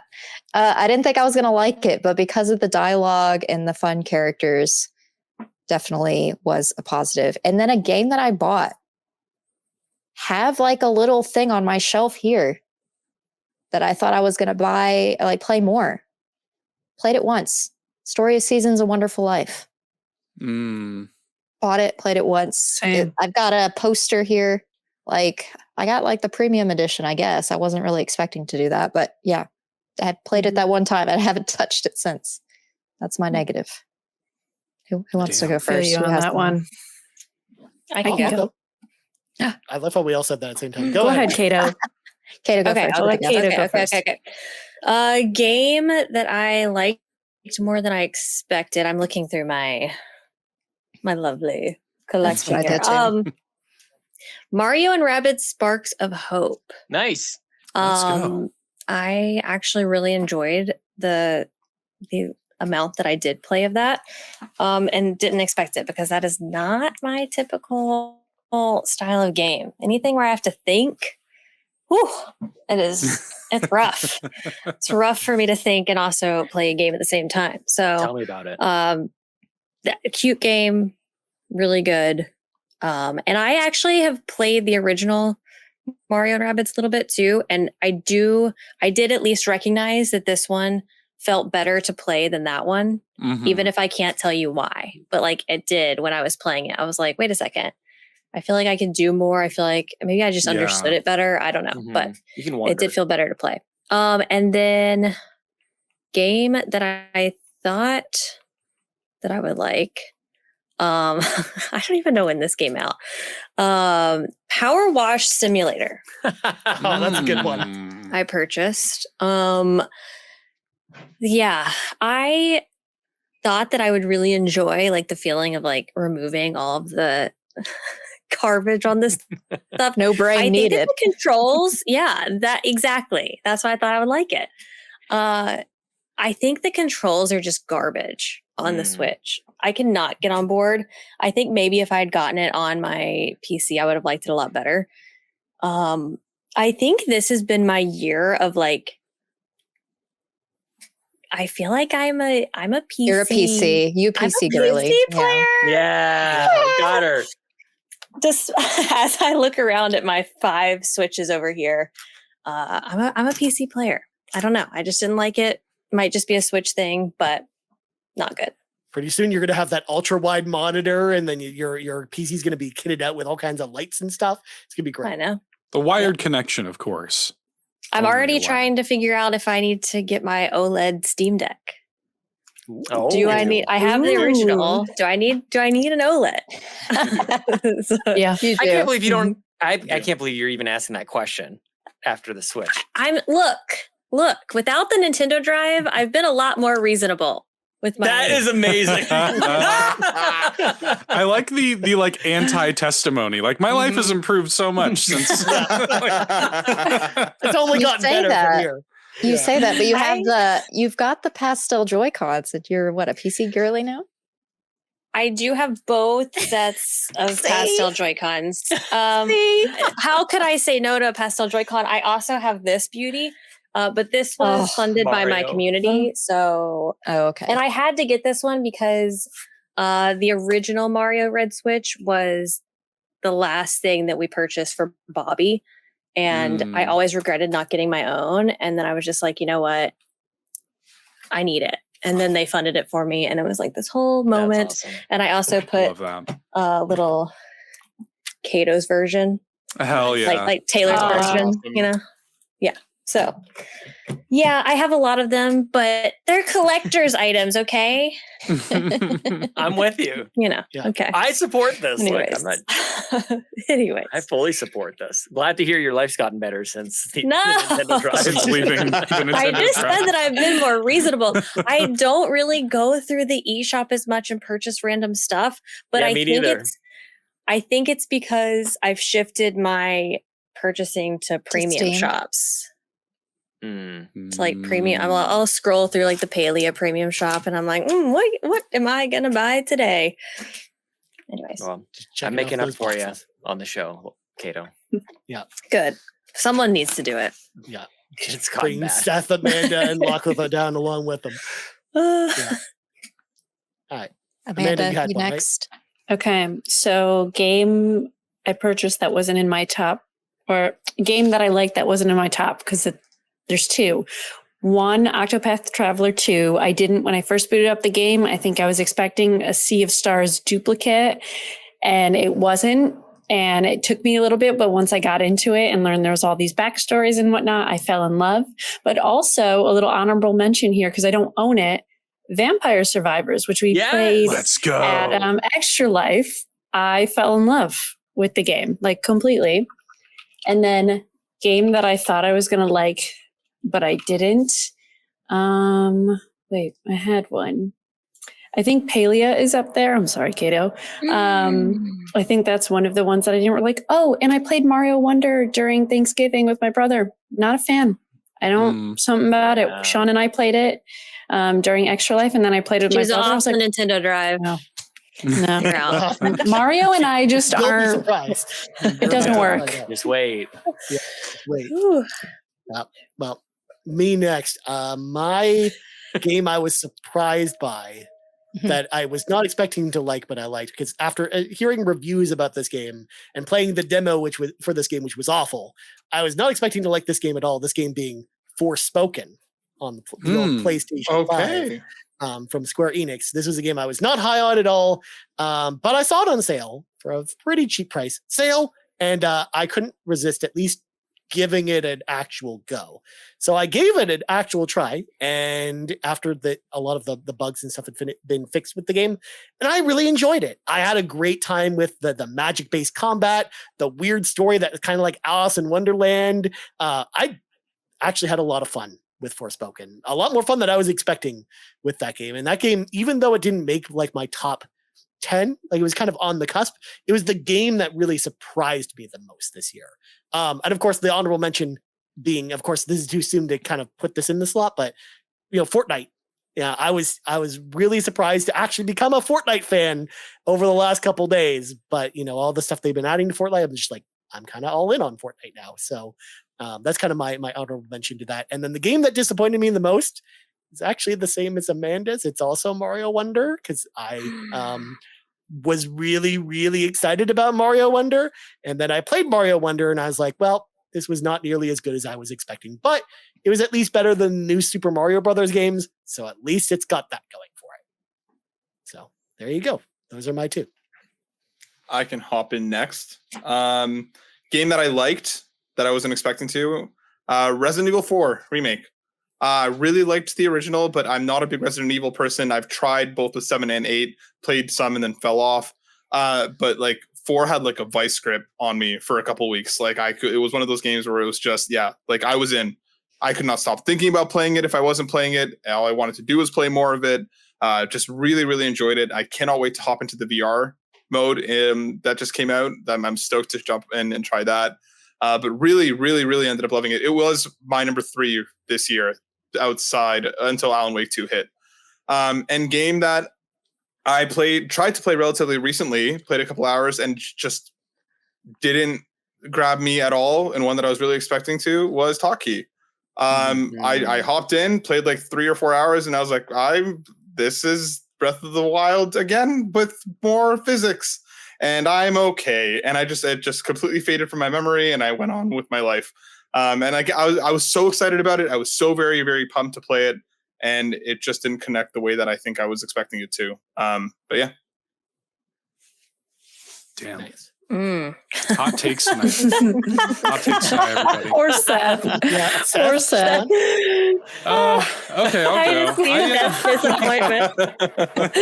No, it's Seth okay. just got like stabbed in the chest. Seth, what was your, by the way, unrelated, Seth, remind me, what was your game of the year? What was your number 1 game of the year? We all know. Suika game. We all know. Suika game. It was Suika game. I was actually pleasantly surprised by a lot of games this year, but I think I would have to give it to Pikmin 4 the most. Good answer. I was not a Pikmin guy going into that. Like I liked the other ones fine, but kind of lukewarm on it. I love Pikmin 4. It's my number 4 this year is Pikmin 4. Like I loved it. I had a great time with it.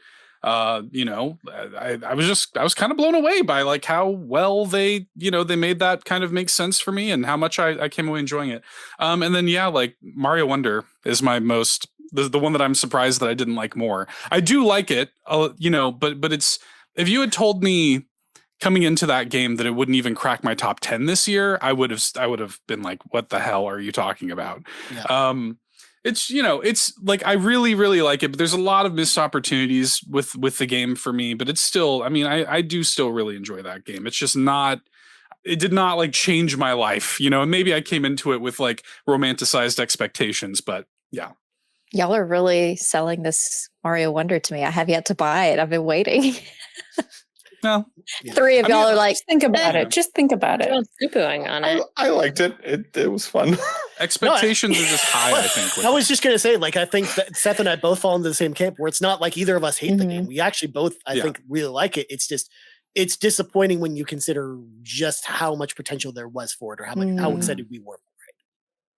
I always have very low expectations, so maybe that's yeah. Sean? I was so hyped for it. I actually just had to go scroll for another game because I didn't want to mention Mario Wonder like everybody else. I won't say it. I won't. But I guess I kind of just did. But I'll start with the good news. The one that surprised me. Can I sneak in 2? Because there's 2 that started in January. Just do what you want, Sean. You always do. I know.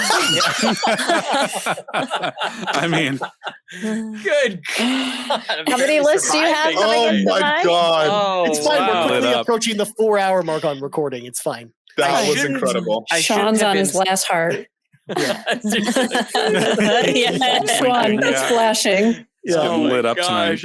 No kidding. I have 2 games since I do whatever I want. Both games were mentioned in last year's Game of the Year conversation. Garrett mentioned Nobody Saves the World, and that jumped to the start of my game plan for 2023. Totally, like I shouldn't have been surprised it was good because he said it was great, but I really enjoyed my time with that game. Played it almost every night until I beat it.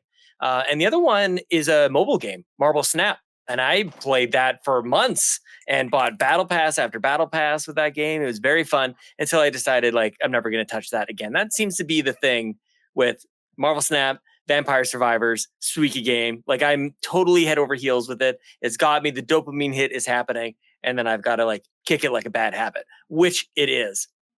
The games that I like a lot of games that I played this year, actually. And like kind of how I'm interpreting this question is mostly like that it just didn't blow me away. Not that it like disappointed me, if that makes sense. Like it didn't like, it's not like these are bad games that I'm kind of thinking of, but I kind of wish they did a little bit more with Diablo 4 to keep me around. Yeah. You know, like and maybe it's the game, but also maybe it's like all of us who were playing it. Like we all kind of just like dropped it. And I can't decide if it was just, we all got distracted or if it was like, I don't really look for things in games as a service of like, this is a good games as a service and this is a bad one. I can't tell you what that is. All I know is that we just stopped playing Diablo 4. We were white like hot for like 2 weeks. Totally. Yeah. I think most of us got passed to the end very quickly. Because like I think most of us beat the campaign and then put it down from there because there wasn't like, the end game wasn't great. Me either. I was happy to not progress in the camp. That was my whole persona. Like the whole time I'm like, I'm level 50 and I'm like chapter 3 or act 3 or whatever it was, like not even close to finishing it. And so I really enjoyed playing it. And I guess I'm just disappointed that I ditched it. So shout out to Diablo 4. Nice. In that way. Good answers. Bad shout out. Now answers. Negative ad. So the real answer is Mario Wonder. Excellent. Gotcha. Damn. It would have been Alien Isolation, but I did speak to that already as well. Yeah. Disappointed by that game. It's all good. But there you go. That was thank you so much, Locklith, for bringing more categories to the table. Our second annual of auditory categories. Those are amazing. Yeah. So we got less than 20 minutes left to go in the show, folks. So I kind of want to real quick as we kind of close things out. Were there any games that we want to give a shout outs to that you didn't get a shout out to? Because I know a couple of us mentioned we wanted to mention some honorable mentions. I'll go first since I kind of put everyone on the spot here and just kind of mention some of mine. And these were all the RPGs ended up, surprisingly enough. Fiat Rhythm Final Bar Line kind of just missed the cut from me. Amazing rhythm / role-playing game with all the Final Fantasy music and music from other Square games. Like, yes, please. I ate that up all year. Octopath Traveler 2, again, kind of just barely missing the cut for me. Great game. Star Ocean, The Second Story R. That's a fantastic remake of the PlayStation 1 game. And then Spider-Man 2 is probably the last one I want to give a shout out to because I also really enjoyed that too. So those are my honorable mentions. Seth, what do you got for me? I've got a bunch. I'll just kind of rattle some off real quick. A Space for the Unbound, amazing game. I loved it. Shout outs to Xenoblade 3 Future Redeemed DLC, which it's kind of like what Sean was talking about with like Miles Morales and Uncharted Lost Legacy. That sort of just refinement of what I loved about Xenoblade 3. And it was also a good way for me to kind of get involved with Xenobabes, which was happening over the course of my break. And I got to kind of feel like I was, playing a little bit of a role in that. Shout outs to Paranorma Site, which I also loved. Shout outs to Gunbrella, to Lunark, to Super Mario RPG, which I also liked way more than I thought I would. I agree with Ryan. Octopath 2, I really loved. Hi-Fi Rush, I really loved as well. And Trombone Champ. Shout outs to Trombone Champ. Oh, yeah. Shout out to Trombone Champ. Yeah. Created one of the best shorts on the channel this year. I mean, what a moment. The Locklith birthday performance. And then what a mom. And then to open and close Extra Life with it was so special, So yeah. Nice. Locklith? Trombone Champ sucks. I'm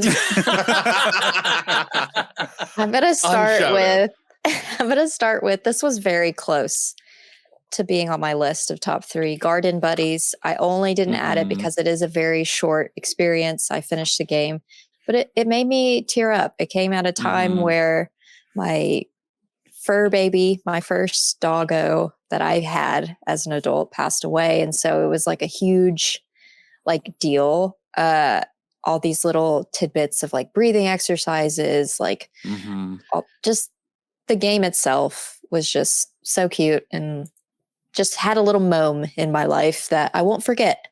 Smushy Come Home. I know Amanda mentioned it earlier, but I finished that game. That was a nice, cute game, very similar to Little Gator game. Love that game. And then another game that I still need to I could probably finish it in one more stream is Little Nightmares. And really it's specifically because of that stream. It's just, it had a mome, and Skin Daddy is always going to be a thing. Yeah. The long arms, you know, he has me in a chokehold, that Skin Daddy. Skin Daddy and Neck Mommy. What? Yeah. That's what you call him? Skin Daddy, yeah, because it's not like a bandage. It's like his skin. It's like his skin. It's kind of over his. Yeah. And he's like a daddy. Yeah, we called him Grandpappy Longlegs. So it's a good one too. I love how he has a name though, and everybody's got different names. Little thing, yeah. So I had to shout out Little Nightmares because that was the funnest like stream, probably one of my top favorite streams that I did. Amanda's favorite too. Yeah. That and Donut County. No. Oh, shout out to Donut County. Yeah, shout out to Donut County. Yeah, that gaping hole. Neon I love White's it. next for Lockleth. Just got to get her on Neon White now. Oh God, yes. Sean's shaking his head at my gaping hole comment. Oh no. Anyways. Wow. I'm herding the cats together. This is what's happening. Amanda, go. Save okay. us, please. So Pikmin 4, which I played and didn't finish. Dive the Diva. Roots of Pacha, which I got pretty much towards the end on. Moonstone Island, which I've been playing and I really enjoy. And then a fan favorite, I Love You, Colonel Sanders, which I totally forgot about. Nice. Yeah. Great game. Nice. Kato? Yeah, all of mine have been mentioned at some point so far. I was going to say Moonstone Island, great game. Fae Farm is another one that I really enjoyed. And then one that you touched on, Ryan. Ooh. Lego Fortnite. Let's go. It's so good. It's pretty I'm good. obsessed. Yeah. I'm obsessed with Lego Fortnite. I didn't know that I would ever be a Fortnite player. I've actually tried. I love a good battle royale. The building in Fortnite, I hate it. So then they were like, oh yeah, we got a no build mode. I was like, great. And it's still just like, something about it just does not resonate with me the same way that like PUBG did. I was so into PUBG for so long, and it's just not the same. And I think it's just because it's been going on forever, and I can't even figure out what the guns are. I'm just like, what is all this stuff? Like, I'll just walk up to a chest and there's like a billion different things, and everyone's like, well, the name will have stuff, and I'm like, it'll be like the name of the gun will be like 4 or 5 words, and you're like, what are these words? Yeah, no idea, nothing. Yeah. But Lego Fortnite, are you kidding me? I logged on to just see, and immediately bought something in the premium shop. So yeah. There was a girl with like braids and freckles and a little farm outfit. Sunflower or sunshine. How could I not? How could I not buy that? I'm not gonna lie. I've been looking at those skins a lot too, ever since we started playing, because we played for like 3 hours last night. So. We did. That was fun. That is the one biggest thing about Fortnite that I don't love, that you cannot customize your character, that you have to like buy these skins. I would be fine like if you had to buy the costumes, but I want to change like what my character looks like. Mm-hmm. You know what I mean? Yeah. But anyways. Yeah. Mort? My other half is in here. Yeah, definitely some audible shout outs. I want to shout out PSVR 2 as a whole, which didn't get as much love and support as it should have over the course of the year, but like Horizon Call of the Mountain and Synapse were two of my favorite experiences this year. Synapse was genuinely fantastic. Loved them both. Seth mentioned A Space for the Unbound. Similarly, incredible game. Trails to Azure and Trails into Reverie, 2 incredible Trails games. Azure finally bringing Crossbell to a close, which is something I've been really wanting to play for a long, long time. I mentioned RE4 Remake. Final Fantasy 16 didn't end up like kind of sitting in my top 3 the way that I was expecting it to, but still really, really enjoyed it. And yeah, I think that kind of closes out my honorable mentions. But this was a good year for games, guys. It was good. For sure. The best. Yeah. Sean? Shout out to Mario Kart 8 Deluxe, which finished its booster pack. Finally, we have so many tracks to play on Mario Kart. We still play it as a community. So shout out to Mario Kart. Of course, my forever love, Tetris 99. Yes. Yes, Tetris 99, very good. Sitting at number 4 on my list overall, actually, was Forza Motorsport, sitting at number Forza overall. I also played Fire Emblem 3 Houses, which was good. Yes, Resident Evil 4 remake, also good. I could read. I read a whole bunch of stuff in Diablo 4. There was text in Shovel Knight as well. There was only a little bit of text in Super Mario 3D World: Bowser's Fury, which I played for the very first time. Hell yeah. Very cool. Those rounds out my shout outs. No triangle strategy. Oh snap, hang on, I'll add it to the plan. I'm adding it to the plan. Okay, triangle strategy. The real question is, Sean, what new tracks will be featured in Mario Kart 8 Deluxer for the Switch 2? Because they got to bring that old chestnut back. My brother just asked me to play on Wii U the other day. He's like, can we just fire up on Wii U? I'm like, I don't know what that's going to be like. There's no characters, there's no tracks. Yeah, it's totally different. Can't even hold 2 items. It doesn't even matter anymore because Rocket Racing in Fortnite is here to take the crown. I mean, did you know they put Rocket League in Fortnite? Yeah. Did you know they put it's not Rocket League? It's racing. It's Mario Kart, but it's awesome. Oh snap! Yeah, dude, it's fun. Are we all gonna play Fortnite? I think it got me in the last week too. I played Lego. Yeah. Between that and Festival and everything else, oh my God, there's so many. Fortnite's great, dude.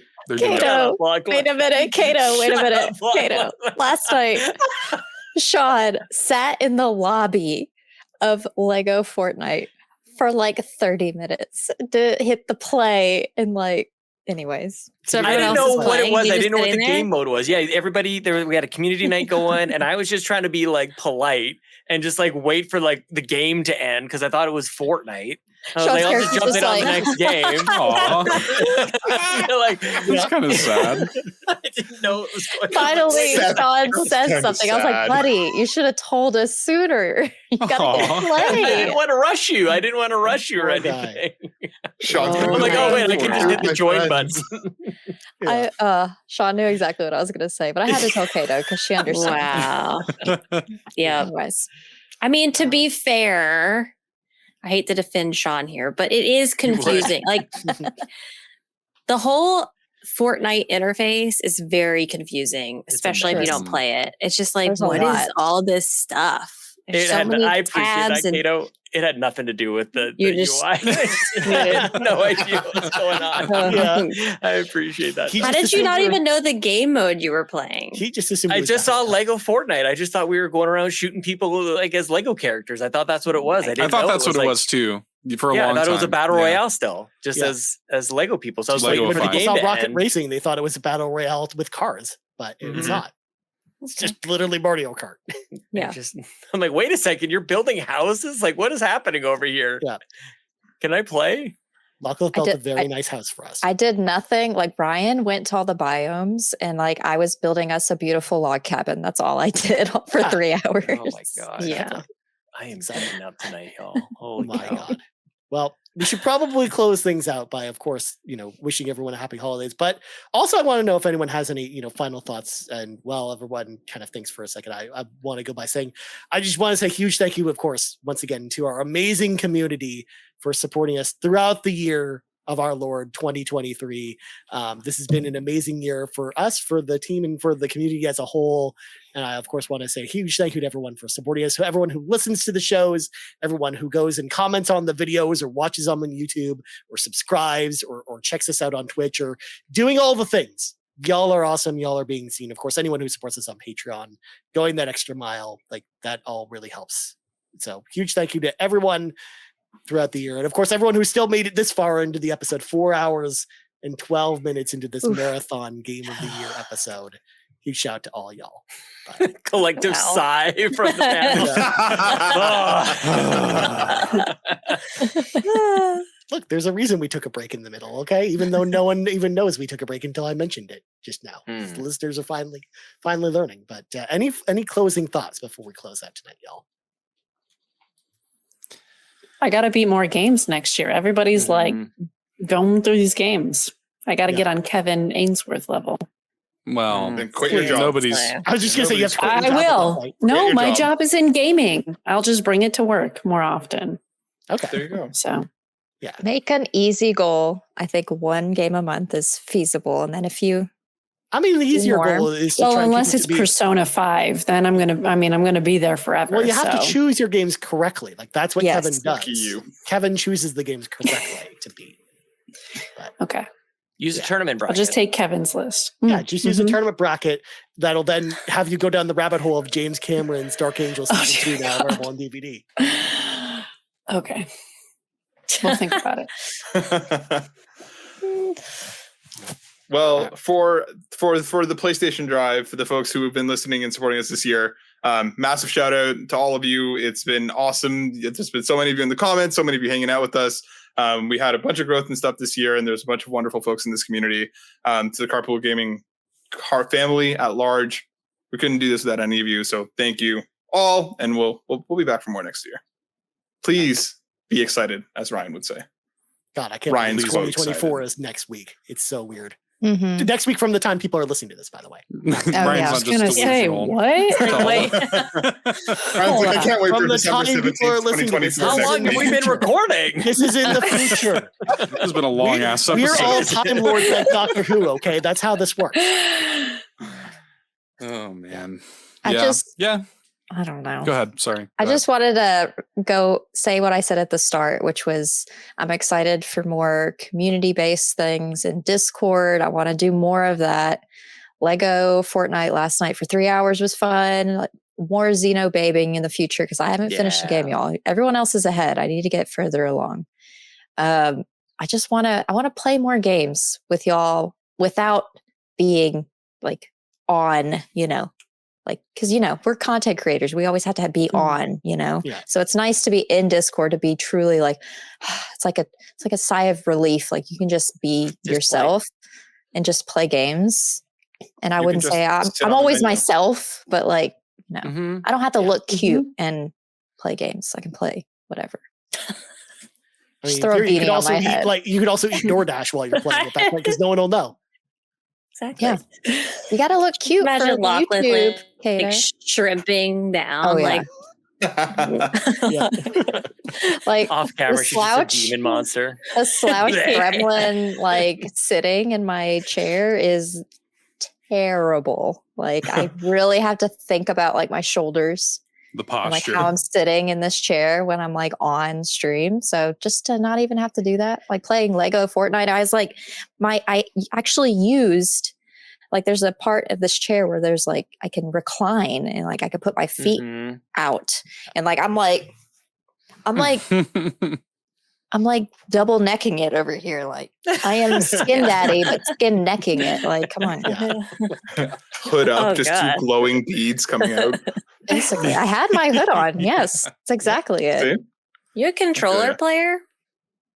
Mm-hmm. Were you playing on Switch? Yeah. Okay. It played well on Switch as well. Yeah. Nice. Yeah, I don't have a lot to add. I won't go on like a 6-minute emotional traditional Seth manifesto, but it's been nice. I feel like the community's really activated this year, to Lachlan's point, to see like all the growth is one thing, but just connection and togetherness and stuff that's been felt this year has been a lot. So and then good games, man. Some damn good games. We've been talking about some good games tonight. So amen. Yeah. Nice. I guess that leaves me. First of all, I want to say thank you to Cato for still being here with us here at the end of the year. For those who don't know, Carpool Gaming, the name, the look, a lot of what Carpool Gaming is because of Kato and a lot of the work that you put in while you were part of the team, part of the Nintendo Drive. The fact that the Nintendo Drive was a thing is a huge part to Kato and trusting the craziness that was this. I'm glad to hear that your life is so much better. Your life is way better now. Better. That makes me smile. That is not what I said. It's so weird how like words get twisted around here. Wow. No, like it's so fun to sit here and hang out with you guys for going on 4.5 hours and talking about Disney Dreamlight, whatever game. Drama. 25 minutes. Dreamlight drama. Just and like really the celebration of such a diverse set of games. I think Court got in here, started talking about NHL 24. We started talking about Sea of Stars and Peje and how games are like opening people up to new styles of gaming, finding streaming as a part of their lives, finding a community to hang out with and feel like they want to spend time together. We say good morning to each other every single day in the Discord. That is amazing to me. And I just feel like this is something, at least for me, I'll just speak for myself, but hopefully everybody feels the same, that like we have something to be proud of, whether you're on the team now or you were part of the team before. But what is happening with Carpool Gaming is special. It doesn't happen automatically. This is not an accident. There's a ton of thought and work and blood, sweat, and tears that goes into this. And the fact that there's any return on that at all in the way of interaction and friendship is never lost on me. So I just think that this is obviously we call it a game of the year. We call it a celebration of the year of gaming, but it's really a celebration of us getting to have found each other and speak to each other in ways that are respectful and encouraging. And we're there to support each other through hard times and celebrate each other's triumphs. I think that is so awesome. I've got a boatload of games to get to in 2024. My plan is to not buy any new ones. We'll find out what happens. I've made claims like this before. I might go on a mad dash rush to just like finish up my purchasing, and then we'll see how 20. You got to lock it in. You got to lock it in before the year changes over. I think I just did. I think like that's the thing about these. Like this is now recorded. We're gonna be listening to this next year. I'll laugh at myself, I'm sure, about what I said at this moment. It's a good thing there are no new games coming out next year. Definitely nothing coming out. I can't wait for the Switch 2 to come out next year. Can you imagine? They go like the perfect 3D Mario game. I'm like, oh no, what's happening? But the fact that this team chooses to spend time and put the time in to make the stuff that we make is amazing. So I'm going on and on, but my heart is full of gratitude. And it's a special time of year. So I hope that everybody listening is able to celebrate in a way that's meaningful and important to them. And we'll see you all in 2024. We have, believe it or not, some more for you. We have more ideas, more things coming at you. So get ready for more. MOAR ideas. More. Yeah. Yes. Nice. We launched a store this year. Like we got the Anyway shirt. We got like all the stuff happened, man. Extra Life was crazy. It was a good year. Somebody shut me up because I could go on for another 20 minutes. Yes, exactly. We all have tournament brackets to look forward to next year where we play Alias on the PlayStation 2. It's very exciting. Well, I think that's going to do it for this year's our third annual Carpool Gaming Presents our favorite games of 2023. But before we go, first off, huge thank you to our special guest Console Kato for joining us. If for whatever reason, Kato, people don't know where to find you, where can people find you on the internet? I'm sure that's a lot of people. I want to say thank y'all so much for having me. This was so fun, even though Lachlan hates my game and we were fighting the whole time and all that. But thank y'all so much for having me back because this is a lot of fun and I really appreciate it. If you want to find me on the internet, you can find me on YouTube, Instagram, and X at Console Kato, all the places. Would love to see you there. Yeah, thank you. Nice. And we're going to go around the table now. Amanda, where can people find you? You can find me on Twitch, twitch.tv/miles_of_Amanda. I'm also on YouTube and X under the same name. Nice. Matt, where can people find you? Yeah, you can find me over on X at Matt_SilverSoul. And of course, coming out with this on the PlayStation Drive. Nice. Sean? Find me on X at Sean Capri, Sean like Connery, Capri like the pants, or you can fire up that old Switch, add a friend, and add that Switch code SW687902366588. Nice. That's it. Lockleth, the Lockleth. I'm going to continue my anti-Cato and say on Twitter, you can find me at Lockleth TWT. You can find me on YouTube at Lockleth, Instagram Lockleth. Just lockleth.card.co. I keep saying just my website. It's got everything. There you go. Seth? You can find me on Twitter at $2 Hero. Of course, you can find me in the Discord. Join the Discord. It's free, welcoming, and fun. And of course, you can add me on Switch at SW411280613454. Nice. As for me, you can find me on the old X at Ryan Turford. You also find us on X at Carpool Gaming right here, youtube.com/Carpool Gaming. Of course, podcast services around the globe, whether, of course, because remember, this is going live on Nintendo Drive, RPG Cave, and whatnot. So, of course, go to carpoolgaming.com if you're interested in checking out any of our other podcasts. If you're, for some reason, listening to RPG Cave, you want to learn more about Nintendo Drive, maybe you like that, Amanda and Seth and Sean and Lachlan, if you want to learn more about them, go check that out over there. Well, for Console Cato, Miles_of_Amanda, Matt Sawinski, Sean Caprile, D. Lockleth, Seth Sturgill, and I'm Ryan Turford. This has been Carpool Gaming Presents Game of the Year 2023, and we're out.